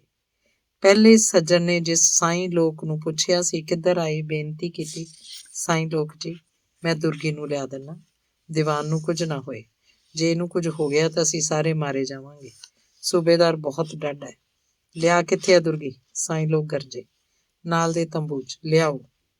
ਦੀਵਾਨ, ਉਹ ਆਏਗੀ ਤਾਂ ਫੇਰ ਉਹ ਰਾਜ਼ੀ ਹੋ ਜਾਣਗੇ। ਛੇਤੀ ਕਰ। ਦੁਰਗੀ ਦੀ ਮਾਂ ਤੜਪ ਰਹੀ ਹੈ। ਵੀਰ ਰੋ ਰਹੇ ਹੈ। ਹਾਹਾਕਾਰ ਮਚੀ ਹੈ। ਗੁਰੂ ਕੀ ਨਗਰੀ ਹੈ, ਅੱਲਾ ਦਾ ਸ਼ਹਿਰ ਹੈ। ਲਿਆਇਆ, ਹੁਣੇ ਲਿਆਇਆ। ਇਹ ਆਖ ਕੇ ਉਹ ਤੰਬੂ ਚੋਂ ਬਾਹਰ ਗਿਆ। ਸਾਈਂ ਲੋਕ ਦੇ ਨੇਤਰ ਦੀਵਾਨ ਤੇ ਜੰਮੇ ਰਹੇ। ਜਿਵੇਂ ਮਿਸਮਰਿਜ਼ਮ ਵਾਲੇ ਨਿਗਾਹ ਤਾੜੇ ਲਾਉਂਦੇ ਹਨ, ਤਿਵੇਂ ਨਿਗਾਹ ਤਾੜੇ ਲੱਗੀ ਸੀ। ਜਿਉਂ-ਜਿਉਂ ਸਾਈਂ ਲੋਕ ਦੇਖਦੇ ਸਨ, ਤਿਉਂ ਤੋਂ ਦੀਵਾਨ ਤੜਪਦਾ ਸੀ। ਉਹਦੀ ਲੱਤ ਵੱਜਣ ਨਾਲ ਸ਼ਰਾਬ ਦੀ ਸੁਰਾਹੀ ਰੁੜ ਗਈ। ਪਿਆਲੇ ਕਿਧਰੇ ਚਲੇ ਗਏ। ਕਬਾਬ ਵਾਲੀ ਥਾਲੀ ਪੁੱਠੀ ਹੋ ਗਈ। ਗਿਆ ਬੰਦਾ ਮੁੜ ਆਇਆ। ਉਹਦੇ ਨਾਲ ਜਵਾਨ ਕੰਨਿਆ ਦੁਰਗੀ ਸੀ। ਉਹਨੇ ਜਿਉਂ ਹੀ ਆਪਣੇ ਵੀਰ ਨੂੰ ਦੇਖਿਆ, ਡਡਿਆ ਕੇ ਵੀਰ ਦੇ ਗਲ ਲੱਗ ਪਈ। ਮੈਨੂੰ ਘਰ ਲੈ ਚਲੋ, ਮੈਨੂੰ ਘਰ ਲੈ ਚਲੋ, ਡਡਿਆ ਗਈ। ਲੈਣ ਹੀ ਆਏ ਆ। ਸਾਈਂ ਲੋਕ ਨੇ ਸਿਰ ਤੇ ਹੱਥ ਰੱਖ ਕੇ ਦੁਰਗਾ ਨੂੰ ਹੌਸਲਾ ਦਿੱਤਾ। ਸਾਈਂ ਲੋਕ ਜੀ, ਦੁਰਗੀ ਦਾ ਬੋਲ ਸੀ। ਭੈਣ, ਸਾਈਂ ਲੋਕ ਨੇ ਸਿਰ ਤੇ ਹੱਥ ਰੱਖਿਆ। ਆਓ ਚਲੀਏ, ਕੋਈ ਕੁਝ ਨਹੀਂ ਆਖੇਗਾ। ਇਹ ਅੱਲਾ ਦਾ ਸ਼ਹਿਰ ਹੈ, ਗੁਰੂ ਕੀ ਨਗਰੀ। ਇੱਥੋਂ ਜੀਵਨ ਮਿਲਦਾ ਹੈ, ਇੱਥੇ ਜੀਵਨ ਲਿਆ ਨਹੀਂ ਜਾਂਦਾ। ਜਿਉਂ ਹੀ ਸਾਈਂ ਲੋਕ ਦੁਰਗੀ ਦੇ ਸਿਰ ਉੱਤੇ ਹੱਥ ਰੱਖੀ ਗਏ, ਤਿਉਂ ਹੀ ਦੀਵਾਨ ਦੀ ਪੀੜ ਹਟਦੀ ਗਈ। ਉਹਦੀ ਜ਼ਬਾਨ ਹਿੱਲ ਪਈ, ਪਰ ਉਹ ਤੰਬੂ ਚੋਂ ਨਿਕਲਦੇ ਸਾਈਂ ਲੋਕ ਦੁਰਗੀ ਦੇ ਤੇ ਜੀਵਨ ਰਾਮ ਨੂੰ ਨਾ ਦੇਖ ਸਕਿਆ। ਅੰਗ 5। ਸਾਈਂ ਲੋਕ ਤੇ ਜੀਵਨ ਜਦੋਂ ਦੁਰਗੀ ਨੂੰ ਨਾਲ ਲੈ ਕੇ ਵਾਪਸ ਘਰ ਪੁੱਜੇ ਹੋਣਗੇ ਤਾਂ ਕਾਜ਼ੀ ਅਬਦੁਲ ਰਜ਼ਾਕ ਦੀਵਾਨ ਦੇ ਤੰਬੂ ਵਿੱਚ ਪੁੱਜਿਆ। ਉਸ ਵੇਲੇ ਦੀਵਾਨ ਲਖਪਤ ਰਾਏ ਦੀ ਅਜੇ ਘਬਰਾਹਟ ਨਹੀਂ ਸੀ ਲੱਥੀ। ਉਹ ਅਜੇ ਵੀ ਡਰ ਰਿਹਾ ਸੀ। ਉਹਦੇ ਕੋਲ ਬੈਠਿਆਂ ਨੇ ਉਹਨੂੰ ਪਿਲਾਈ ਤੇ ਗਰਮ ਕਰਨ ਦਾ ਯਤਨ ਕਰ ਰਹੇ ਸਨ। ਨਾਚ ਗਾਣਾ ਕਿਉਂ ਬੰਦ ਹੈ? ਕਿੱਧਰ ਗਈਆਂ ਨੱਚਣ ਵਾਲੀਆਂ? ਤੰਬੂ 'ਚ ਸੋਗ ਕਿਉਂ? ਅਬਦੁਲ ਰਜ਼ਾਕ ਨੇ ਤਿੰਨੇ ਸਵਾਲ ਇੱਕੋ ਵਾਰ ਕਰ ਦਿੱਤੇ। ਉਸਨੇ ਬੇਰੌਣਕੀ ਦੇਖੀ। ਜਦੋਂ ਸਾਰੀ ਗੱਲ ਸੁਣੀ ਤਾਂ ਦਿਲੋਂ ਡਰਦਾ ਹੋਇਆ ਪਰ ਉੱਪਰੋਂ ਬਹਾਦਰੀ ਦਿਖਾਉਂਦਾ ਹੋਇਆ ਬੋਲਿਆ, ਅੱਛਾ, ਸਾਈਂ ਲੋਕ ਨੇ ਇਹ ਕੀਤਾ, ਦੁਰਗੀ ਨੂੰ ਲੈ ਗਿਆ, ਇੱਕ ਹਿੰਦੂ ਦੀ ਮਦਦ ਕੀਤੀ। ਦੇਖਣਾ ਕੀ ਬਣਦਾ, ਸਦੋ ਨਾਚ ਗਾਣੇ ਵਾਲਿਆਂ ਨੂੰ। ਮਹਿਫਿਲ ਮੁੜ ਜਮਾਉਣ ਦਾ ਯਤਨ ਕੀਤਾ ਗਿਆ। ਅਬਦੁਲ ਰਜ਼ਾਕ ਕਾਜ਼ੀ ਹੋ ਕੇ ਨਾਚ ਗਾਣੇ ਤੇ ਸ਼ਰਾਬ ਵੱਲ ਵਧਿਆ, ਜਦੋਂ ਕਿ ਇਸਲਾਮ 'ਚ ਦੋਵੇਂ ਗੱਲਾਂ ਉੱਤੇ ਪਾਬੰਦੀ ਹੈ। ਦੀਵਾਨ ਦਾ ਹਿੱਲਿਆ ਦਿਲ ਕੁਝ ਕਾਇਮ ਹੋਇਆ, ਪਰ ਸਾਈਂ ਲੋਕ ਅੱਖਾਂ ਅੱਗੋਂ ਓਹਲੇ ਨਾ ਹੋਇਆ। ਉਹਦੀ ਤਸਵੀਰ ਦੀਵਾਨ ਦੀਆਂ ਅੱਖਾਂ ਅੱਗੇ ਰਹੀ। ਇਹ ਸਭ ਸ਼ਕਤੀ ਇਸ ਤਲਾਅ ਦੀ ਹੈ। ਜਦੋਂ ਇਹ ਪੂਰਿਆ ਜਾਏਗਾ ਤੇ ਐਸੇ ਸਾਈਂ ਲੋਕ ਨਹੀਂ ਲੱਭਣਗੇ। ਅਸਲ 'ਚ ਹਿੰਦੂ ਸੰਤ ਵੀ ਬਹੁਤ ਹਨ, ਜਿਨ੍ਹਾਂ ਕਰਕੇ ਕਈ ਮੁਸਲਮਾਨ ਫਕੀਰ ਵੀ ਵਿਗੜ ਗਏ ਹਨ। ਅਬਦੁਲ ਰਜ਼ਾਕ ਦੀ ਚੰਦਰੀ ਜ਼ਬਾਨ ਤੋਂ ਨਿਕਲਿਆ, ਜਿਹਦੇ ਬੁੱਲ੍ਹਾਂ ਨੂੰ ਸ਼ਰਾਬ ਲੱਗੀ ਸੀ, ਉਹ ਧਰਮੀ ਬਣ ਗਏ ਸਨ। ਸ਼ੈਤਾਨੀ ਸ਼ਕਤੀ ਆ ਗਈ ਸੀ। ਦੀਵਾਨ ਜੀ, ਮੇਰਾ ਨਾਂ ਅਬਦੁਲ ਰਜ਼ਾਕ ਹੈ। ਮੈਂ ਤੁਸਾਂ ਦੀ ਇਸ ਬੇਇੱਜ਼ਤੀ ਦਾ ਬਦਲਾ ਲਵਾਂਗਾ। ਦੁਰਗੀ ਆਏਗੀ, ਤੁਸਾਂ ਦੇ ਚਰਨਾਂ 'ਚ ਜ਼ਰੂਰ ਆਏਗੀ। ਕੱਲ ਤੁਸੀਂ ਦੇਖਣਾ, 1000 ਬੰਦਾ ਕਈਆਂ ਤੇ ਟੋਕਰੀਆਂ ਫੜ ਕੇ ਤਲਾਅ ਨੂੰ ਪੂਰੇਗਾ। ਸਵੇਰ ਤੋਂ ਸ਼ਾਮ ਤੱਕ ਦੇਖਣਾ ਕੀ ਹੋ ਜਾਂਦਾ ਹੈ। ਇਸ ਸਾਈਂ ਲੋਕ ਨੂੰ ਸੂਫੀ ਫਕੀਰ, ਕਾਫਰ, ਇਸਲਾਮ ਦੀ ਸ਼ਰਅ ਦਾ ਵਿਰੋਧੀ, ਇਹਨੂੰ ਵੀ ਕਤਲ ਕਰਾ ਦਿਆਂਗੇ। ਕਰਾਮਾਤੀ ਜੇ ਗੁਰੂ ਕਤਲ ਕਰਾਏ ਗਏ, ਗੁਰੂਆਂ ਦੇ ਫਰਜ਼ੰਦ ਕਤਲ ਕਰਾਏ ਗਏ ਤਾਂ ਕੀ ਘਟ ਗਿਆ? ਐਵੇਂ ਵਹਿਮ ਹੈ। ਹਕੂਮਤ ਚਲਾਉਣ ਲਈ ਸਭ ਕੁਝ ਕਰਨਾ ਠੀਕ ਹੈ। ਬਸ ਸਮਝੋ ਤੁਸੀਂ ਮੈਂ ਅਬਦੁਲ ਰਜ਼ਾਕ ਪਾਗਲਾਂ ਵਾਂਗ ਬੋਲੀ ਗਿਆ। ਦੀਵਾਨ ਨੂੰ ਖੁਸ਼ ਕਰੀ ਗਿਆ। ਦੋਵੇਂ ਹੀ ਰਾਹੋਂ ਭੁੱਲੇ ਸਨ। ਦੋਹਾਂ ਨੂੰ ਹੀ ਜੀਵਨ ਦਾ ਅਹਿਸਾਸ ਨਹੀਂ ਸੀ ਰਿਹਾ।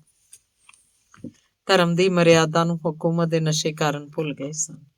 ਉਹ ਪਕੜਵਾ ਕਰਦੇ ਰਹੇ। ਨਾਚ ਗਾਣਾ ਮੁੜ ਸ਼ੁਰੂ ਹੋਇਆ, ਪਰ ਰੰਗ ਨਾ ਬੱਝਾ। ਨੱਚਣ ਵਾਲੀਆਂ ਦੇ ਨਾ ਪੈਰਾਂ ਨੇ ਕੰਮ ਦਿੱਤਾ, ਨਾ ਜ਼ਬਾਨ ਨੇ, ਤੇ ਨਾ ਹੀ ਸਾਜ਼ੀਆਂ ਦੇ ਹੱਥਾਂ ਨੇ ਕੰਮ ਕੀਤਾ। ਬੇਤਾਲ ਹੀ ਰਹੇ। ਸਭ ਦੀਆਂ ਅੱਖਾਂ ਅੱਗੇ ਸਾਈਂ ਲੋਕ ਸੀ ਜਾਂ ਉਹਦੇ ਬੋਲੇ ਬਚਨ ਸਨ। ਇਹ ਗੁਰੂ ਕੀ ਨਗਰੀ ਹੈ, ਅੱਲਾ ਦਾ ਸ਼ਹਿਰ। ਪਾਪੀ ਮਨ ਡੋਲ ਗਏ ਸਨ, ਪਰ ਦੂਸਰੇ ਪਾਸੇ ਜੇ ਉਹ ਕੰਮ ਨਹੀਂ ਸਨ ਕਰਦੇ ਤਾਂ ਕਤਲ ਦਾ ਹੁਕਮ ਦਿੱਤਾ ਜਾਂਦਾ ਸੀ। ਜੀਵਨ ਦੀ ਸ਼ਮਾ ਇੱਕੋ ਬੁੱਲੇ ਨਾਲ ਬੁਝਾ ਦਿੱਤੀ ਜਾਂਦੀ ਸੀ। ਹੁਕਮ ਤਲਵਾਰ ਦਾ ਸੀ, ਕਾਨੂੰਨ ਜਾਂ ਕੋਈ ਮਰਿਆਦਾ ਨਹੀਂ ਸੀ। ਸਾਰੇ ਆਪ ਹੁਦਰੇ ਸਨ। ਕੋਈ ਅੱਧੀ ਰਾਤ ਤੱਕ ਇਹ ਖੇਲ ਹੁੰਦਾ ਗਿਆ। ਨਾਚ, ਸ਼ਰਾਬ, ਤਬਲਾ, ਪਾਪੀ ਪਾਪ ਕਰਮ ਕਰਦੇ ਰਹੇ। ਅੰਗ 6। ਸੂਰਜ ਦੀਆਂ ਪਹਿਲੀਆਂ ਕਿਰਨਾਂ ਦੇ ਨਾਲ ਹੀ ਜੀਵਨ ਰਾਮ ਭਾਈ ਮਨੀ ਸਿੰਘ ਜੀ ਦੇ ਪਾਸ ਪੁੱਜਿਆ ਤੇ ਫਤਿਹ ਬੁਲਾ ਕੇ ਖੁਸ਼ੀ ਦਾ ਸੁਨੇਹਾ ਦਿੱਤਾ। ਭੈਣ ਦੁਰਗੀ ਨੂੰ ਰਾਤੀ ਲੈ ਆਂਦਾ ਸੀ ਸਾਈਂ ਲੋਕ ਜੀ ਨੇ। ਕਿੱਥੋਂ? ਭਾਈ ਜੀ ਦਾ ਉੱਤਰ ਸੀ, ਦੀਵਾਨ ਦੇ ਤੰਬੂ ਚੋਂ। ਦੀਵਾਨ ਦੇ ਤੰਬੂ ਚੋਂ? ਹਾਂਜੀ। ਐਸਾ ਭੈੜਾ ਜੀ, ਭੈੜੇ ਤੋਂ ਭੈੜਾ।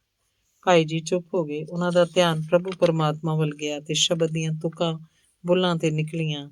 ਏਤੀ ਮਾਰ ਪਈ ਕੁਰਲਾਣੇ, ਤੈਂ ਕੀ ਦਰਦ ਨਾ ਆਇਆ, ਕਰਤਾ ਤੂੰ ਸਭਨਾ ਕਾ ਸੋਈ। ਜੇ ਸਕਤਾ ਸਕਤੇ ਕੋ ਮਾਰੇ, ਤਾਂ ਮਨ ਰੋਸ ਨਾ ਹੋਈ। ਇਹ ਅਕਾਲ ਪੁਰਖ, ਇਹ ਲੀਲਾ ਕਿੰਨਾ ਚਿਰ ਰਹੇਗੀ? ਵਾੜੀ ਖੇਤ ਨੂੰ ਖਾਣ ਲੱਗ ਪਈ ਹੈ। ਰਾਜੇ ਵੀ ਬਘਿਆੜ ਬਣ ਗਏ। ਵਿਦਿਆ ਪਾਠੀ ਆਏ, ਉਹਨਾਂ ਦੇ ਰੰਗ ਉੱਡੇ ਹੋਏ ਸੀ ਤੇ ਇੱਕ ਸਾਧੂ ਪ੍ਰਕਾਸ਼ ਚੰਦ ਨੇ ਕਿਹਾ, ਮਹਾਰਾਜ, ਅੱਜ ਤਾਂ ਇਹ ਟਿਕਾਣਾ ਛੱਡ ਕੇ ਆਓ ਸ੍ਰੀ ਤਰਨ ਤਾਰਨ ਜਾਂ ਗੋਇੰਦਵਾਲ ਸਾਹਿਬ ਚੱਲੀਏ। ਇੱਥੇ ਰਹਿਣਾ ਠੀਕ ਨਹੀਂ। ਠੀਕ ਹੈ ਗੁਰਮੁਖਾ, ਅਸੀਂ ਵੀ ਇਹੋ ਸੋਚ ਰਹੇ ਹਾਂ। ਰਾਤ ਦਾ ਮਨ ਬੇਚੈਨ ਹੈ। ਜੋ ਕੁਝ ਦੁਸ਼ਟ ਕਰਨ ਲੱਗੇ ਹਨ ਉਹ ਕੁਝ ਇਹਨਾਂ ਅੱਖਾਂ ਨਾਲ ਦੇਖਣਾ ਕਠਿਨ ਹੈ। ਗੁਰੂ ਘਰ ਦੀ ਬੇਅਦਬੀ। ਮਹਾਰਾਜ ਹਰ ਘਰ ਚੋਂ ਬੰਦੇ ਸੱਦ ਲਏ ਹਨ। ਟੱਕ ਲੱਗ ਵੀ ਗਿਆ ਹੈ। ਟੋਕਰੀਆਂ ਸੁੱਟੀਆਂ ਜਾ ਰਹੀਆਂ ਹਨ। ਦੁੱਖ ਭੰਜਣੀ ਬੇਰੀ ਵੱਲੋਂ ਪੂਰਨਾ ਆਰੰਭ ਹੋਇਆ ਹੈ। ਕਿਤੇ ਦੁਸ਼ਟ ਸਾਨੂੰ ਘੇਰ ਕੇ ਨਾ ਲਾ ਲੈਣ, ਕੋਈ ਪਤਾ ਨਹੀਂ। ਇਸ ਤਰ੍ਹਾਂ ਸਾਰੇ ਵਿਦਿਆਰਥੀ ਬੋਲ ਪਏ। ਜੋ ਕੁਝ ਦੇਖਿਆ ਤੇ ਸੁਣਿਆ ਸੀ ਸੋ ਬਿਆਨ ਕੀਤਾ। ਭਾਈ ਮਨੀ ਸਿੰਘ ਜੀ ਸੁਣਦੇ ਰਹੇ। ਅਜੇ ਸਲਾਹਾਂ ਹੋ ਰਹੀਆਂ ਸਨ ਕਿ ਇੱਕ ਬੰਦਾ ਆਇਆ। ਉਹਨੇ ਆ ਕੇ ਸੁਨੇਹਾ ਦਿੱਤਾ, ਸੰਤ ਜੀ ਆ ਰਹੀਮ ਬਖਸ਼। ਭਾਈ ਜੀ ਨੇ ਪੁੱਛਿਆ। ਬਾਬਾ ਹਯਾਤ ਅਲੀ ਜੀ ਨੇ ਫਰਮਾਇਆ, ਰਹੀਮ ਬਖਸ਼ ਕੀ ਸੁਣਿਆ? ਉਹਨਾਂ ਨੇ ਕਿਹਾ, ਆਪ ਕੁਝ ਦਿਨਾਂ ਲਈ ਇੱਥੋਂ ਅੱਗੇ ਪਿੱਛੇ ਹੋ ਜਾਓ। ਸੱਪ ਦਾ ਕੋਈ ਪਤਾ ਨਹੀਂ, ਕਿਸੇ ਵੇਲੇ ਡੰਗ ਮਾਰੇ। ਕੁੱਤੇ ਹਲਕੇ ਹੋ ਗਏ ਹਨ, ਅੱਗੇ ਪਿੱਛੇ ਹੋਣਾ ਠੀਕ ਹੈ। ਬਾਬਾ ਜੀ ਨੇ ਮੁੜ ਪੱਕੀ ਕੀਤੀ ਹੈ। ਬਹੁਤ ਚੰਗਾ, ਅਸੀਂ ਵੀ ਇਹੋ ਸੋਚ ਰਹੇ ਹਾਂ, ਪਰ ਸਤਿਗੁਰੂ ਜੀ ਦੀ ਨਗਰੀ ਚੋਂ ਬਾਹਰ ਜਾਣ ਨੂੰ ਚਿੱਤ ਨਹੀਂ ਕਰਦਾ। ਭਾਈ ਜੀ ਨੇ ਬਚਨ ਕੀਤਾ। ਉਹ ਜੇ ਬਚਨ ਹੀ ਕਰ ਰਹੇ ਸਨ ਤਾਂ ਰੌਲਾ ਪੈਂਦਾ ਸੁਣਿਆ। ਇੱਕ ਨੇ ਉੱਠ ਕੇ ਦੇਖਿਆ ਤਾਂ ਆਖਿਆ, ਸੁਲਤਾਨ ਵਿੰਡ ਤੇ ਚਾਟੀ ਵਿੰਡ ਵੱਲੋਂ ਬੰਦੇ ਆ ਰਹੇ ਹਨ। ਉਹ ਦੇਖੋ, ਕਈਆਂ ਤੇ ਟੋਕਰੀਆਂ ਕੋਲ ਹਨ, ਨਾਲ ਸ੍ਰੀ ਦਰਬਾਰ ਸਾਹਿਬ ਵੱਲ ਵੀ ਰੌਲਾ ਹੈ। ਸਾਰੇ ਉੱਠ ਕੇ ਵੇਖਣ ਲੱਗ ਪਏ। ਜਿਵੇਂ ਅੱਜ ਕੱਲ੍ਹ ਜਲੂਸ ਆਉਂਦਾ ਹੈ ਜਾਂ ਮਜ਼ਦੂਰ ਮਿੱਲਾਂ ਵਾਲੇ ਕੰਮ ਕਰਨ ਆਉਂਦੇ ਹਨ, ਤਿਵੇਂ ਬੰਦੇ ਤੁਰੇ ਆਉਂਦੇ। ਇਸ ਤੋਂ ਉੱਚੀ ਉੱਚੀ ਬੋਲੀ ਆਉਂਦੇ ਸਨ। ਦੇਖਦਿਆਂ ਦੇਖਦਿਆਂ ਉਹ ਨੇੜੇ ਆਏ। ਉਹ ਦਲਾਂ ਦੇ ਦਲ ਸਨ। ਉਹਨਾਂ ਨੂੰ ਮੁਗਲ ਸੈਨਿਕ ਲਈ ਆਉਂਦੇ ਸਨ ਮਰਜ਼ੀ ਦੇ ਵਿਰੁੱਧ। ਇਹ ਸਾਰੇ ਪਵਿੱਤਰ ਸਰੋਵਰ 'ਚ ਮਿੱਟੀ ਸੁੱਟਣਗੇ। ਸਾਧੂ ਪ੍ਰਕਾਸ਼ ਚੰਦ ਨੇ ਕਿਹਾ, ਸਤਿਗੁਰੂ ਆਪ ਹੀ ਜਾਣਦੇ ਹਨ, ਆਓ ਚੱਲੀਏ। ਭਾਈ ਮਨੀ ਸਿੰਘ ਜੀ ਨੇ ਬਚਨ ਕੀਤਾ ਤੇ ਤੁਰ ਪਏ। ਸੱਚ ਹੀ ਉਹਨਾਂ ਦਾ ਚਿੱਤ ਉਦਾਸ ਹੋ ਗਿਆ। ਲਿਖਤਾਂ ਤੇ ਪੋਥੀ ਦਾ ਝੋਲਾ ਮੋਢੇ ਪਾ ਲਿਆ, ਚਾਦਰਾ ਚੁੱਕਿਆ ਚੱਲ ਪਏ। ਉਹਨਾਂ ਦੇ ਪਿੱਛੇ ਵਿਦਿਆਰਥੀ ਤੁਰੇ, ਜੀਵਨ ਰਾਮ ਤੁਰਿਆ ਤੇ ਉਹਨੇ ਨੂੰ ਸਾਈਂ ਲੋਕ ਵੀ ਆ ਗਿਆ। ਸਰੂਪ ਦਾਸ ਤੇ ਭਗਤ ਸਿੰਘ ਡਰੇ ਰਹੇ, ਦੇਖਣਾ ਲੋਹ ਠੰਡੀ ਨਾ ਹੋਏ। ਭਾਈ ਮਨੀ ਸਿੰਘ ਜੀ ਨੇ ਸਰੂਪ ਦਾਸ ਨੂੰ ਪੱਕੀ ਕੀਤੀ। ਗੁਰੂ ਰਾਮਦਾਸ ਜੀ ਦਾ ਲੰਗਰ ਉਹਨਾਂ ਦੀ ਅਪਾਰ ਕਿਰਪਾ ਨਾਲ ਚੱਲਦਾ ਰਹੇਗਾ, ਕੋਈ ਨਹੀਂ ਠੰਡਿਆਂ ਕਰ ਸਕਦਾ। ਆਪ ਨੇ ਛੇਤੀ ਮੁੜਨਾ, ਇਹ ਭੁਚਾਲ ਆਇਆ ਤੇ ਲੰਘ ਜਾਏਗਾ। ਅਸੀਂ ਸ੍ਰੀ ਤਰਨਤਾਰਨ ਸਾਹਿਬ ਤੇ ਗੋਇੰਦਵਾਲ ਦੀ ਯਾਤਰਾ ਕਰਕੇ ਆਏ। ਭਾਈ ਜੀ ਦਾ ਉੱਤਰ ਸੀ, ਉਹ ਬਾਣੀ ਦਾ ਟੀਕਾ ਕਰ ਰਹੇ ਸਨ। ਜਨਮ ਸਾਖੀ ਲਿਖਵਾਈ ਜਾ ਰਹੀ ਸੀ। ਕੰਮ ਬੜੇ ਸਨ, ਪਰ ਤਵਸਬੀ ਹਕੂਮਤ ਤੇ ਕਰਮਚਾਰੀ ਕੰਮ ਨਹੀਂ ਸਨ ਕਰਨ ਦਿੰਦੇ। ਗੁਰੂ ਕੀ ਨਗਰੀ 'ਚ ਇੱਕ ਜ਼ੁਲਮ ਦਾ ਤੂਫਾਨ ਆ ਗਿਆ ਸੀ। ਅੰਗ 7ਵਾਂ। ਛੇਤੀ ਕਰੋ, ਦਬਾ ਦਬ, ਚੁੱਕੋ ਟੋਕਰੀ, ਭਰੋ ਟੋਕਰੀ, ਲੱਤਾਂ ਟੁੱਟੀਆਂ ਹੀ, ਕਾਲੀ ਕਰ। ਇਹ ਆਵਾਜ਼ਾਂ ਗੁਰੂ ਕੇ ਬਾਗ ਵਿੱਚੋਂ ਦੁੱਖ ਭੰਜਣੀ ਤੱਕ ਗੂੰਜ ਰਹੀਆਂ ਸਨ। 100 ਕਦਮ ਤੁਰਦੇ ਸਨ, 100 ਮੁੜਦੇ ਸਨ। ਸਿਰਾਂ ਉੱਤੇ ਟੋਕਰੀਆਂ ਕਈਆਂ ਚਲਦੀਆਂ ਸਨ। ਅੰਮ੍ਰਿਤ ਸਰੋਵਰ ਪੂਰਿਆ ਜਾ ਰਿਹਾ ਸੀ। ਅੰਮ੍ਰਿਤ ਸਰੋਵਰ 'ਚ ਮਿੱਟੀ ਸੁੱਟਣ ਵਾਲਾ ਕੋਈ ਪੁਰਸ਼ ਮਨ ਕਰਕੇ ਨਹੀਂ ਸੀ ਮਿੱਟੀ ਸੁੱਟਦਾ। ਮਨ ਕਰਕੇ ਤਾਂ ਸਾਰੇ ਡਰਦੇ ਸਨ, ਪਰ ਪਿੱਛੇ ਤਲਵਾਰ ਸੀ, ਡੰਡੇ ਸਨ ਤੇ ਪੈਂਦੇ ਸੀ ਕਾੜ ਕਾੜ ਛਾਂਟੇ। ਗੰਦੀਆਂ ਗਾਲਾਂ ਮਿਲਦੀਆਂ। ਮਾਰ ਤੋਂ, ਹੱਡ ਤੁੜਾਉਣ ਤੋਂ ਡਰਦੇ ਤੇ ਜਾਨ ਬਚਾਉਂਦੇ ਹੋਏ ਉਹ ਟੋਕਰੀਆਂ ਭਰੀ ਤੇ ਸੁੱਟੀ ਜਾਂਦੇ ਸਨ। ਮਨ ਕਰਕੇ ਆਖਦੇ ਸੀ, ਹੇ ਮਹਾਰਾਜ, ਸਾਨੂੰ ਖਿਮਾ ਕਰਨੀ। ਅੰਤਰਯਾਮੀ ਘਟ ਘਟ ਦੀ ਜਾਣਨਹਾਰ ਹੈ। ਅਸੀਂ ਤਾਂ ਨਿਰਦੋਸ਼ ਹਾਂ, ਗਰੀਬ ਹਾਂ, ਤਕੜੇ ਧੱਕੇ ਨਾਲ ਇਹ ਬੇਅਦਬੀ ਕਰਾ ਰਿਹਾ। ਇੱਕ ਪਾਸੇ ਗੱਡੇ ਲਾਏ ਸੀ। ਦੀਵਾਨ ਲਖਪਤ ਰਾਏ ਦਾ ਹੁਕਮ ਸੀ, ਪੱਕੇ ਸਰੋਵਰ ਦੀਆਂ ਪੌੜੀਆਂ ਉਖੇੜੋ, ਇੱਟਾਂ ਰਾਮ ਤੀਰਥ ਭੇਜ ਦਿਓ, ਇਹ ਤੀਰਥ ਪੱਕਾ ਹੋਏਗਾ।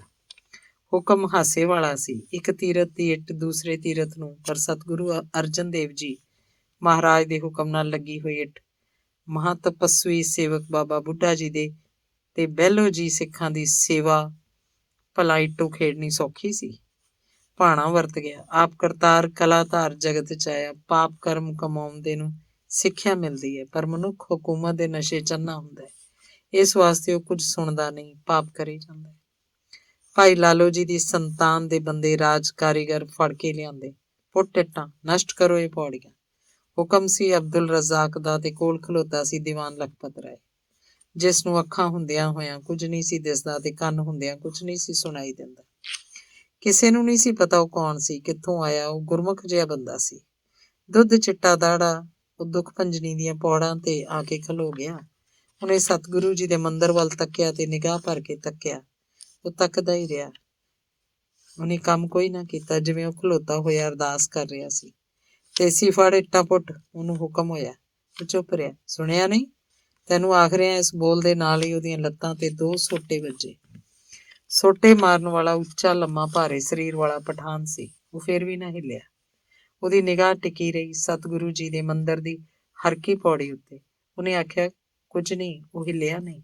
ਤੈਨੂੰ ਮੈਂ ਆਖਦਾ, ਇੱਕ ਸੋਟਾ ਹੋਰ ਮੋਹਰਾਂ 'ਚ ਵੱਜਾ, ਬਹੁਤ ਜ਼ੋਰ ਦੀ, ਜਿਸ ਨਾਲ ਆਮ ਬੰਦਾ ਡਿੱਗ ਪੈਂਦਾ, ਸੱਟ ਖਾ ਜਾਂਦਾ। ਉਹ ਸੱਟ ਅਸਹਿ ਸੀ, ਇੱਕ ਜ਼ੋਰ ਦੀ ਸੱਟ, ਪਰ ਉਹਨੂੰ ਤਾਂ ਪਤਾ ਹੀ ਨਹੀਂ ਲੱਗਾ।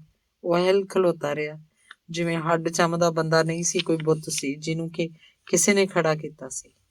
ਪਠਾਨ ਉਸ ਸਮੇਂ ਮੁਗਲਾਂ ਦੇ ਸਿਪਾਹੀ ਸਨ। ਉਹਨਾਂ ਨੂੰ ਧਰਮ ਤੇ ਪਰਮਾਤਮਾ ਦਾ ਗਿਆਨ ਨਹੀਂ ਸੀ। ਉਹਨਾਂ ਨੂੰ ਆਖਿਆ ਗਿਆ ਸੀ, ਭਗਵਾਨ ਤੇ ਪਰਮਾਤਮਾ ਦੋ ਹਨ, ਮੰਦਰ ਤੇ ਮਸਜਿਦ ਇੱਕ ਹਨ। ਖੁਦਾ ਨੂੰ ਖੁਸ਼ ਕਰਨ ਲਈ ਪਰਮਾਤਮਾ ਦੇ ਮੰਦਰਾਂ ਨੂੰ ਢਾਹ ਸੁੱਟੋ ਤਾਂ ਸਾਨੂੰ ਬਹਿਸ਼ਤ ਮਿਲੇਗਾ। ਮੁਸਲਮਾਨ ਖੁਦਾ ਦੇ ਬਣਾਏ ਹਨ ਤੇ ਹਿੰਦੂ ਭਗਵਾਨ ਦੇ। ਸਿੱਖਾਂ ਦਾ ਕਰਤਾ ਵਾਹਿਗੁਰੂ ਹੈ। ਭਗਵਾਨ ਤੇ ਵਾਹਿਗੁਰੂ ਨਹੀਂ ਰਹਿ ਸਕਦੇ। ਚਲਾਕ ਹੁਕਮਰਾਨਾਂ ਦੇ ਆਖੇ, ਅਕਲ ਦੇ ਘੱਟ ਪਠਾਨ ਆਖੇ ਲੱਗਦੇ ਗਏ। ਭਗਵਾਨ ਦੇ ਮੰਦਰ ਢਾਹ ਢੇਰੀ ਕਰਦੇ ਗਏ। ਉਸ ਪਠਾਨ ਨੇ ਦੂਸਰੇ ਨੂੰ ਕਿਹਾ, ਇਹ ਖਲੋਤਾ ਹੈ, ਬੁੱਤ ਬਣ ਕੇ ਨਹੀਂ ਹਿਲਦਾ, ਨਾ ਕੰਮ ਕਰਦਾ, ਇਸ ਕੋਲੋਂ ਕੰਮ ਕਰਾਓ। ਦੂਜੇ ਦਾ ਹੁਕਮ ਸੀ। ਉਸ ਵੇਲੇ ਆ ਗਿਆ ਕਾਜ਼ੀ ਅਬਦੁਲ ਰਜ਼ਾਕ, ਉਹਦੇ ਨਾਲ ਦੀਵਾਨ ਲਖਪਤ ਰਾਏ। ਉਹ ਖਲੋ ਗਏ। ਪਠਾਨ ਬੱਚੇ ਨੇ ਜ਼ੋਰ ਦੀ ਸੋਟਾ ਉਸ ਗੁਰਮੁਖ ਦੀਆਂ ਮੋਹਰਾਂ 'ਚ ਮਾਰਿਆ। ਉਹ ਪੁਰਸ਼ ਜੋ ਭਾਈ ਲਾਲੋ ਦੀ ਸੰਤਾਨ 'ਚੋਂ ਸੀ, ਉਹਨੇ ਹੌਲੀ ਜਿਹੀ ਪਿੱਛੇ ਮੁੜ ਕੇ ਦੇਖਿਆ। ਉਹਦੇ ਮੋਟੇ ਨੇਤਰ ਲਾਲ ਸਨ, ਉਹਦਾ ਚਿਹਰਾ ਲਾਲ ਸੀ। ਕੀ ਆਖਦੇ ਹੋ? ਉਸਨੇ ਪੁੱਛਿਆ। ਪੌੜੀਆਂ ਦੀਆਂ ਇੱਟਾਂ ਪੁੱਟ, ਪਠਾਨ ਦਾ ਹੁਕਮ ਸੀ। ਇਹਨਾਂ ਪੌੜਿਆਂ ਦੀਆਂ ਇੱਟਾਂ? ਹਾਂ, ਇਹਨਾਂ ਪੌੜਾਂ ਦੀਆਂ। ਇਹ ਨਹੀਂ ਪੁੱਟੀਆਂ ਜਾ ਸਕਦੀਆਂ। ਕਿਉਂ? ਕਿਉਂਕਿ ਆਪ ਪਰਮੇਸ਼ਰ ਨੇ ਲਾਈਆਂ ਨੇ। ਇੱਥੇ ਕਾਲੇ ਹੰਸ ਬਣੇ ਸਨ, ਕਾਲੇ ਕਾਂ ਹੰਸ ਬਣੇ ਸੀ। ਅੰਨਿਆਂ ਨੂੰ ਅੱਖਾਂ ਮਿਲੀਆਂ ਸਨ, ਕੋੜੀਆਂ ਨੂੰ ਅਰੋਗਤਾ। ਮੈਂ ਆਖਦਾ, ਬਕਵਾਸ ਬੰਦ ਕਰ, ਉਹ ਪਠਾਨ ਬੋਲਿਆ। ਹਾਕਮਾਂ ਨੂੰ ਕੋਲ ਖਲੋਤਾ ਦੇਖ ਕੇ ਉਹਨੂੰ ਬਹੁਤ ਰੰਗ ਆਇਆ। ਉਹਨੇ ਅਫਸਰਾਂ ਨੂੰ ਵਫਾਦਾਰੀ ਦਿਖਾਉਣੀ ਸੀ। ਉਹ ਜੀ, ਤੁਸਾਂ ਦਾ ਹੁਕਮ ਹੈ, ਉਸ ਗੁਰਮੁਖ ਨੇ ਕਾਜ਼ੀ ਤੇ ਦੀਵਾਨ ਨੂੰ ਸੰਬੋਧਨ ਕੀਤਾ। ਹਾਂ, ਕਾਜ਼ੀ ਨੇ ਉੱਤਰ ਦਿੱਤਾ ਤੇ 2 ਕਦਮ ਅੱਗੇ ਹੋ ਗਿਆ। ਕੀ ਤੁਸੀਂ ਪਰਮਾਤਮਾ ਦੇ ਸ਼ਰੀਕ ਹੋ? ਹਾਂ, ਅਸੀਂ ਸ਼ਰੀਕ ਹਾਂ। ਮਰਨਾ ਕਿਸ ਦਿਨ ਜੀ? ਸਾਰੇ ਸਿੱਖ ਮਾਰ ਕੇ। ਸਿੱਖ ਤਾਂ ਅਕਾਲ ਪੁਰਖ ਦੇ ਬੇਟੇ ਨੇ, ਇਹ ਅਮਰ ਨੇ, ਇਹ ਅੰਮ੍ਰਿਤ ਸਰੋਵਰ ਅਮਰ ਹੈ। ਪਰ ਤੁਸੀਂ, ਇਹ ਕੌਣ ਹੈ? ਦੀਵਾਨ ਸੱਚ ਸੁਣ ਕੇ ਗਰਮ ਹੋਇਆ। ਕਾਰੀਗਰ ਗੱਲਾਂ ਬਹੁਤੀਆਂ ਕਰਦਾ, ਸਿੱਖਾਂ ਦਾ ਸੰਗੀ ਜਾਪਦਾ, ਕਾਜ਼ੀ ਨੇ ਆਖਿਆ। ਸਿੱਖਾਂ ਦਾ ਸੰਗੀ? ਉਹ ਗੁਰਮੁਖ ਬੋਲਿਆ। ਉਹਨੇ ਜਿਉਂ ਹੀ ਨਿਗਾਹ ਭਰ ਕੇ ਦੀਵਾਨ ਤੇ ਕਾਜ਼ੀ ਵੱਲ ਤੱਕਿਆ, ਪਠਾਨ ਵੱਲ ਦੇਖਿਆ ਤਾਂ ਉਹ ਘਬਰਾ ਗਏ। ਗੁਰਮੁਖ ਦੇ ਨੇਤਰਾਂ ਵਿੱਚੋਂ ਬਿਜਲਈ ਸ਼ਕਤੀ ਦੀਆਂ ਕਿਰਨਾਂ ਨਿਕਲੀਆਂ, ਜਿਵੇਂ ਭੁਚਾਲ ਆਇਆ, ਧਰਤੀ ਹਿੱਲੀ। ਪਠਾਨ ਰਿੜ ਕੇ ਸਰੋਵਰ 'ਚ ਜਾ ਪਿਆ। ਕਾਜ਼ੀ ਤੇ ਦੀਵਾਨ ਪੌੜਾਂ ਨਾਲ ਵੱਜੇ। ਉਹਨਾਂ ਨੂੰ ਪਤਾ ਲੱਗਾ ਧਰਤੀ ਡੋਲ ਗਈ। ਉਸ ਵੇਲੇ ਭਾਣਾ ਵਰਤਿਆ। ਜਿਹੜੇ ਟੋਕਰੀਆਂ ਚੁੱਕੀ ਜਾਂਦੇ ਸਨ, ਉਹਨਾਂ ਦੇ ਸਿਰਾਂ ਤੋਂ ਟੋਕਰੀਆਂ ਡਿੱਗ ਪਈਆਂ। ਪੁੱਟਣ ਵਾਲਿਆਂ ਦੇ ਹੱਥੋਂ ਕਈਆਂ ਨਾ ਹਿੱਲੀਆਂ। ਸਭ ਨੂੰ ਇਉਂ ਮਾਲੂਮ ਹੋਇਆ ਜਿਵੇਂ ਉਹਨਾਂ ਨੂੰ ਕੋਈ ਧੱਕੇ ਮਾਰ ਰਿਹਾ ਸੀ। ਸਭ ਡਡਿਆ ਕੇ ਉੱਠ ਨੱਠੇ। ਧਰਤੀ ਡੋਲੀ ਗਈ। ਅਚਾਨਕ ਹੀ ਨਿਰਮਲ ਆਕਾਸ਼ ਤੇ ਹਨੇਰੀ ਆ ਗਈ। ਬੱਦਲ ਆ ਗਿਆ। ਸਾਰਾ ਹੀ ਵਾਤਾਵਰਨ ਹੋਰ ਬਣ ਗਿਆ। ਇੱਕ ਨੂੰ ਦੂਸਰਾ ਨਾ ਦਿਸਿਆ। ਹਨੇਰੀ ਝੁੱਲ ਪਈ। ਐਸੀ ਕਾਲੀ ਬੋਲੀ ਹਨੇਰੀ ਕਿ ਕਿੱਕਰਾਂ ਟਾਹਣੀਆਂ ਦੇ ਟਾਹਣ ਟੁੱਟਣ ਲੱਗੇ। ਮੀਂਹ ਵਰਿਆ। ਰੱਬੀ ਸ਼ਕਤੀਆਂ ਕਰੋਪ ਹੋ ਗਈਆਂ। ਦੀਵਾਨ ਲਖਪਤ ਰਾਏ ਘਬਰਾ ਗਿਆ, ਡਿੱਗਾ, ਉੱਠਿਆ। ਨੱਕ ਤੇ ਸੱਟ ਲੱਗੀ, ਪਰ ਹਨੇਰੇ 'ਚ ਦਿਸਿਆ ਕੁਝ ਨਾ। ਇਹ ਵੀ ਪਤਾ ਨਾ ਲੱਗਾ ਕਿ ਲਹੂ ਵਗ ਰਿਹਾ ਸੀ। ਕੋਈ ਹੈ ਪੁਕਾਰੀ ਗਿਆ, ਪਰ ਕੋਈ ਹੈ ਦਾ ਉੱਤਰ ਉਹਨੂੰ ਕਿਸੇ ਨਾ ਦਿੱਤਾ। ਅੱਗੇ ਹੋਣ ਲੱਗਾ ਤਾਂ ਕਾਜ਼ੀ ਅਬਦੁਲ ਰਜ਼ਾਕ ਨਾਲ ਅੜ ਕੇ ਉਹਦੇ ਉੱਤੇ ਡਿੱਗ ਪਿਆ। ਕਾਜ਼ੀ ਨੂੰ ਇਉਂ ਜਾਪਿਆ ਜਿਵੇਂ ਉਹਦੇ ਉੱਪਰ ਕੋਈ ਦਿਓ ਸ਼ਕਤੀ ਆ ਗਈ। ਉਹਦੀਆਂ ਡਾਢਾਂ ਨਿਕਲ ਗਈਆਂ। ਯਾ ਖੁਦਾ ਬਚਾ, ਉਹਦੇ ਮੂੰਹ ਦੀ ਭਾਖਿਆ ਸੀ। ਕੌਣ? ਕਾਜ਼ੀ? ਦੀਵਾਨ ਨੇ ਪੁੱਛਿਆ। ਹਾਂ। ਉੱਠੋ, ਤੁਸੀਂ ਉੱਪਰੋਂ ਉੱਠੋ, ਮੈਥੋਂ ਉੱਠਿਆ ਨਹੀਂ ਜਾਂਦਾ। ਕਿਉਂ? ਕੋਈ ਮੈਨੂੰ ਦੱਬ ਰਿਹਾ। ਕੌਣ? ਪਤਾ ਕੁਝ ਨਹੀਂ ਲੱਗਦਾ। ਮੈਨੂੰ ਕੋਈ ਹੇਠੋਂ ਮੁੱਕੀਆਂ ਮਾਰਦਾ। ਹਨੇਰੀ ਜ਼ੋਰ ਫੜ ਗਈ। ਮੀਂਹ ਮੋਲੇ ਧਰ। ਉੱਠੋ। ਉੱਠਦਾ, ਇਹ ਆਖ ਕੇ ਭਾਰੇ ਸਰੀਰ ਵਾਲਾ ਦੀਵਾਨ ਉੱਠਿਆ। ਉੱਠ ਕੇ ਖਲੋਤਾ ਤਾਂ ਉਹਨੇ ਕਾਜ਼ੀ ਨੂੰ ਉਠਾਇਆ। ਦੋਹਾਂ ਨੇ ਇੱਕ ਦੂਸਰੇ ਦੇ ਹੱਥ ਫੜ ਲਏ। ਉਸ ਵੇਲੇ ਹਨੇਰੀ ਤੇ ਮੀਂਹ ਹੋਰ ਜ਼ੋਰਦਾਰ ਹੋ ਗਿਆ। ਜੋ ਆਏ ਸਨ ਟੋਕਰੀਆਂ ਤੇ ਕਈਆਂ ਵਾਲੇ ਸਭ ਤੁਰ ਗਏ, ਨੱਠ ਗਏ ਜਿੱਧਰ ਕਿਸੇ ਨੂੰ ਰਾਹ ਮਿਲਿਆ। ਕਈਆਂ ਨੂੰ ਸੱਟਾਂ ਲੱਗ ਗਈਆਂ। ਭਿਆਨਕਤਾ ਛਾ ਗਈ। ਸਰੋਵਰ 'ਚ ਕੋਈ ਬੰਦਾ ਨਾ ਰਿਹਾ। ਕਾਜ਼ੀ ਤੇ ਦੀਵਾਨ ਦੀ ਦਸ਼ਾ ਭੈੜੀ ਸੀ। ਦੀਵਾਨ ਦੀਆਂ ਨਾਸਾਂ 'ਚੋਂ ਲਹੂ ਨਿਕਲ ਕੇ ਬਾਰਿਸ਼ ਨਾਲ ਘੁਲ ਕੇ ਉਹਦੇ ਲੀੜਿਆਂ ਨੂੰ ਅੱਗੋਂ ਲਾਲ ਰੰਗ ਦਿੱਤਾ। ਮਿੱਟੀ 'ਚ ਡਿੱਗੇ ਤਾਂ ਲਿਬੜ ਗਏ। ਦੋਵੇਂ ਇੱਕ ਦੂਜੇ ਦਾ ਹੱਥ ਫੜ ਕੇ ਬਾਹਰ ਨੂੰ ਹੋਏ। ਜਿੱਥੇ ਅੱਜ ਕੱਲ੍ਹ ਬੋਰੀ ਵਾਲਾ ਅਖਾੜਾ ਹੈ, ਇੱਥੇ ਪੁੱਜੇ ਤਾਂ ਹਨੇਰੀ ਤੇ ਬਾਰਿਸ਼ ਕੁਝ ਘਟੀ, ਪਰ ਇਲਾਕਾ ਬਾਹਰ ਦਾ ਸੀ, ਸ਼ਹਿਰ ਦੂਜੇ ਪਾਸੇ। ਆਪਾਂ ਕਿੱਧਰ ਆ? ਜੰਗਲ ਵੱਲ ਅੱਗੇ ਖੇਤ ਹਨ, ਪਿੱਛੇ ਮੁੜੀਏ, ਆਓ। ਆਪਸ 'ਚ ਇਉਂ ਆਖ ਕੇ ਉਹ ਤੁਰੇ। ਅੱਗੇ ਪਠਾਨ ਸਿਪਾਹੀ ਰੁੱਖਾਂ ਨਾਲ ਲੱਗੇ ਖਲੋਤੇ ਸਨ। ਬਾਰਿਸ਼ ਉਹਨਾਂ ਦੀ ਪੇਸ਼ ਨਹੀਂ ਸੀ ਜਾਣ ਦਿੰਦੀ। ਉਹ ਪਿੱਛੇ ਨੂੰ ਮੁੜੇ ਆ ਰਹੀ ਸੀ ਕਿ ਕਿੱਕਰ ਟੁੱਟ ਕੇ ਉਹਨਾਂ ਦੇ ਅੱਗੇ ਡਿੱਗਾ। ਕਾਜ਼ੀ ਦੀਆਂ ਡਾਢਾਂ ਨਿਕਲ ਗਈਆਂ। ਭਾਵੇਂ ਸੱਟ ਕੋਈ ਨਾ ਲੱਗੀ, ਪਰ ਉਹਨਾਂ ਦਾ ਰਾਹ ਰੁਕ ਗਿਆ। ਬਿਜਲੀ ਚਮਕੀ, ਕੜਕੀ, ਕਿਤੇ ਨੇੜੇ ਡਿੱਗੀ। ਦੀਵਾਨ ਲਖਪਤ ਰਾਏ ਦੇ ਹੱਡ ਪੈਰ ਸੁੰਨ ਹੋ ਗਏ। ਉਹ ਕਾਜ਼ੀ ਨਾਲ ਜੁੜ ਗਿਆ ਤੇ ਕਾਜ਼ੀ ਉਹਦੇ ਨਾਲ। ਕਾਜ਼ੀ ਜੀ, ਦੀਵਾਨ ਬੋਲੇ। ਜੀ। ਕੋਈ ਅੱਲਾ ਦਾ ਨਾਂ ਲੈ, ਬਿਪਤਾ ਟਲੇ। ਤੁਸੀਂ ਭਗਵਾਨ ਦਾ ਨਾਂ ਲਓ, ਹਨੂੰਮਾਨ ਵੀਰ ਨੂੰ ਸੱਦੋ। ਮੈਂ ਤਾਂ ਸਾਰਿਆਂ ਨੂੰ ਮਨ 'ਚ ਧਿਆਇਆ, ਤਦੇ ਸ਼ਾਇਦ ਬਚ ਕੇ ਤੁਰੇ ਫਿਰਦੇ ਆ। ਮੈਂ ਆਖਦਾ, ਇਹ ਥਾਂ ਪੱਕੀ ਹੈ। ਤੂੰ ਸਾਨੂੰ ਆਖਿਆ ਸੀ ਤਲਾਅ ਵੱਲ ਨਾ ਦੇਖੀਏ, ਦਰਬਾਰ ਨੂੰ ਕੁਝ ਨਾ ਕਹੀਏ, ਕੋਈ ਨਾ ਕੋਈ ਬਿਪਤਾ ਆਏਗੀ। ਮੈਂ ਕੀ ਕਰਾਂ, ਖਾਨ ਬਹਾਦਰ ਦਾ ਇਹੋ ਹੁਕਮ। ਆਪ ਆਵੇ ਤਾਂ ਪਤਾ ਲੱਗੇ। ਜੇ ਜੋ ਰਾਤੀ ਤੁਸਾਂ ਨਾਲ ਬੀਤੀ ਉਹਦਾ ਖਿਆਲ ਨਾ ਕੀਤਾ, ਇਸ ਦਰਬਾਰ ਨਾਲ ਟੱਕਰ ਲੈਣ ਵਾਲੇ ਦਾ ਬੁਰਾ ਹਸ਼ਰ ਹੋਏਗਾ। ਕਾਜ਼ੀ, ਦੀਵਾਨ ਕਰੋਪਿਆ। ਉਹਨੂੰ ਇਉਂ ਜਾਪਿਆ ਜਿਵੇਂ ਉਹ ਤੰਗ ਹੋ ਰਿਹਾ ਸੀ। ਜਾਨ ਨਹੀਂ ਬਚੇਗੀ। ਜਿੰਨੀ ਛੇਤੀ ਹੋਵੇ ਮੈਨੂੰ ਡੇਰੇ ਲੈ ਚਲੋ। ਤੰਬੂ ਤਾਂ ਉੱਡ ਗਏ ਹੋਣਗੇ, ਆਪਣੇ ਘਰ ਲੈ ਚਲੋ। ਬਿਜਲੀ ਮੁੜ ਕੜਕੀ ਤੇ ਲਾਗੇ ਡਿੱਗੀ। ਦੋਵੇਂ ਇੱਕ ਦੂਸਰੇ ਨੂੰ ਫੜੀ ਡਿੱਗ ਪਏ। ਉਹਨਾਂ ਦੇ ਡਿੱਗਣ ਨਾਲ ਬਿਜਲੀ ਮੁੜ ਕੜਕੀ ਤੇ ਮੀਂਹ ਜ਼ੋਰ ਦਾ ਹੋ ਗਿਆ। ਹਵਾ ਤੇਜ਼ ਹੋ ਗਈ। ਉਹ ਇੱਕ ਦੂਸਰੇ ਉੱਤੇ ਡਿੱਗੇ ਪਏ ਰਹੇ। ਅੰਗ 8ਵਾਂ। ਆਈਏ ਕਾਜ਼ੀ ਜੀ, ਅਸਾਂ ਦੇ ਧੰਨ ਭਾਗ ਜੋ ਆਪ ਦਰਸ਼ਨ ਦਿੱਤੇ ਬੈਠੀਏ। ਭਾਈ ਮਨੀ ਸਿੰਘ ਨੇ ਕਾਜ਼ੀ ਅਬਦੁਲ ਰਜ਼ਾਕ ਨੂੰ ਆਖਿਆ ਜਦੋਂ ਭਾਈ ਜੀ ਦੇ ਨੇੜੇ ਆ ਗਿਆ। ਭਾਈ ਮਨੀ ਸਿੰਘ ਜੀ ਗੁਰੂ ਕਾ ਬਾਗ ਦੇ ਅਗਲੇ ਪਾਸੇ ਦੇ ਸੁਲਤਾਨ ਵਿੰਡੀਆਂ ਦੇ ਖੂਹ ਉੱਪਰਲੇ ਆਪਣੇ ਡੇਰੇ 'ਚ ਸਨ। ਗੁਰੂ ਗ੍ਰੰਥ ਸਾਹਿਬ ਦੀ ਕਥਾ ਦਾ ਭੋਗ ਪਾ ਕੇ ਤੇ ਅਰਦਾਸ ਕਰਕੇ ਬਰਾਜੇ ਹੀ ਸਨ ਕਿ ਅਬਦੁਲ ਰਜ਼ਾਕ ਪੁੱਜ ਗਿਆ। ਉਹਦੇ ਨਾਲ 4 ਕੁ ਬੰਦੇ ਹੋਰ ਸਨ। ਭਾਈ ਜੀ ਦੇ ਕੋਲ 10 ਕੁ ਵਿਦਿਆਰਥੀ ਤੇ 10-12 ਸ਼ਰਧਾਲੂ ਕਥਾ ਸੁਣਨ ਵਾਲੇ ਸਨ। ਉਹਨਾਂ 'ਚ ਸਾਈਂ ਲੋਕ ਵੀ ਬੈਠਾ ਸੀ। ਅਬਦੁਲ ਰਜ਼ਾਕ ਨੂੰ ਵੇਖ ਕੇ ਸਾਈਂ ਲੋਕ ਤੇ ਜੀਵਨ ਰਾਮ ਨੂੰ ਕ੍ਰੋਧ ਆਇਆ, ਪਰ ਭਾਈ ਜੀ ਦੇ ਸਨਮੁਖ ਉਹਨਾਂ ਦਾ ਜ਼ਬਾਨੋਂ ਗੁੱਸਾ ਪ੍ਰਗਟ ਕਰਨਾ ਅਸੰਭਵ ਸੀ। ਅਬਦੁਲ ਰਜ਼ਾਕ ਧਰਤੀ ਤੇ ਵਿਛੀ ਸਫ਼ ਉੱਤੇ ਬੈਠ ਗਿਆ। ਭਾਈ ਜੀ ਵੀ ਸਫ਼ ਤੇ ਬੈਠੇ ਸਨ। ਮੈਂ ਆਪ ਦੇ ਦਰਸ਼ਨ ਕਰਨ ਆਇਆ। ਪਿੱਛੇ ਜੇ ਆਪ ਕਿਤੇ ਦੂਰ ਚਲੇ ਗਏ ਸੀ, ਸ਼ਾਇਦ ਦਰਸ਼ਨ ਨਾ ਹੋਏ। ਹਾਂ, ਸ੍ਰੀ ਤਰਨ ਤਾਰਨ ਤੇ ਗੋਇੰਦਵਾਲ ਜੀ ਦੇ ਦਰਸ਼ਨ ਕਰਨ ਚਲੇ ਗਏ ਸੀ। ਦੱਸੋ, ਸੁੱਖ ਸ਼ਾਂਤਾ ਹੈ? ਸਭ ਠੀਕ ਹੈ, ਅੱਲਾ ਦਾ ਫਜ਼ਲ। ਅਬਦੁਲ ਰਜ਼ਾਕ ਨੇ ਉੱਤਰ ਦਿੱਤਾ। ਪਰਿਵਾਰ ਵਿੱਚ ਤਾਂ ਠੰਡ ਹੈ? ਨਹੀਂ। ਕਿਉਂ? ਭਾਈ ਜੀ ਨੇ ਕੁਝ ਹਮਦਰਦੀ ਨਾਲ ਪੁੱਛਿਆ। ਮੇਰੇ ਘਰੋਂ ਬਿਮਾਰ ਹੈ। ਕਾਰਨ? ਛੋਟੇ ਦੋਵੇਂ ਲੜਕੇ ਠੀਕ ਨਹੀਂ। ਉਹਨਾਂ ਨੂੰ ਕੀ ਹੋਇਆ? ਗੱਲ ਅਸਲ 'ਚ ਹੈ, ਅਬਦੁਲ ਰਜ਼ਾਕ ਗੱਲ ਕਰਨ ਲੱਗਾ, ਝਿਜਕਿਆ। ਝਿਜਕੀਏ ਨਾ, ਦੱਸੀਏ। ਬੱਚੇ ਸਭ ਨੂੰ ਪਿਆਰੇ ਹੁੰਦੇ ਆ। ਪਰਮਾਤਮਾ ਦਾ ਪ੍ਰਤੱਖ ਰੂਪ ਤਾਂ ਮਾਸੂਮ ਬੱਚੇ ਹੀ ਹੈ। ਵਿਦਿਆਰਥੀ ਤੇ ਸ਼ਰਧਾਲੂ ਚੁੱਪਚਾਪ ਬੈਠੇ ਦੇਖਦੇ ਰਹੇ। ਉਹਨਾਂ ਨੇ ਦੇਖਿਆ ਅਬਦੁਲ ਰਜ਼ਾਕ ਦਾ ਰੰਗ ਉਤਰਿਆ ਹੋਇਆ ਸੀ, ਹੰਕਾਰ ਰਹਿਤ ਸੀ। ਉਹ ਦਿਨ ਜੀਵਨ ਤੇ ਸਾਈਂ ਲੋਕ ਨੂੰ ਯਾਦ ਆਏ ਜਦੋਂ ਦੁਰਗੀ ਦੇ ਮਾਮਲੇ 'ਚ ਮਿਲੇ ਸਨ ਤੇ ਰਜ਼ਾਕ ਨੇ ਕੋਈ ਗੱਲ ਨਹੀਂ ਸੀ ਸੁਣੀ। ਉਹਦੇ ਪਿੱਛੋਂ 15 ਦਿਨ ਲਈ ਸਾਰੇ ਬਾਹਰ ਚਲੇ ਗਏ ਸਨ। ਪਿੱਛੋਂ ਜੋ ਕੁਝ ਹੋਇਆ ਸਭ ਸੁਣ ਚੁੱਕੇ ਸੀ। ਮੈਂ ਤਾਂ ਜਾਣਦੀ ਹੂੰ ਸਭ ਦਾ ਮਿੱਤਰ ਹਾਂ, ਖੁਦਾ ਪ੍ਰਸਤ ਬੰਦਾ, ਅਬਦੁਲ ਰਜ਼ਾਕ ਬੋਲਿਆ। ਪਰ ਸੂਬੇਦਾਰ ਦਾ ਆਖਾਂ ਨਾ ਮੰਨੀਏ ਤਾਂ ਵੀ ਸ਼ਾਮਤ। ਦੀਵਾਨ ਲਖਪਤ ਰਾਏ ਡਾਢਾ ਬੰਦਾ ਸੀ। ਜੋ ਕੁਝ ਹੋਇਆ ਉਹਨਾਂ ਦੇ ਹੁਕਮ ਨਾਲ ਹੋਇਆ, ਪਰ ਗੁਰੂ ਮਹਾਰਾਜ ਨੇ ਉਹਨਾਂ ਨੂੰ ਐਸੀ ਸ਼ਕਤੀ ਦਿਖਾਈ, ਨੱਠ ਕੇ ਲਾਹੌਰ ਚਲੇ ਗਏ। ਕੀ ਦੱਸੀਏ, ਜਿਸ ਦਿਨ ਸਰੋਵਰ 'ਚ ਮਿੱਟੀ ਪੈਂਦੀ ਸੀ, ਐਸਾ ਤੂਫਾਨ ਆਇਆ, ਬਹੁਤ ਬੁਰੀ ਹੋਈ। ਅਸੀਂ ਜੰਗਲ 'ਚ ਪਏ ਸਾਂ। ਜੇ ਕੁਝ ਬੰਦੇ ਨਾ ਦੇਖਦੇ ਤਾਂ ਸ਼ਾਇਦ ਮੌਤਾਂ ਹੋ ਜਾਣੀਆਂ ਸਨ। ਉਸ ਦਿਨ ਬਹੁਤ ਹੀ ਭਿਆਨਕ ਭੂਚਾਲ, ਮੀਂਹ, ਝੱਖੜ, ਖੁਦਾ ਦਾ ਸ਼ੁਕਰ ਹੈ ਬਚ ਗਏ। ਅਬਦੁਲ ਰਜ਼ਾਕ ਨੇ ਸਾਰੀ ਘਟਨਾ ਬਿਨ ਕਹਿ ਸੁਣਾਈ। ਉਹਦੇ ਮੱਥੇ ਤੇ ਤਰੇਲੀ ਆ ਗਈ। ਭਾਈ ਜੀ ਦੇ ਵਿਦਿਆਰਥੀ ਤੇ ਸ਼ਰਧਾਲੂ ਸੁਣ ਕੇ ਹੈਰਾਨ ਹੋਏ। ਮਨ ਹੀ ਮਨ 'ਚ ਸਤਿਗੁਰੂ ਜੀ ਦਾ ਜਸ ਕਰਨ ਲੱਗੇ। ਧੰਨ ਗੁਰੂ ਰਾਮਦਾਸ, ਧੰਨ ਗੁਰੂ ਅਰਜਨ ਦੇਵ ਜੀ। ਗੱਲ ਇਹ ਹੈ, ਅਬਦੁਲ ਰਜ਼ਾਕ ਨੇ ਉਹ ਗੱਲ ਮੁੜ ਆਰੰਭੀ ਜਿਹੜੀ ਉਸ ਨਾਲ ਸੰਬੰਧ ਰੱਖਦੀ ਸੀ। ਉਸ ਤੂਫਾਨ ਵਿੱਚ ਜਾਨ ਤਾਂ ਬਚ ਗਈ, ਪਰ ਮੈਂ ਬਿਮਾਰ ਹੋ ਗਿਆ। ਜੇ ਮੈਂ ਉੱਠਿਆ ਤਾਂ ਬੱਚੇ ਬਿਮਾਰ ਹੋ ਗਏ। ਹਕੀਮ ਵੈਦ ਕੁਝ ਨਹੀਂ ਕਰ ਸਕਦੇ। ਬੱਚੇ, ਕੀ ਹੁੰਦਾ ਬੱਚਿਆਂ ਨੂੰ? ਡਰ ਡਰ ਕੇ ਉੱਠਦੇ। ਕੀ ਆਖਦੇ? ਇਹੋ ਆਖਦੇ ਸਨ, ਨਾ ਮਾਰੋ ਅਸੀਂ।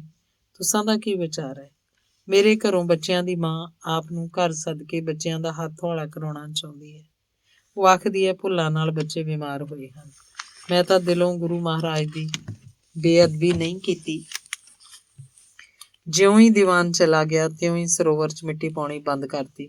ਪਿੰਡਾਂ ਦੇ ਲੋਕ ਵਾਪਸ ਭੇਜ ਦਿੱਤੇ ਆ, ਪਰ ਕੀ? ਮੇਰੇ ਬੱਚੇ ਬਿਮਾਰ।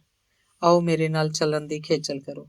ਸਾਈਂ ਲੋਕ ਜੀ ਵੀ ਨਾਲ ਚੱਲਣ। ਉਹ ਬੱਚੇ ਜਦੋਂ ਡਰਦੇ ਹਨ ਤਾਂ ਜੀ ਵੀ ਗੱਲਾਂ ਕਰਦੇ ਐ। ਇਹ ਸੁਣ ਕੇ ਸਾਈਂ ਲੋਕ ਹੱਸ ਪਿਆ। ਕਾਜ਼ੀ ਜੀ, ਮੰਦਰ, ਮਸੀਤ, ਠਾਕਰ ਦੁਆਰਾ, ਧਰਮਸਾਲ ਤੇ ਤਕੀਆ ਫਕੀਰਾਂ ਦਾ ਸਾਰੇ ਅੱਲਾ ਪਰਮਾਤਮਾ ਦੇ ਘਰ ਹੈ। ਬੋਲੀ ਕਰਕੇ ਨਾ ਵੱਖ ਹਨ, ਸਭ ਇੱਕੋ। ਭੁਲੇਖੇ ਮਾਰੀ ਦੁਨੀਆ ਤੰਗ ਹੋ ਰਹੀ ਹੈ। ਹਕੂਮਤ ਕਰਨ ਵਾਲੇ ਮੁਗਲਾਂ ਨੇ ਖੁਦਾ ਵੀ ਵੰਡ ਦਿੱਤਾ ਹੈ। ਸਾਈਂ ਲੋਕ ਜੀ, ਮੈਨੂੰ ਮਾਫ਼ ਕਰਨਾ। ਉਸ ਦਿਨ ਮੈਂ ਆਪ ਦੀ ਸ਼ਾਨ 'ਚ ਵੱਧ ਘੱਟ ਲਫ਼ਜ਼ ਬੋਲ ਬੈਠਾ। ਅਸੀਂ ਤਾਂ ਫੱਕਰ ਹਾਂ, ਕਿਸੇ ਨਾਲ ਸਾਡਾ ਵੈਰ ਭਾਵ ਨਹੀਂ। ਅਸਾਂ ਦਾ ਯਾਰ ਤਾਂ ਖੁਦਾ ਹੈ, ਸਾਈਂ ਲੋਕ ਨੇ ਉੱਤਰ ਦਿੱਤਾ। ਭਾਈ ਮਨੀ ਸਿੰਘ ਜੀ ਇੱਕ ਪੁਰਾਤਨ ਸਮੇਂ ਦੇ ਰਿਸ਼ੀਆਂ ਵਾਂਗ ਚਿੱਟੇ ਦਾੜੇ ਨਾਲ ਸਜ ਫੱਬ ਰਹੇ ਸਨ। ਚਿੱਟੇ ਬਸਤਰ ਜੇ ਨਿਰਮਲ ਸਨ ਤਾਂ ਆਤਮਾ ਵੀ ਨਿਰਮਲ ਸੀ, ਬਾਣੀ ਵੀ ਨਿਰਮਲ। ਆਪ ਪੂਰੇ ਨਿਰਮਲ ਸੰਤ ਸਤਿਗੁਰੂ ਗੋਬਿੰਦ ਸਿੰਘ ਜੀ ਦੇ ਸੰਤ ਸਿਪਾਹੀ ਸਿੰਘ ਸਨ। ਭਾਈ ਜੀ ਆਸਨ ਤੋਂ ਉੱਠੇ, ਕਾਜ਼ੀ ਅਬਦੁਲ ਰਜ਼ਾਕ ਨਾਲ ਚੱਲ ਪਏ। ਉਹਨਾਂ ਦੇ ਨਾਲ ਹੀ ਸਾਈਂ ਲੋਕ ਸੀ ਤੇ ਜੀਵਨ ਰਾਮ, ਜਿਹੜਾ ਚਰਨ ਸੇਵਕ ਰਹਿੰਦਾ ਸੀ। ਜੀਵਨ, ਭਾਈ ਜੀ ਨੇ ਜੀਵਨ ਰਾਮ ਨੂੰ ਸੰਬੋਧਨ ਕਰਕੇ ਆਖਿਆ। ਦੱਸੋ ਮਹਾਰਾਜ। ਜੀਵਨ ਰਾਮ ਨੇ ਹੱਥ ਜੋੜੇ। ਨੱਸ ਕੇ ਦੁੱਖ ਭੰਜਣੀ ਬੇਰ ਤੋਂ ਜਲ ਜਾਂ ਕੁਝ ਰੱਖ ਲਿਆ। ਤੁਰਕਾਂ ਜਾਣ ਨਹੀਂ ਦੇਣਾ। ਮੇਰਾ ਬੇਟਾ ਨਾਲ ਜਾਂਦਾ ਹੈ, ਕੁਝ ਨਹੀਂ ਆਖਣਗੇ। ਅਬਦੁਲ ਰਜ਼ਾਕ ਬੋਲ ਪਿਆ। ਹਾਂ, ਨਾਲ ਭੇਜੋ। ਭਾਈ ਜੀ ਨੇ ਰਜ਼ਾਕ ਨੂੰ ਜਵਾਬ ਦੇ ਕੇ ਨਾਲ ਹੀ ਜੀਵਨ ਨੂੰ ਸੰਬੋਧਨ ਕੀਤਾ। 2 ਪੱਤੇ ਬੇਰ ਦੇ ਵੀ ਲੈ ਆਉਣੇ, ਝਟਪਟ ਆਓ, ਅਸੀਂ ਬਾਹਰੋਂ ਬਾਹਰ ਚੱਲਦੇ ਹਾਂ। ਕਾਜ਼ੀ ਅਬਦੁਲ ਰਜ਼ਾਕ ਦੇ ਨਾਲ ਆਏ ਮੁਸਲਮਾਨ ਹੈਰਾਨ ਸਨ। ਕੈਸਾ ਸਿੱਖ ਸੰਤ ਹੈ, ਵੈਰੀ ਨਾਲ ਵੀ ਪਿਆਰ, ਵੈਰੀ ਦੇ ਪੁੱਤਰਾਂ ਨੂੰ ਬਚਾਉਣ ਜਾ ਰਿਹਾ।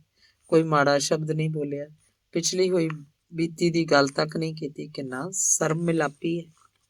ਕਾਜ਼ੀ ਜੀ, ਭਾਈ ਜੀ ਨੇ ਤੁਰੇ ਜਾਂਦਿਆਂ ਅਬਦੁਲ ਰਜ਼ਾਕ ਨਾਲ ਬਚਨ ਕੀਤਾ। ਹੁਕਮ ਮਹਾਰਾਜ। ਰਜ਼ਾਕ ਬੋਲਿਆ। ਸੱਚਾ ਖੁਦਾ ਪਰਵਰਦਗਾਰ ਨੂੰ ਯਾਦ ਰੱਖਿਆ ਕਰੋ। ਉਹ ਸਭ ਦਾ ਰਾਖਾ, ਸਭ ਤੇ ਮਿਹਰ ਕਰਨ ਵਾਲਾ ਹੈ। ਖੁਦਾ ਨੂੰ ਭੁੱਲਣ ਤੇ ਹੀ ਦੁੱਖ ਕਲੇਸ਼ ਲੱਗਦੇ ਹਨ। ਜੀ ਮਹਾਰਾਜ। ਸਾਰੀ ਖਲਕਤ ਕੀ ਹਿੰਦੂ ਕੀ ਮੁਸਲਮਾਨ, ਸਭ ਉਸੇ ਖੁਦਾ ਦੀ ਕਿਰਤ ਵਿਰਤ ਹੈ ਨਾ ਜੀ। ਕੁਰਾਨ ਮਜੀਦ ਵਿੱਚ ਵੀ ਐਸਾ ਹੀ ਹੈ। ਫਿਰ ਵੈਰ ਵਿਰੋਧ ਕਿਸ ਗੱਲ ਦਾ। ਖੁਦਾ ਤਾਂ ਕੱਪੜਨ ਦੇ ਰਾਹ ਨਿਆਰੇ ਨਿਆਰੇ ਹਨ, ਪਰ ਸਭ ਦੀ ਇੱਛਾ ਤਾਂ ਇੱਕੋ ਹੈ। ਮਹਾਰਾਜ, ਹਕੂਮਤ ਅੱਗੇ ਪੇਸ਼ ਨਹੀਂ ਜਾਂਦੀ। ਹਕੂਮਤਾਂ ਕਈ ਸੁਲਤਾਨ ਹੋ ਗਏ, ਕਈਆਂ ਨੇ ਹੋ ਜਾਣਾ ਹੈ।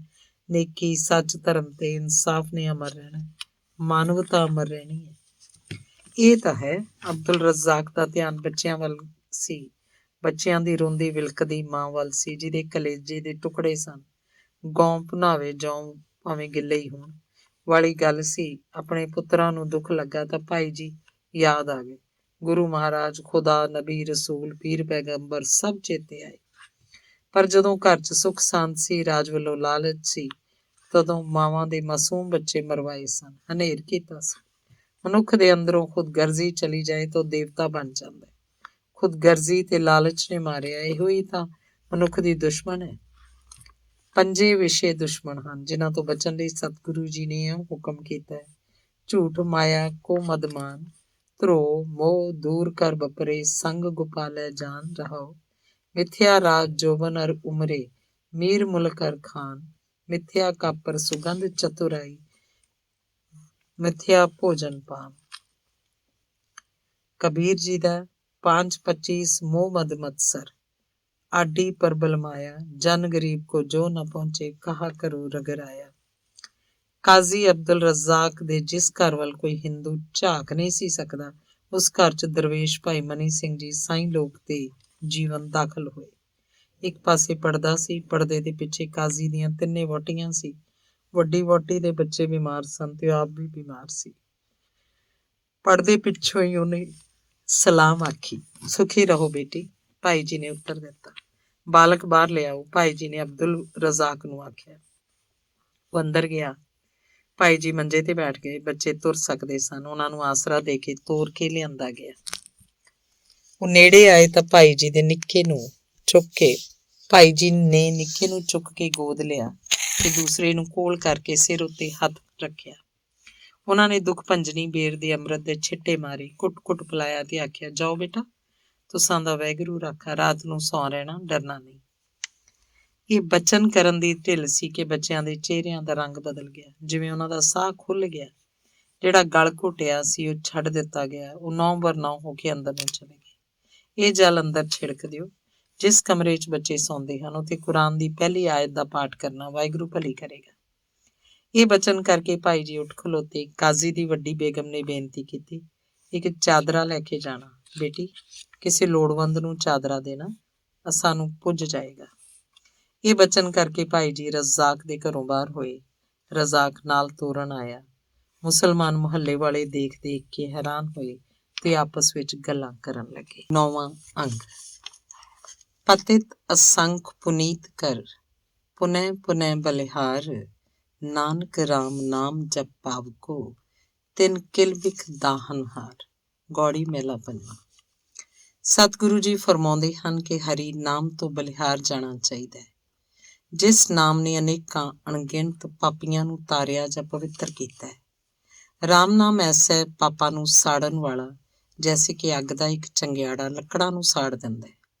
ਰਾਮ ਨਾਮ ਜਪਣ ਵਾਲੇ ਦੇ ਪਾਪ ਸੜ ਜਾਂਦੇ ਹਨ। ਉਸ ਨੂੰ ਨਰਕਾਂ ਦੀ ਅੱਗ 'ਚ ਨਹੀਂ ਸੜਨਾ ਪੈਂਦਾ। ਜਿਵੇਂ ਅਜਾਮਲ ਪਾਪੀ ਦੇ ਪਾਪ ਸੜ ਗਏ, ਗਨਕਾ ਤਰ ਗਈ। ਇਉਂ ਭਾਈ ਮਨੀ ਸਿੰਘ ਜੀ ਪੰਚਮ ਪਾਤਸ਼ਾਹ ਦੀ ਬਾਣੀ ਦੀ ਸੰਥਾ ਪੜ੍ਹਾਉਂਦੇ ਹੋਏ ਅਰਥ ਕਰ ਰਹੇ ਹਨ। ਉਹਨਾਂ ਦੀ ਦੀਵਾਨ 'ਚ ਸਰੋਤਿਆਂ ਦੀ ਹਾਜ਼ਰੀ ਚੁੱਕ ਹੀ ਸੀ। ਦੂਰ ਨੇੜੇ ਤੋਂ ਸੰਤ ਸਾਧੂ ਆਏ ਹੋਏ ਸਨ। ਉਸ ਵੇਲੇ ਭਾਵੇਂ ਸ੍ਰੀ ਦਰਬਾਰ ਸਾਹਿਬ ਚੌਗਿਰਦੇ ਪਹਿਰਾ ਸੀ, ਫਿਰ ਵੀ ਸ਼ਹਿਰ ਦੇ ਡੇਰਿਆਂ ਵਿੱਚ ਵਸਣ ਵਾਲੇ ਸੰਤਾਂ ਸਾਧੂਆਂ ਤੇ ਕੁਝ ਗ੍ਰਸਤੀ ਹਿੰਦੂ ਸ਼ਰਧਾਲੂਆਂ ਨੂੰ ਕੁਝ ਨਹੀਂ ਸੀ ਆਖਿਆ ਜਾਂਦਾ। ਸਾਰੇ ਆਪਣੇ ਢੰਗ ਨਾਲ ਸੁਤੰਤਰ ਫਿਰਦੇ ਸਨ। ਕੋਈ ਨਾ ਕੋਈ ਪ੍ਰੇਮੀ ਤਰਕਾਲਾਂ ਨੂੰ ਸ੍ਰੀ ਦਰਬਾਰ ਸਾਹਿਬ ਦੇ ਨੇੜੇ ਦੀਵਾ ਜਗਾ ਜਾਂਦਾ ਸੀ। ਕਦੀ ਕਦਾਈ ਸਿੱਖ ਆ ਕੇ ਇਸ਼ਨਾਨ ਵੀ ਕਰ ਜਾਂਦੇ ਤੇ ਹਰਨ ਹੋ ਜਾਂਦੇ। ਇਸ਼ਨਾਨ ਕਰਨ ਆਏ ਭਾਈ ਸੁੱਖਾ ਸਿੰਘ ਮਾੜੀ ਕੰਬੋ ਨੇ ਆਪਣੇ ਜਥੇ ਸਮੇਤ ਗਿੱਲ ਵਾਲੀ ਦੇ ਨੇੜੇ ਇੱਕ ਯੁੱਧ ਵੀ ਕੀਤਾ ਸੀ। ਗੱਲ ਕੀ, ਅਬਦੁਲ ਰਜ਼ਾਕ ਦੀ ਹਕੂਮਤ ਕੁਝ ਨਿਰਬਲ ਪੈ ਗਈ। ਉਹ ਭਾਈ ਮਨੀ ਸਿੰਘ ਜੀ ਦਾ ਬਹੁਤ ਹੀ ਸਤਿਕਾਰ ਕਰਨ ਲੱਗ ਪਏ ਸਨ। ਕੁਝ ਅਮਨ ਸੀ। 8-9 ਮਹੀਨੇ ਵਾਹਵਾ ਲੰਘ ਗਏ। ਉਸ ਅਮਨ ਨੂੰ ਵੇਖ ਕੇ ਕਥਾ ਦੇ ਭੋਗ ਪਿੱਛੋਂ ਸਾਧੂ ਜੀਵਨ ਪ੍ਰਕਾਸ਼ ਨੇ ਬੇਨਤੀ ਕੀਤੀ, ਮਹਾਰਾਜ ਇੱਕ ਬੇਨਤੀ ਹੈ, ਕਹੋ। ਕੈਸੀ ਬੇਨਤੀ? ਭਾਈ ਜੀ ਨੇ ਪੁੱਛਿਆ। ਅੱਜ ਕੱਲ੍ਹ ਅਮਨ ਹੈ, ਦੀਵਾਲੀ ਦਾ ਪੁਰਬ ਆ ਰਿਹਾ। ਹਾਂ, ਦੀਵਾਲੀ ਦਾ ਪੁਰਬ ਤਾਂ ਆ ਰਿਹਾ। ਜੇ ਕਾਜ਼ੀ ਅਬਦੁਲ ਰਜ਼ਾਕ ਮੰਨ ਜਾਏ ਤਾਂ ਪੁਰਬ ਧੂਮ-ਧਾਮ ਨਾਲ ਮਨਾਇਆ ਜਾਏ। ਸਿੰਘਾਂ ਦੇ ਜੱਥੇ ਆਉਣ, ਗੁਰੂ ਘਰ ਦੇ ਦਰਸ਼ਨ ਕਰਨ ਤੇ ਅੰਮ੍ਰਿਤ ਸਰੋਵਰ 'ਚ ਇਸ਼ਨਾਨ ਕਰਨ। ਇਹ ਵੀ ਹੋ ਜਾਏਗਾ, ਜੋ ਮਿੱਟੀ ਹੈ ਉਹਦੀ ਸੇਵਾ ਹੋ ਜਾਏਗੀ। ਸਿੰਘਾਂ ਦੇ ਦਰਸ਼ਨਾਂ ਨੂੰ ਮਨ ਲੋਚਦਾ ਹੈ। ਠੀਕ ਹੈ ਗੁਰਮੁਖ ਜੀ, ਅਸੀਂ ਵੀ ਕੁਝ ਖਿਆਲ ਕਰ ਰਹੇ ਹਾਂ। ਇਹ ਸੁਣ ਕੇ ਸਾਰੇ ਸਰੋਤਿਆਂ ਤੇ ਵਿਦਿਆਰਥੀਆਂ 'ਚ ਚਹਿਲ ਪਹਿਲ ਹੋਈ। ਸਭ ਦੇ ਚਿਹਰਿਆਂ ਉੱਤੇ ਖੇੜਾ ਆਇਆ। ਜੇ ਐਸਾ ਹੋਵੇ ਤਾਂ ਬਹੁਤ ਚੰਗਾ ਹੈ। ਸਿੰਘਾਂ ਦੇ ਦਰਸ਼ਨ ਹੋਣਗੇ, ਕਾਰ ਸੇਵਾ ਹੋਏਗੀ, ਪੁਰਬ ਲੱਗੇਗਾ, ਦੀਪਮਾਲਾ ਹੋਏਗੀ। ਮਹਾਰਾਜ ਜ਼ਰੂਰ ਕਾਜ਼ੀ ਨੂੰ ਪੁੱਛਿਆ ਜਾਏ। ਲਗਭਗ ਸਾਰੇ ਸਰੋਤੇ ਤੇ ਵਿਦਿਆਰਥੀ ਬੋਲੇ। ਉਹਨਾਂ ਦੇ ਮਨਾਂ 'ਚ ਉਤਸ਼ਾਹ ਆ ਗਿਆ ਸੀ। ਕਈ ਚਿਰ ਹੋਇਆ ਸੀ ਸਿੰਘਾਂ ਦੇ ਦਰਸ਼ਨ ਨਹੀਂ ਸਨ ਹੁੰਦੇ, ਸਗੋਂ ਸਹਿਮ ਤੇ ਡਰ ਛਾਇਆ ਹੋਇਆ ਸੀ। ਚੰਗਾ, ਅੱਜ ਕਾਜ਼ੀ ਜੀ ਨਾਲ ਗੱਲ ਕੀਤੀ ਜਾਏਗੀ।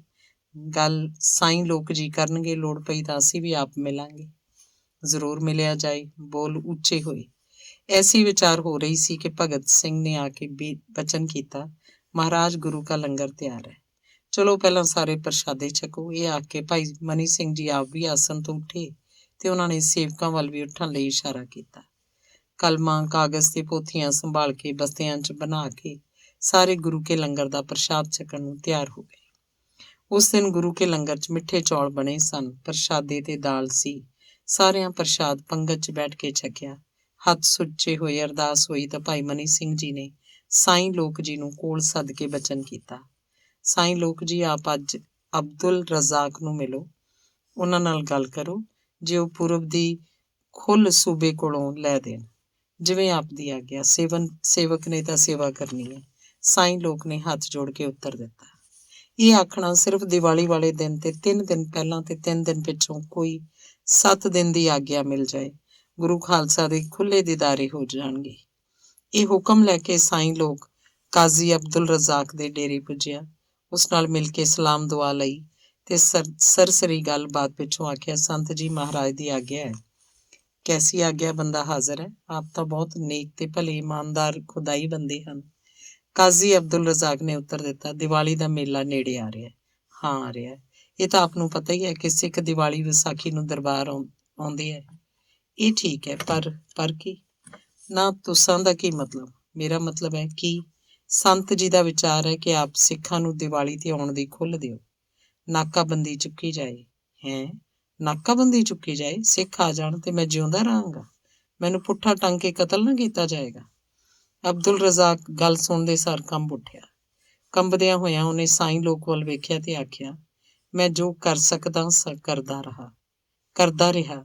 ਸੰਤ ਜੀ ਦਾ ਸਤਿਕਾਰ ਕਰਦਾ। ਅਹਿਸਾਨ ਵੀ ਹੈ ਕਿ ਮੇਰੇ ਬੱਚਿਆਂ ਦੀ ਜਾਨ ਬਚੀ। ਪਰ ਲਾਹੌਰ ਦਾ ਖਾਨ ਬਹਾਦਰ।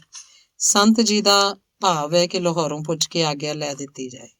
ਲਾਹੌਰ ਵਾਲੇ ਤਾਂ ਨਗਦੀ ਚਾਹੁਣਗੇ, ਐਵੇਂ ਉਹਨਾਂ ਮੇਲਾ ਨਹੀਂ ਲੱਗਣ ਦੇਣਾ। ਕਿੰਨੀ ਕੁ ਨਗਦੀ? ਇਹੋ 8-10 ਹਜ਼ਾਰ। ਪਰ ਇੰਨਾ ਰੁਪਇਆ ਕਿੱਥੋਂ ਆਏਗਾ? ਮੈਂ ਕੀ ਕਰ ਸਕਦਾ? ਪਹਿਲੀ ਤਾਂ ਗੱਲ ਖਾਨ ਬਹਾਦਰ ਨੇ ਨਹੀਂ ਮੰਨਣਾ। ਜੇ ਮੰਨ ਜਾਏ ਤਾਂ ਦੀਵਾਨ ਲਖਪਤ ਰਾਏ ਨੇ ਨਹੀਂ ਮੰਨਣ ਲੱਗਾ, ਕਿਉਂਕਿ ਇਹ ਸ਼ਹਿਰ ਉਹਦੇ ਹਵਾਲੇ ਕੀਤਾ। ਉਹ ਲਾਲਚੀ ਬੰਦਾ ਹੈ।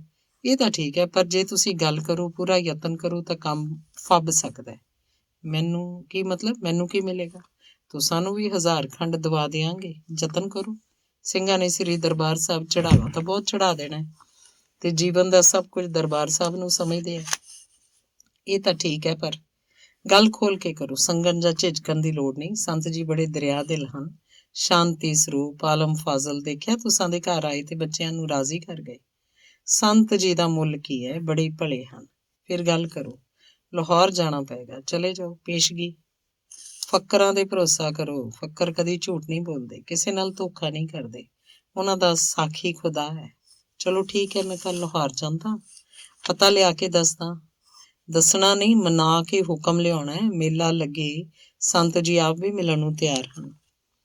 ਤੁਸੀਂ ਜੋ ਆ ਗਏ, ਇੱਕੋ ਗੱਲ ਹੈ, ਮੈਂ ਤਾਂ ਸਾਰਿਆਂ ਦਾ ਗੁਲਾਮ ਹਾਂ। ਪਰ ਕੀ ਕਰਾਂ, ਹਕੂਮਤ ਨੇ ਨੌਕਰੀ 'ਚ ਜੋ ਲੈ ਲਿਆ। ਕੋਈ ਹਰਜ਼ ਨਹੀਂ। ਇਉਂ ਪੱਕੀ ਪਕਾ ਕੇ ਸਾਈਂ ਲੋਕ ਜੀ ਭਾਈ ਜੀ ਪਾਸ ਵਾਪਸ ਆਏ। ਉਹਨਾਂ ਨੂੰ ਸਾਰੀ ਗੱਲ ਦੱਸੀ। ਉਹ ਪ੍ਰਸੰਨ ਹੋਏ ਤੇ ਬਚਨ ਕੀਤਾ, ਸਤਿਗੁਰੂ ਆਪ ਹੀ ਜਾਣੀ ਜਾਣ ਹਨ, ਉਹ ਆਪਣਾ ਕਾਰਜ ਆਪ ਹੀ ਕਰਨਗੇ। ਸਿੰਘਾਂ ਦੇ ਦਰਸ਼ਨਾਂ ਦੀ ਇੱਛਾ ਹੈ। ਸਿੰਘਾਂ ਨੂੰ ਸ੍ਰੀ ਹਰਿਮੰਦਰ ਸਾਹਿਬ ਦੇ ਦਰਸ਼ਨਾਂ ਤੇ ਅੰਮ੍ਰਿਤ ਸਰੋਵਰ 'ਚ ਇਸ਼ਨਾਨ ਕਰਨ ਦੀ ਭੁੱਖ ਹੈ। ਭਲਾਈ ਹੈ ਜੇ ਹਕੂਮਤ ਮੰਨ ਜਾਏ ਤਾਂ। ਲਾਲਚ ਨਾਲ ਮੰਨੇਗੀ, ਸਾਈਂ ਲੋਕ ਦਾ ਉੱਤਰ ਸੀ। ਅਸਾਂ ਕੋਲ ਤਾਂ ਕੁਝ ਨਹੀਂ। ਜਦੋਂ ਪੁਰਬ ਹੋਏਗਾ, ਜੋ ਚੜਾਵਾ ਚੜ੍ਹੇਗਾ, ਉਸ 'ਚ ਉਹਨਾਂ ਦੇ ਲਾਲਚ ਪੂਰੇ ਕੀਤੇ ਜਾਣਗੇ। ਇਉਂ ਦੀਵਾਲੀ ਦਾ ਪੁਰਬ ਮਨਾਉਣ ਦੀ ਆਸ਼ਾ ਕੀਤੀ ਗਈ।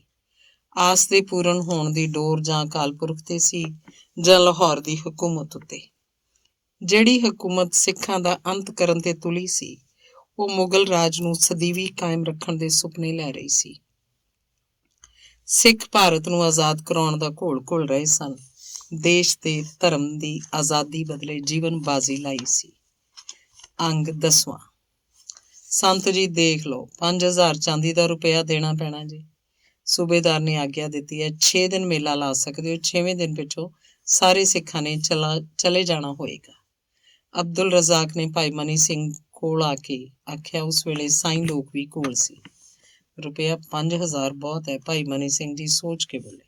ਦੇਖ ਲਓ, ਘੱਟ ਤਾਂ ਕੌਡੀ ਨਹੀਂ ਕਰਦੇ। ਬਾਕੀ ਸਾਈਂ ਲੋਕ ਜੀ ਨੂੰ ਪਤਾ, ਮੈਂ ਵੀ ਲਾਹੌਰ ਗਿਆ। ਹਾਂ, ਮੈਨੂੰ ਪਤਾ, ਤੁਸਾਂ ਨੂੰ ਵੀ ਕੁਝ ਨਾ ਕੁਝ ਜ਼ਰੂਰ ਮਿਲੇਗਾ, ਸਾਈਂ ਲੋਕ ਜੀ ਬੋਲੇ।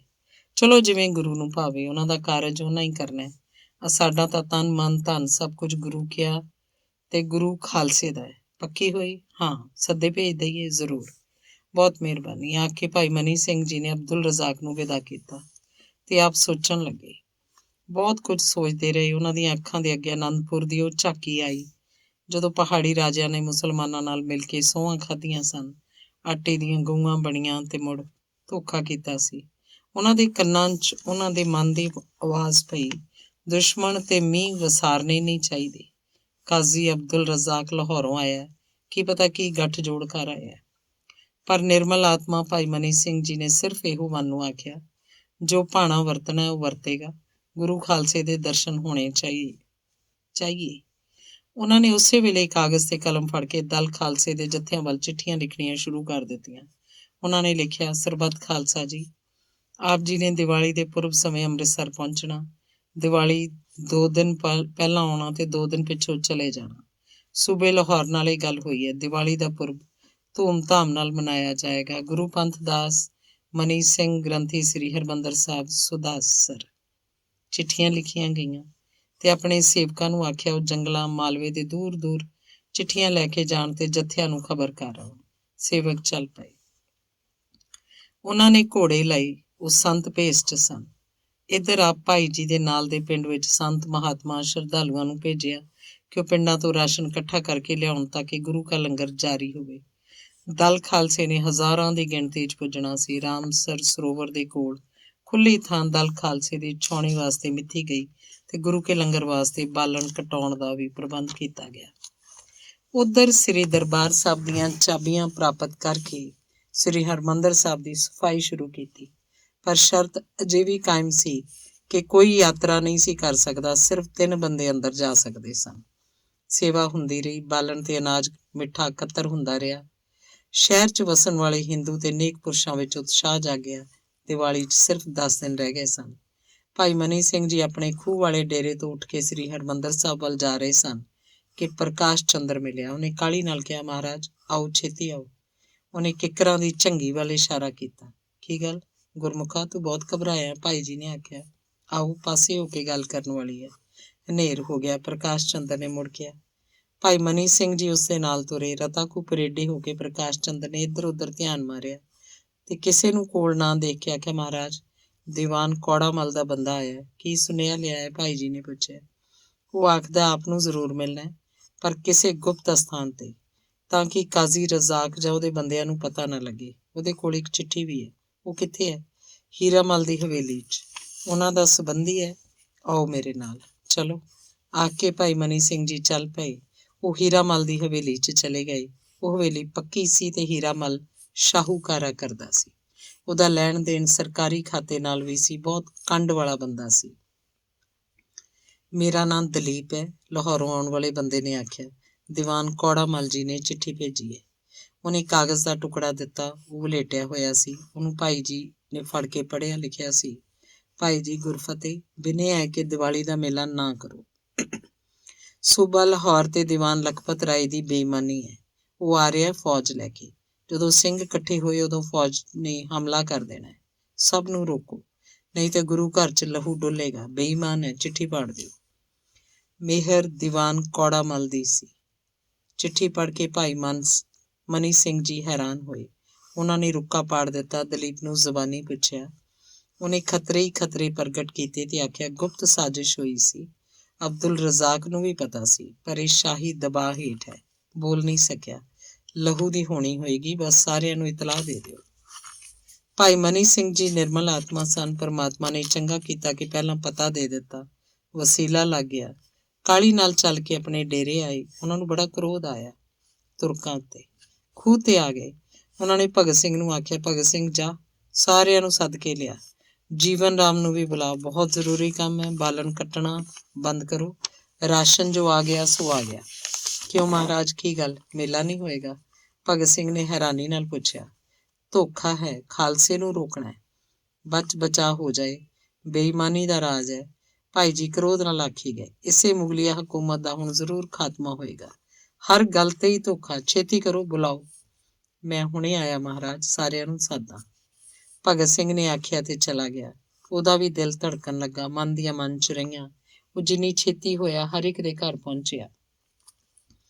ਭਾਈ ਮਨੀ ਸਿੰਘ ਜੀ ਦੀ ਆਤਮਾ ਨੂੰ ਬਹੁਤ ਦੁੱਖ ਹੋਇਆ। ਉਹ ਇੱਧਰ ਉੱਧਰ ਫਿਰਨ ਲੱਗੇ। ਉਹਨਾਂ ਦੇ ਸਾਹਮਣੇ ਇੱਕ ਫਿਲਮ ਵਾਂਗ ਅਨੇਕਾਂ ਬੀਤੀਆਂ ਘਟਨਾਵਾਂ ਚੇਤੇ ਆਈਆਂ। ਧੋਖਾ, ਤੁਰਕ ਧੋਖਾ ਕਰਦੇ ਆਏ।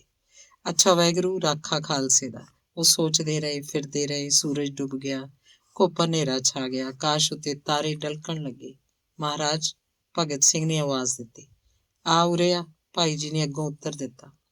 ਮਹਾਰਾਜ, ਸੱਚ ਹੈ, ਧੋਖਾ। ਰਾਮਾਨੰਦ ਵੀ ਲਾਹੌਰੋਂ ਆਇਆ ਜੀ। ਉਹ ਆਖਦਾ ਲਾਹੌਰ ਦੀ ਗਸ਼ਤੀ ਫੌਜ ਅਟਾਰੀ ਪਹੁੰਚ ਗਈ ਹੈ। ਜ਼ਰੂਰ ਧੋਖਾ ਹੈ, ਭਗਤ ਸਿੰਘ ਨੇ ਆਖਿਆ। ਹਾਂ ਭਗਤ ਸਿੰਘ, ਧੋਖਾ ਹੈ। ਅੱਛਾ, ਖਾਲਸੇ ਦਾ ਵਾਹਿਗੁਰੂ ਰਾਖਾ। ਤੁਸੀਂ ਸਭ ਨੂੰ ਸੰਦੇਸ਼ਾ ਭੇਜੋ, ਜਿੱਥੋਂ ਤੱਕ ਹੋਏ ਸਿੰਘਾਂ ਨੂੰ ਰੋਕਿਆ ਜਾਏ। ਨੇੜੇ ਨੇੜੇ ਆ ਗਏ ਹੋਣੇ ਹਨ। ਧੋਖੇ ਦਾ ਫਲ ਦੁਸ਼ਮਣਾਂ ਨੂੰ ਕੌੜਾ ਚੱਖਣਾ ਪਏਗਾ। ਭਾਈ ਮਨੀ ਸਿੰਘ ਜੀ ਆਸਣ ਤੇ ਬੈਠ ਗਏ। ਉਹਨਾਂ ਦੇ ਮਨ ਉੱਤੇ ਐਸਾ ਅਸਰ ਪਿਆ ਕਿ ਉਹਨਾਂ ਨੇ ਉਸ ਰਾਤ ਪ੍ਰਸ਼ਾਦ ਵੀ ਨਾ ਛਕਿਆ।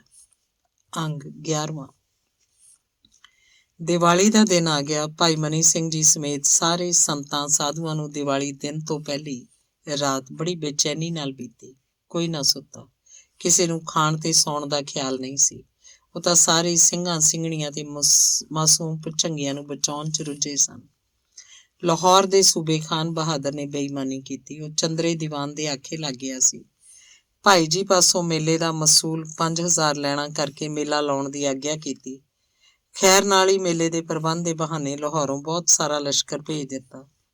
ਉਹਨੇ ਗੁਰੂ ਕੇ ਚੱਕ ਅੰਮ੍ਰਿਤਸਰ ਨੂੰ ਘੇਰੇ 'ਚ ਲੈ ਲਿਆ। ਉਹਦੀ ਕੁਟਲ ਨੀਤੀ ਦਾ ਪਤਾ ਦੀਵਾਨ ਕੌੜਾ ਮੱਲ ਤੇ ਲਾਹੌਰੀ ਸਿੱਖਾਂ ਦੇ ਆਸਰੇ ਲੱਗ ਗਿਆ ਸੀ।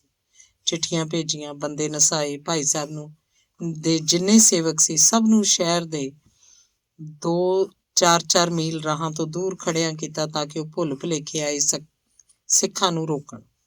ਦੀਵਾਨ ਲਖਪਤ ਆਪ ਵੀ ਸ਼ਹਿਰ 'ਚ ਆ ਬੈਠਾ ਸੀ ਤੇ ਵੇਲੇ ਦੀ ਤਾੜ 'ਚ ਸੀ। ਕਦੋਂ ਖੂਨੀ ਕਾਰਾ ਕਰੇ। ਉਸ ਦੁਸ਼ਟ ਦੀ ਮਲੀਨ ਆਤਮਾ ਡੋਲਦੀ ਵੀ ਨਹੀਂ ਸੀ। ਉਹ ਜ਼ੁਬਾਨੋਂ ਹੋਰ ਤੇ ਆਤਮਾ ਕਰਕੇ ਹੋਰ ਸੀ। ਜਿਸ ਦੇਸ਼ ਦੀ ਮਿੱਟੀ ਆਸਰੇ ਪਲਿਆ ਸੀ ਉਹਦਾ ਦੁਸ਼ਮਣ ਸੀ। ਆਪਣੇ ਭਰਾਵਾਂ, ਆਪਣੇ ਦੇਸ਼ ਦੀ ਸੰਸਕ੍ਰਿਤੀ ਤੇ ਆਪਣੇ ਦੇਸ਼ ਵਾਸੀਆਂ ਨਾਲ ਉਹ ਦੁਸ਼ਮਣੀ ਕਰ ਰਿਹਾ ਸੀ। ਭਾਈ ਮਨੀ ਸਿੰਘ ਜੀ ਅੰਮ੍ਰਿਤ ਵੇਲੇ ਇਸ਼ਨਾਨ ਕਰਕੇ ਮਹਾਰਾਜ ਦੀ ਹਜ਼ੂਰੀ 'ਚ ਗਏ। ਇਸ਼ਨਾਨ ਕਰਾਇਆ, ਜੋਤਾਂ ਜਗਾਈਆਂ, ਆਪ ਹੀ ਬਾਣੀ ਨੂੰ ਪੜ੍ਹਦੇ ਰਹੇ। ਕੁਝ ਸਾਧੂ, ਸ਼ਹਿਰੀ ਸ਼ਰਧਾਲੂ ਤੇ ਕੁਝ ਉਹ ਸਿੰਘ ਜਿਹੜੇ ਸਬੱਬੀ ਆ ਗਏ ਸ੍ਰੀ ਹਰਿਮੰਦਰ ਸਾਹਿਬ ਪੁੱਜੇ। ਮਹਾਰਾਜ ਦੇ ਦਰਬਾਰ 'ਚ ਬੈਠ ਕੇ ਉਹਨਾਂ ਨੇ ਅਰਦਾਸਾਂ ਕੀਤੀਆਂ। ਸਤਿਗੁਰੂ ਜੀ ਦੇ ਚਰਨਾਂ ਨਾਲ ਲਿਵ ਜੋੜ ਕੇ ਸਮਾਧੀਆਂ ਲਾ ਲਈਆਂ। ਉਹਨਾਂ ਨੇ ਮੌਤ, ਦੁਸ਼ਮਣ ਸਭ ਦਾ ਭੈ ਵਿਸਾਰ ਕੇ ਸਤਿਗੁਰੂ ਜੀ ਦੇ ਅਕਾਲ ਪੁਰਖ ਦੇ ਹਵਾਲੇ ਆਪਣੇ ਆਪ ਨੂੰ ਕਰ ਦਿੱਤਾ। ਮਰੋ ਤਾਂ ਹਰ ਕੇ ਦੁਆਰ ਵਾਲੀ ਗੱਲ ਕਰ ਦਿੱਤੀ। ਪ੍ਰਭਾਤ ਸਮਾਂ ਹੋਇਆ, ਅੰਦਰ ਦੀਵਾਨ ਸਜ ਗਿਆ। ਹੱਥ ਲਿਖਤ ਆਦਿ ਗੁਰੂ ਗ੍ਰੰਥ ਸਾਹਿਬ ਜੀ ਦਾ ਪ੍ਰਕਾਸ਼ ਕੀਤਾ ਗਿਆ। ਭੋਗ ਪਾਇਆ, ਅਰਦਾਸ ਬੇਨਤੀ ਕੀਤੀ ਤੇ ਭਾਈ ਸਾਹਿਬ ਜੀ ਨੇ ਹੁਕਮ ਲਿਆ। ਹੁਕਮ ਆਇਆ, ਸੋਰਠ ਮਹਿਲਾ ਪੰਜਵਾਂ ਵਿੱਚ ਕਰਤਾ ਪੁਰਖ ਖਲੋਆ, ਵਾਲ ਨ ਵਿੰਗਾ ਹੁਆ, ਮਜਨ ਗੁਰ ਆਂਦਾ ਰਾਸੇ, ਜਬ ਹਰ ਹਰ ਕਿਲ ਵਿਖ ਨਾਸੇ, ਸੰਤੋ ਰਾਮਦਾਸ ਸਰੋਵਰ ਨੀਕਾ, ਜੋ ਨਾਵੇ ਸੋ ਕੁਲ ਤਰਾਵੇ, ਉਧਾਰ ਹੁਆ ਹੈ ਜੀ ਕਾ। ਰਹਾਓ। ਜੈ ਜੈਕਾਰ ਜਗ ਗਾਵੇ, ਮਨ ਚਿੰਦੇੜੇ ਫਲ ਪਾਵੇ, ਸਹੀ ਸਲਾਮਤ ਨਾਇ ਆਏ, ਆਪਣਾ ਪ੍ਰਭੂ ਧਿਆਏ, ਸੰਤ ਸਰੋਵਰ ਨਾਵੇ, ਸੋ ਜਨ ਪਰਮਗਤ ਪਾਵੇ, ਮਰੈ ਨਾ ਆਵੇ ਜਾਈ, ਹਰ ਹਰ ਨਾਮ ਧਿਆਈ, ਇਹ ਬ੍ਰਹਮ ਵਿਚਾਰ ਸੋ ਜਾਣੈ, ਜਿਸ ਦਿਆਲ ਹੋਏ ਭਗਵਾਨੈ, ਬਾਬਾ ਨਾਨਕ ਪ੍ਰਭ ਸਰਨਾਈ, ਸਭ ਚਿੰਤਾ ਗਣਤ ਮਿਟਾਈ। ਹੁਕਮ ਸੁਣ ਕੇ ਸੰਗਤ ਪ੍ਰਸੰਨ ਹੋਈ। ਧੰਨ ਧੰਨ ਸਤਿਗੁਰੂ ਰਾਮਦਾਸ ਜੀ, ਧੰਨ ਧੰਨ ਸਤਿਗੁਰੂ ਅਰਜਨ ਦੇਵ ਜੀ ਮਹਾਰਾਜ ਦੇ ਆਵਾਜ਼ੇ ਆਏ।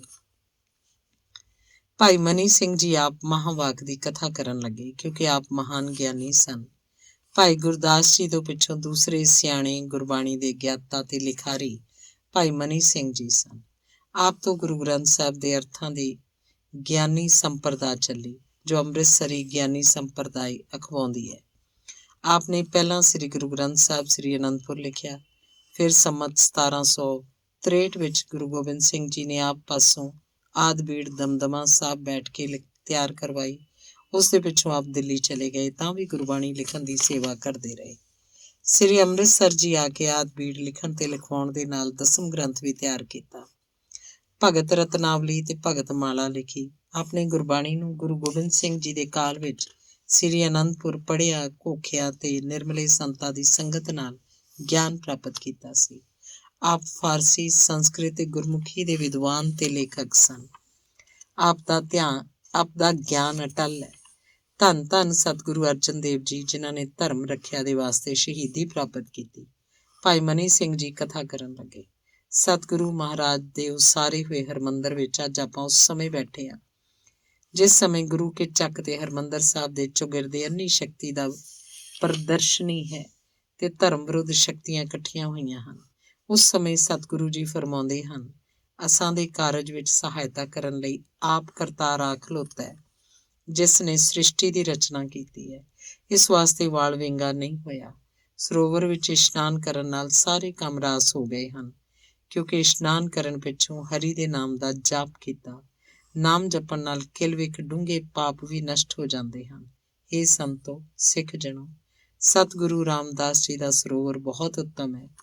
ਜਿਹੜਾ ਇਸ਼ਨਾਨ ਕਰੇ ਉਹਦੀ ਕੁੱਲ ਤਰ ਜਾਂਦੀ ਹੈ, ਉਹਦੀ ਆਤਮਾ ਦਾ ਵੀ ਉਧਾਰ ਹੋ ਜਾਂਦਾ ਹੈ। ਉਹ ਜਗਿਆਸੂ ਜੋ ਸਤਿਗੁਰੂ ਰਾਮਦਾਸ ਜੀ ਦੇ ਸਰੋਵਰ ਵਿੱਚੋਂ ਇਸ਼ਨਾਨ ਕਰਕੇ ਹਰੀ ਨਾਮ ਦਾ ਭਜਨ ਕਰਦਾ ਹੈ, ਉਹਦੀ ਜੱਗ 'ਚ ਸ਼ੋਭਾ ਹੁੰਦੀ ਹੈ। ਜੋ ਮਨ ਦੀ ਇੱਛਾ ਹੋਵੇ ਪੂਰਨ ਹੋ ਜਾਂਦੀ ਹੈ। ਬੜੀ ਖੁਸ਼ੀ ਦੀ ਗੱਲ ਹੈ ਕਿ ਇਸ਼ਨਾਨ ਸਫਲਤਾ ਨਾਲ ਹੋ ਜਾਂਦੇ ਹਨ। ਆਪਣੇ ਪ੍ਰਮਾਤਮਾ ਨੂੰ ਧਿਆ ਰਹੇ ਹਾਂ, ਨਾਮ ਸਿਮਰ ਰਹੇ ਹਾਂ। ਹੇ ਸੰਤ ਜਣੋ, ਸਤਿਗੁਰੂ ਜੀ ਫਰਮਾਉਂਦੇ ਹਨ, ਜਿਹੜਾ ਇਸ਼ਨਾਨ ਕਰਦਾ ਹੈ ਉਹੀ ਮੁਕਤੀ ਪ੍ਰਾਪਤ ਕਰਦਾ ਹੈ।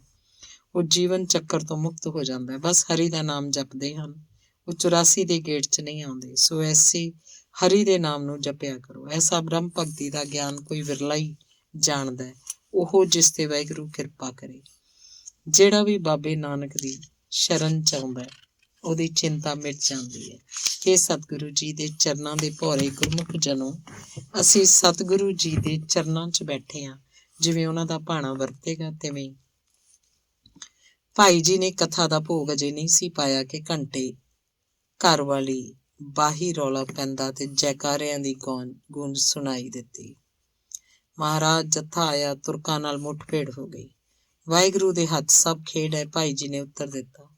ਮਹਾਰਾਜ ਤੇ ਰੁਮਾਲਾ ਪਾਇਆ ਬਰਾਜੇ ਰਹੇ। ਸਾਰੀ ਸਿੱਖ ਸੰਗਤ ਉੱਠ ਬੈਠੀ।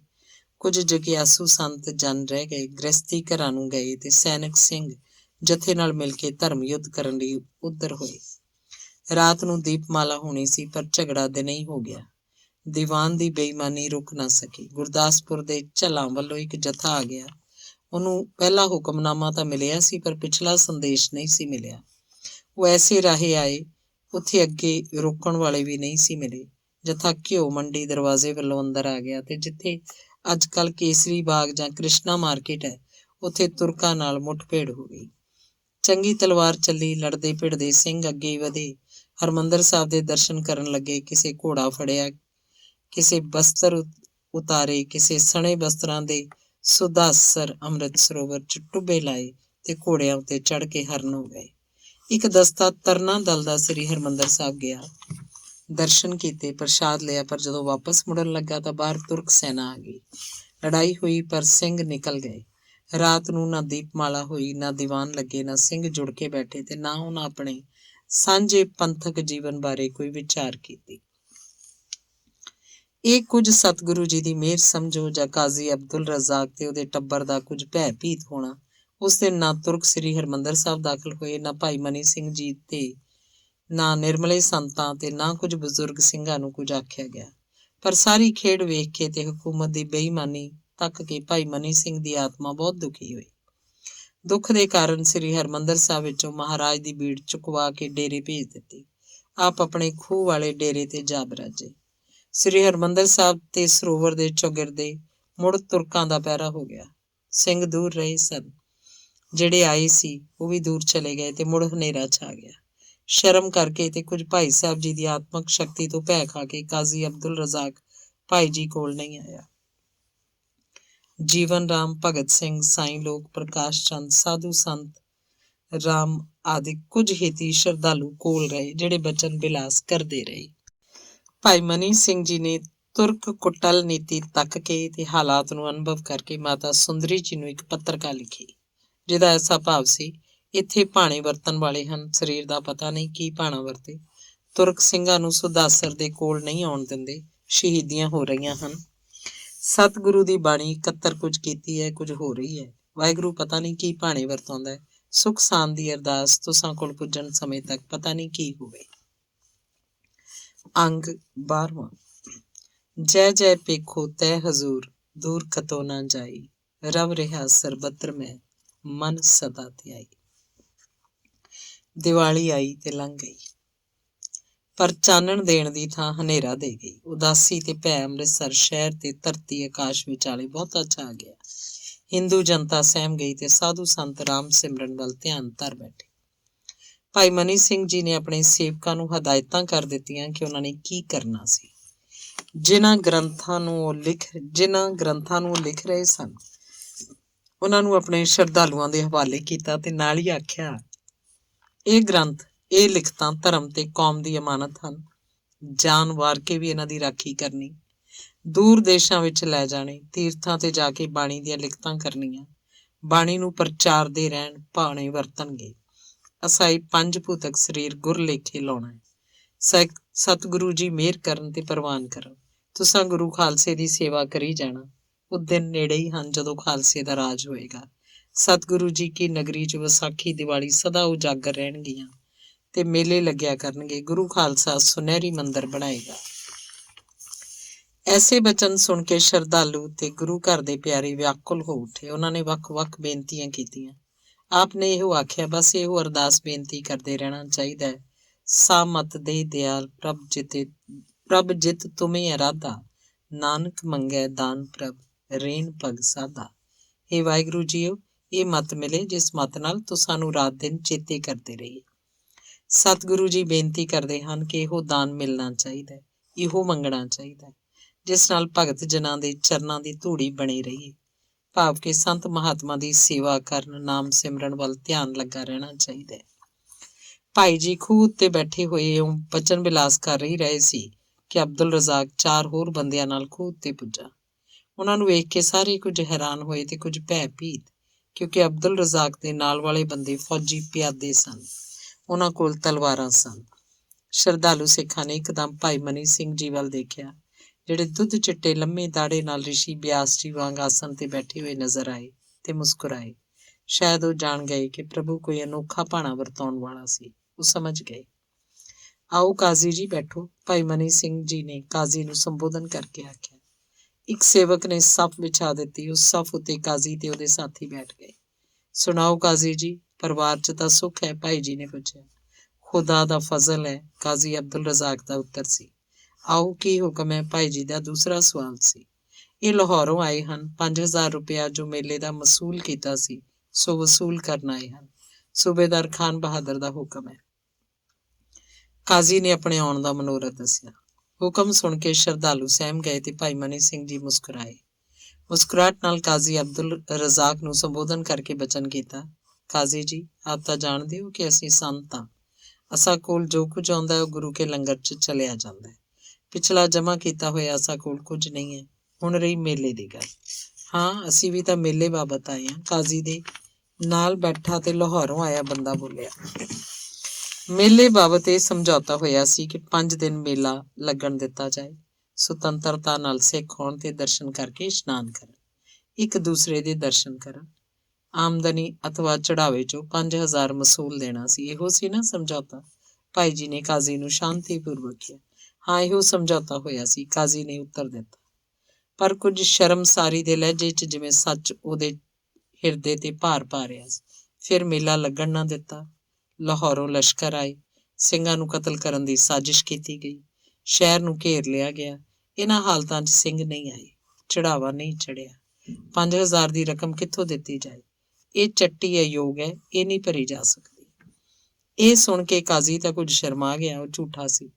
ਪਰ ਲਾਹੌਰੀ ਅਫਸਰ ਗੁੱਸੇ ਨਾਲ ਬੋਲਿਆ, ਮੇਲਾ ਲੱਗਾ ਹੈ ਜਾਂ ਨਹੀਂ, ਪਰ ਆਪ ਵਾਸਤੇ ਸੂਬੇਦਾਰ ਦਾ ਇਹੋ ਹੁਕਮ ਹੈ ਕਿ ਆਪ ਜਾਂ 5000 ਰੁਪਇਆ ਦਿਓ ਜਾਂ ਸਾਡੇ ਨਾਲ ਲਾਹੌਰ ਚੱਲੋ। ਇਹ ਆਖਰੀ ਫਰਮਾਨ ਹੈ। ਬਹੁਤੀਆਂ ਗੱਲਾਂ ਕਰਨ ਦਾ ਸਵਾਲ ਹੀ ਪੈਦਾ ਨਹੀਂ ਹੁੰਦਾ। ਇਹ ਹੁਕਮ ਸੁਣ ਕੇ ਸ਼ਰਧਾਲੂਆਂ ਦੇ ਪੈਰਾਂ ਹੇਠੋਂ ਮਿੱਟੀ ਨਿਕਲ ਗਈ। ਉਹਨਾਂ ਨੂੰ ਲੱਗਾ ਜਿਵੇਂ ਭੁਚਾਲ ਆ ਗਿਆ ਸੀ। ਉਹਨਾਂ ਦੇ ਸਰੀਰ ਹਿੱਲ ਗਏ। ਭਾਈ ਜੀ ਦੇ ਚਿਹਰੇ ਵੱਲ ਟਿਕ-ਟਿਕੀ ਲਾ ਕੇ ਦੇਖਣ ਲੱਗੇ। ਕਿਉਂ ਕਾਜ਼ੀ ਜੀ, ਇਹ ਫਰਮਾਨ ਟਲ ਨਹੀਂ ਸਕਦਾ? ਸਾਈਂ ਲੋਕ ਨੇ ਪੁੱਛਿਆ। 5000 ਰੁਪਏ ਤੋਂ ਬਿਨਾਂ ਨਹੀਂ ਟਲ ਸਕਦਾ। ਜੇ ਰੁਪਇਆ ਨਹੀਂ ਤਾਂ ਇਹਨਾਂ ਨੂੰ ਜਾਣਾ ਹੀ ਪਏਗਾ। ਮੈਨੂੰ ਦੁੱਖ ਜ਼ਰੂਰ ਹੈ, ਆਪ ਇੱਕ ਸੱਚੇ ਨੇਕ ਪਾਕ ਦਰਵੇਸ਼ ਹਨ, ਪਰ ਖਾਨ ਬਹਾਦਰ ਦਾ ਹੁਕਮ ਐਸਾ ਹੈ ਜਿਹਨੂੰ ਰੋਕਣ ਵਾਲਾ ਵੀ ਬਚ ਨਹੀਂ ਸਕਦਾ। ਮੈਂ ਮਜਬੂਰ ਹਾਂ, ਕਾਜ਼ੀ ਦਾ ਉੱਤਰ ਸੀ। 5000? ਸਾਈਂ ਲੋਕ ਉਛਲ ਕੇ ਬੋਲਿਆ। ਮੈਂ ਸ਼ਹਿਰ ਵਾਸੀਆਂ ਕੋਲੋਂ ਇਕੱਠਾ ਕਰ ਦੇਣਾ। ਗਿਆਨੀ ਜੀ ਦਰਵੇਸ਼ ਹਨ, ਖੁਦਾਈ ਬੰਦੇ, ਜਿਨ੍ਹਾਂ ਦਾ ਕਿਸੇ ਨਾਲ ਵੈਰ ਨਹੀਂ। ਇਹਨਾਂ ਵਾਸਤੇ ਕੋਈ ਬੇਗਾਨਾ ਨਹੀਂ ਅਸੀਂ। ਸਾਈਂ ਲੋਕ ਜੀ, ਭਾਈ ਮਨੀ ਸਿੰਘ ਨੇ ਬਚਨ ਕੀਤਾ, ਐਸਾ ਨਹੀਂ ਕਰਨਾ।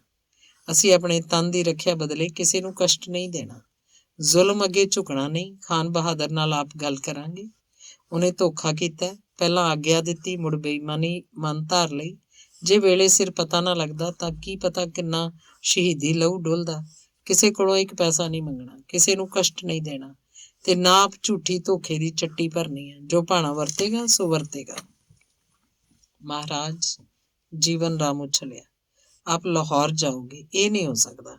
ਅਸੀਂ ਸਾਰੀਆਂ ਜਾਇਦਾਦਾਂ ਵੇਚ ਦਿੰਦੇ ਹਾਂ, ਕੱਖਾਂ ਦੀਆਂ ਕੁੱਲੀਆਂ ਪਾ ਕੇ ਰਹਾਂਗੇ, ਰੁੱਖਾਂ ਦੇ ਪੱਤਰ ਖਾ ਲਾਂਗੇ, ਪਰ ਆਪ ਨੂੰ ਲਾਹੌਰ ਨਹੀਂ ਜਾਣ ਦੇਣਾ। ਲਾਹੌਰ ਗਿਆ ਕੋਈ ਸਿੱਖ ਵਾਪਸ ਨਹੀਂ ਆਉਂਦਾ। ਤੁਸੀਂ ਆਪ ਹੀ ਤਾਂ ਕਥਾ ਸੁਣਾਈ ਸੀ, ਸਤਿਗੁਰੂ 5ਵੇਂ ਪਾਤਸ਼ਾਹ ਲਾਹੌਰ ਗਏ ਸਨ ਤਾਂ ਉਹਨਾਂ ਦਾ ਪਵਿੱਤਰ ਸਰੀਰ ਵਾਪਸ ਨਾ ਆਇਆ। 8ਵੇਂ ਤੇ 9ਵੇਂ ਪਾਤਸ਼ਾਹ ਦਿੱਲੀ ਗਏ, ਵਾਪਸ ਨਾ ਆਏ। ਬਾਦਸ਼ਾਹ ਦੀਆਂ ਨਗਰੀਆਂ 'ਚ ਜਾਣਾ ਮਹਾਰਾਜ, ਇਹ ਨਹੀਂ ਹੋ ਸਕਦਾ। ਅਸਾਂ ਨਹੀਂ ਜਾਣ ਦੇਣਾ। ਵਿਲਕਣੀ ਤੇ ਤਰਲੇ ਦੇ ਲਹਿਜੇ ਵਿੱਚ ਜੀਵਨ ਰਾਮ ਨੇ ਆਖਿਆ।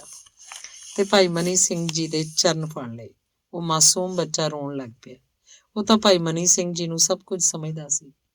ਬੇਟਾ ਉੱਠ, ਧੀਰਜ ਕਰ, ਦਿਲ ਹੌਲਾ ਨਹੀਂ ਰੱਖੀਦਾ। ਭਾਈ ਜੀ ਨੇ ਜੀਵਨ ਰਾਮ ਦੇ ਸਿਰ ਤੇ ਹੱਥ ਰੱਖਿਆ, ਉਹਦਾ ਸਿਰ ਚੁੱਕ ਕੇ ਉਹਨੂੰ ਪਿਆਰ ਦਿੱਤਾ। ਉਸ ਵੇਲੇ ਜਿੰਨੇ ਸੇਵਕ ਕੋਲ ਬੈਠੇ ਸਨ, ਸਾਰਿਆਂ ਦੇ ਨੈਣ ਸਜਲ ਹੋ ਗਏ। ਪਰ ਭਾਈ ਜੀ ਵਾਲੇ ਉਹ ਦੇਖਣ ਲੱਗੇ ਜਿਵੇਂ ਚੰਦ ਵੱਲ ਚਕੋਰਾਂ ਤੱਕਦੀਆਂ ਹਨ, ਸੂਰਜ ਵੱਲ ਫੁੱਲ ਤੱਕਦੇ ਹਨ। ਉਹਨਾਂ ਦੀ ਅਟੁੱਟ ਪ੍ਰੀਤ ਸੀ, ਪਿਆਰ, ਸ਼ਾਂਤੀ, ਗਿਆਨ ਉਹਨਾਂ ਕੋਲੋਂ ਪ੍ਰਾਪਤ ਹੁੰਦਾ ਸੀ। ਉਸ ਵੇਲੇ ਆਖਦੇ ਹਨ, ਕਠੋਰ ਚਿੱਤੇ ਲਾਲਚੀ ਕਾਜ਼ੀ ਅਬਦੁਲ ਰਜ਼ਾਕ ਦਾ ਮਨ ਵੀ ਪਸੀਜ ਗਿਆ। ਉਹਦੀਆਂ ਅੱਖਾਂ ਅੱਗੇ ਉਹ ਝਾਕੀ ਆਈ ਜਦੋਂ ਭਾਈ ਜੀ ਨੇ ਉਹਦੇ ਮਰਦੇ ਤੇ ਤੜਪਦੇ ਬੱਚੇ ਨੂੰ ਬਚਾਇਆ ਸੀ, ਨੇਕੀ ਕੀਤੀ ਸੀ। ਪਰ ਸੂਬੇਦਾਰ ਦੇ ਹੁਕਮ ਕਾਰਨ ਉਹ ਨੇਕੀ ਦਾ ਬਦਲਾ ਨਹੀਂ ਸੀ ਚੁਕਾ ਸਕਦਾ। ਕੁਝ ਉਹਨੂੰ ਲਾਲਚ ਹੋ ਗਿਆ ਸੀ ਕਿ ਹੋ ਸਕਦਾ ਸੂਬੇਦਾਰ ਵੱਲੋਂ ਉਹਨੂੰ ਇਨਾਮ ਮਿਲੇਗਾ। ਮਹਾਰਾਜ, ਕਾਜ਼ੀ ਨੇ ਆਖਿਆ। ਦੱਸੋ ਕਾਜ਼ੀ ਜੀ, ਭਾਈ ਜੀ ਬੋਲੇ। ਮੈਂ ਮਜਬੂਰ ਹਾਂ, ਮੇਰਾ ਤਾਂ ਕੋਈ ਕਸੂਰ ਨਹੀਂ। ਹੁਕਮ ਦਾ ਬੰਦਾ, ਮੈਨੂੰ ਤਾਂ ਮਾਫ ਕਰਨਾ। ਇਹ ਆਖਦਾ ਹੋਇਆ ਕਾਜ਼ੀ ਕੁਝ ਉਦਾਸ ਜਿਹਾ ਨਜ਼ਰ ਆਇਆ। ਕਾਜ਼ੀ ਜੀ, ਜੋ ਖੁਦਾ ਦਾ ਹੁਕਮ ਹੈ ਹੋ ਕੇ ਰਹਿੰਦਾ ਹੈ, ਬੰਦਿਆਂ ਦੇ ਵੱਸ ਦੀ ਗੱਲ ਨਹੀਂ। ਜੇ ਬੰਦਿਆਂ ਦੇ ਵੱਸ ਦੀ ਗੱਲ ਹੋਵੇ ਤਾਂ ਸਮਝੋ ਕੋਈ ਕਿਸੇ ਨੂੰ ਅਸਲੋਂ ਹੀ ਜਿਉਣ ਨਾ ਦੇਵੇ। ਕਾਜ਼ੀ ਜੀ, ਚਿੰਤਾ ਨਾ ਕਰੋ, ਅਸੀਂ ਲਾਹੌਰ ਚੱਲਣ ਨੂੰ ਤਿਆਰ ਹਾਂ। ਸਾਨੂੰ ਪਤਾ ਲੱਗ ਗਿਆ ਕਿ ਦੀਵਾਨ ਲੱਖੂ ਦੀ ਕੀ ਇੱਛਾ ਹੈ। ਭਲਾ ਤਾਂ ਇਸੇ ਵਿੱਚ ਸੀ ਕਿ ਰੁਪਇਆ 5000 ਧਾਰ ਦਿੰਦੇ। ਕਾਜ਼ੀ ਜੀ, ਵਾਧੂ ਚੱਟੀ ਕਿਵੇਂ ਭਰੀਏ? ਲਿਖਤ ਜੋ ਹੋਈ, ਡਾਢੇ ਦਾ 27 ਵੀਹ 100 ਵਾਲੀ ਗੱਲ, ਬਾਦਸ਼ਾਹੀ ਜੋ ਹੋਈ। ਫਿਰ ਅਸੀਂ ਖਾਲੀ ਹੱਥ ਫਕੀਰ ਹਾਂ। ਦੌਲਤ, ਘਰ, ਭਾਂਡਾ, ਧਰਤੀ ਸਾਡੀ ਆਪਣੀ ਨਹੀਂ, ਸਿਰਫ ਤਨ ਆਪਣਾ ਹੈ। ਇਹਨੂੰ ਬਾਦਸ਼ਾਹੀ ਹਵਾਲੇ ਕਰ ਦਿੰਦੇ ਹਾਂ। ਆਪ ਦੇ ਸ਼ਰਧਾਲੂ ਤਾਂ ਬਹੁਤ ਹਨ, ਰਾਤ ਹੀ 10,000 ਰੁਪਇਆ ਇਕੱਠਾ ਕਰ ਸਕਦੇ ਹਨ। ਮੇਰਾ ਮਨ ਨਹੀਂ ਮੰਨਦਾ ਕਿ ਤੂੰ ਸਾਨੂੰ ਲਾਹੌਰ ਭੇਜਾਂ। ਹਾਂ, ਅਸੀਂ ਰੁਪਇਆ ਇਕੱਠਾ ਕਰਦੇ ਹਾਂ, ਮੁਹਲਤ ਦਿੱਤੀ ਜਾਏ। ਸੰਤ ਪਾਰਸ ਰਾਮ ਜੀ ਦਾ ਵੀ ਇਹੋ ਖਿਆਲ ਹੈ। ਪ੍ਰਕਾਸ਼ ਚੰਦ ਬੋਲਿਆ। ਠੀਕ ਹੈ, ਸਾਈਂ ਲੋਕ ਦੀ ਆਵਾਜ਼ ਸੀ। ਨਹੀਂ, ਇਹ ਨਹੀਂ ਹੋਏਗਾ। ਅਸੀਂ ਕਿਸੇ ਕੋਲੋਂ ਇੱਕ ਕੌਡੀ ਨਹੀਂ ਲੈਣੀ। ਅਸੀਂ ਆਪ ਆਪਣਾ ਸਰੀਰ ਲਾਹੌਰ ਲੈ ਜਾਂਦੇ ਹਾਂ। ਝੂਠੀ ਚੱਟੀ ਭਰਨ ਦਾ ਰਿਵਾਜ ਨਹੀਂ ਪ੍ਰਚਲਿਤ ਹੋਣ ਦੇਣਾ। ਭਾਈ ਮਨੀ ਸਿੰਘ ਜੀ ਨੇ ਰਤਾ ਕਰੜਾਈ ਨਾਲ ਆਖਿਆ। ਤੁਸੀਂ ਸਾਰਿਆਂ ਨੂੰ ਅਕਾਲ ਪੁਰਖ ਦੇ ਹੁਕਮ ਅੱਗੇ ਸਿਰ ਨਿਵਾਉਣਾ ਚਾਹੀਦਾ ਹੈ। ਧਰਮ ਦਾ ਕਾਰਜ ਹੈ। ਹੁਕਮਾਂ ਦੀ ਨੀਅਤ ਵਿੱਚ ਫਰਕ ਹੈ। ਜੋ ਰਕਮ ਤਾਰੇਗਾ ਸੋ ਵੀ ਮਾਰਿਆ ਜਾਏਗਾ। ਕਾਜ਼ੀ ਜੀ, ਅਸੀਂ ਚੱਲਣ ਨੂੰ ਤਿਆਰ ਹਾਂ। ਇਹ ਬਚਨ ਕਰਕੇ ਭਾਈ ਮਨੀ ਸਿੰਘ ਜੀ ਉੱਠ ਖਲੋਤੇ। ਉਹਨਾਂ ਦੇ ਕੋਲ ਬੈਠੇ ਵੀ ਉੱਠੇ ਤੇ ਸਾਰਿਆਂ ਦੇ ਦਿਲ ਕੰਬ ਗਏ। ਜੀਵਨ ਰਾਮ ਪ੍ਰਕਾਸ਼, ਭਗਤ ਸਿੰਘ ਤਾਂ ਸ਼ਹਿਰ ਵੱਲ ਨੱਠੇ। ਉਹਨਾਂ ਨੇ ਸੰਤਾਂ, ਸਾਧੂਆਂ, ਹਿੰਦੂਆਂ, ਗ੍ਰਸਤੀਆਂ ਨੂੰ ਖਬਰਾਂ ਦੇ ਦਿੱਤੀਆਂ। ਭਾਈ ਮਨੀ ਸਿੰਘ ਜੀ ਗਿਆਨੀ ਨੂੰ ਲਾਹੌਰੀ ਪਿਆਦੇ ਲੈ ਚੱਲੇ, ਕੀ ਪਤਾ ਮੁੜਨ ਕਿ ਨਾ। ਦਰਸ਼ਨ ਕਰ ਲਓ। ਜਿਹਨੇ ਸੁਣਿਆ ਉਹੀ ਹੱਥਲਾ ਕੰਮ ਛੱਡ ਕੇ ਨੱਠ ਉੱਠਿਆ। ਕੀ ਮੁਸਲਮਾਨ, ਕੀ ਹਿੰਦੂ, ਸਾਰੇ ਭਾਈ ਮਨੀ ਸਿੰਘ ਜੀ ਦਾ ਸਤਿਕਾਰ ਕਰਦੇ ਸਨ। ਸਭ ਦੇ ਨੈਣ ਸਜਲ ਹੋ ਗਏ। ਸਾਰਿਆਂ ਨੇ ਮੱਥਾ ਟੇਕਿਆ, ਆਸ਼ੀਰਵਾਦ ਲਈ। ਆਪ ਇੱਕ ਮਹਾਰਿਸ਼ੀ ਵਾਂਗ ਪ੍ਰਤੀਤ ਹੁੰਦੇ ਸਨ। ਚਿੱਟਾ ਦਾੜਾ, ਚਿੱਟਾ ਚੋਲਾ, ਚਿਹਰੇ ਤੇ ਲਾਲੀ, ਅੱਖਾਂ 'ਚ ਰੱਬੀ ਨੂਰ। ਉਹ ਸਾਰਿਆਂ ਵੱਲ ਦ੍ਰਿਸ਼ਟ ਸੁੱਟਦੇ ਹੋਏ ਤੁਰੇ ਜਾ ਰਹੇ ਸਨ। ਮਹਾਰਾਜ, ਰੁਕ ਜਾਈਏ। ਗਿਆਨੀ ਜੀ, ਨਾ ਜਾਓ। ਹੇ ਦਰਵੇਸ਼, ਸੁਣ, ਅਸੀਂ ਰਕਮ ਦਿੰਨੇ ਹਾਂ। ਸੰਤ ਜੀ, ਲਓ 5000, ਮੈਂ ਰਕਮ ਤਾਰਦਾ। ਖੁਦਾਈ ਬੰਦੇ, ਭਗਵਾਨ, ਗੁਰਦੇਵ, ਪਿਤਾ ਜੀ। ਇਸ ਤਰ੍ਹਾਂ ਭਾਂਤ ਦੀਆਂ ਆਵਾਜ਼ਾਂ ਮਨੁੱਖ ਭੀੜ ਵਿੱਚੋਂ ਆ ਰਹੀਆਂ ਸਨ। ਇਸਤਰੀ, ਪੁਰਸ਼, ਬੁੱਢੇ, ਬਾਲ ਇੱਕ ਭੀੜ ਬਣ ਤਰਲੇ ਲੈਂਦੇ ਹੋਏ ਪਿੱਛੇ ਜਾ ਰਹੇ ਸਨ। ਸਿਆਣੇ ਆਖੀ ਜਾਂਦੇ ਸੀ, ਰੱਬੀ ਬੰਦਿਆਂ ਨਾਲ ਧੋਖਾ ਕਰਨ ਵਾਲੇ ਲੋਕ ਬਹੁਤ ਚਿਰ ਨਹੀਂ ਰਿਹਾ ਕਰਦੇ। ਮਨੁੱਖਾਂ ਦੀ ਭੀੜ, ਸ਼ਰਧਾਲੂਆਂ ਦੀ ਮੁਹੱਬਤ ਪਿਪਲੀ ਸਾਹਿਬ ਗੁਰਦੁਆਰੇ ਤੱਕ ਨਾਲ ਗਈ। ਉੱਥੇ ਪੁੱਜਣ ਤੇ ਭਾਈ ਮਨੀ ਸਿੰਘ ਜੀ ਨੇ ਸਭ ਨੂੰ ਸੰਬੋਧਨ ਕਰਕੇ ਬਚਨ ਕੀਤਾ। ਗੁਰੂ ਪਿਆਰੀ ਸਾਧ ਸੰਗਤ ਜੀ, ਗੁਰੂ ਚੱਕ 'ਚ ਵਸਣ ਵਾਲੇ ਪ੍ਰੇਮੀਓ, ਆਪ ਭਾਗਾਂ ਵਾਲਿਓ, ਗੁਰੂ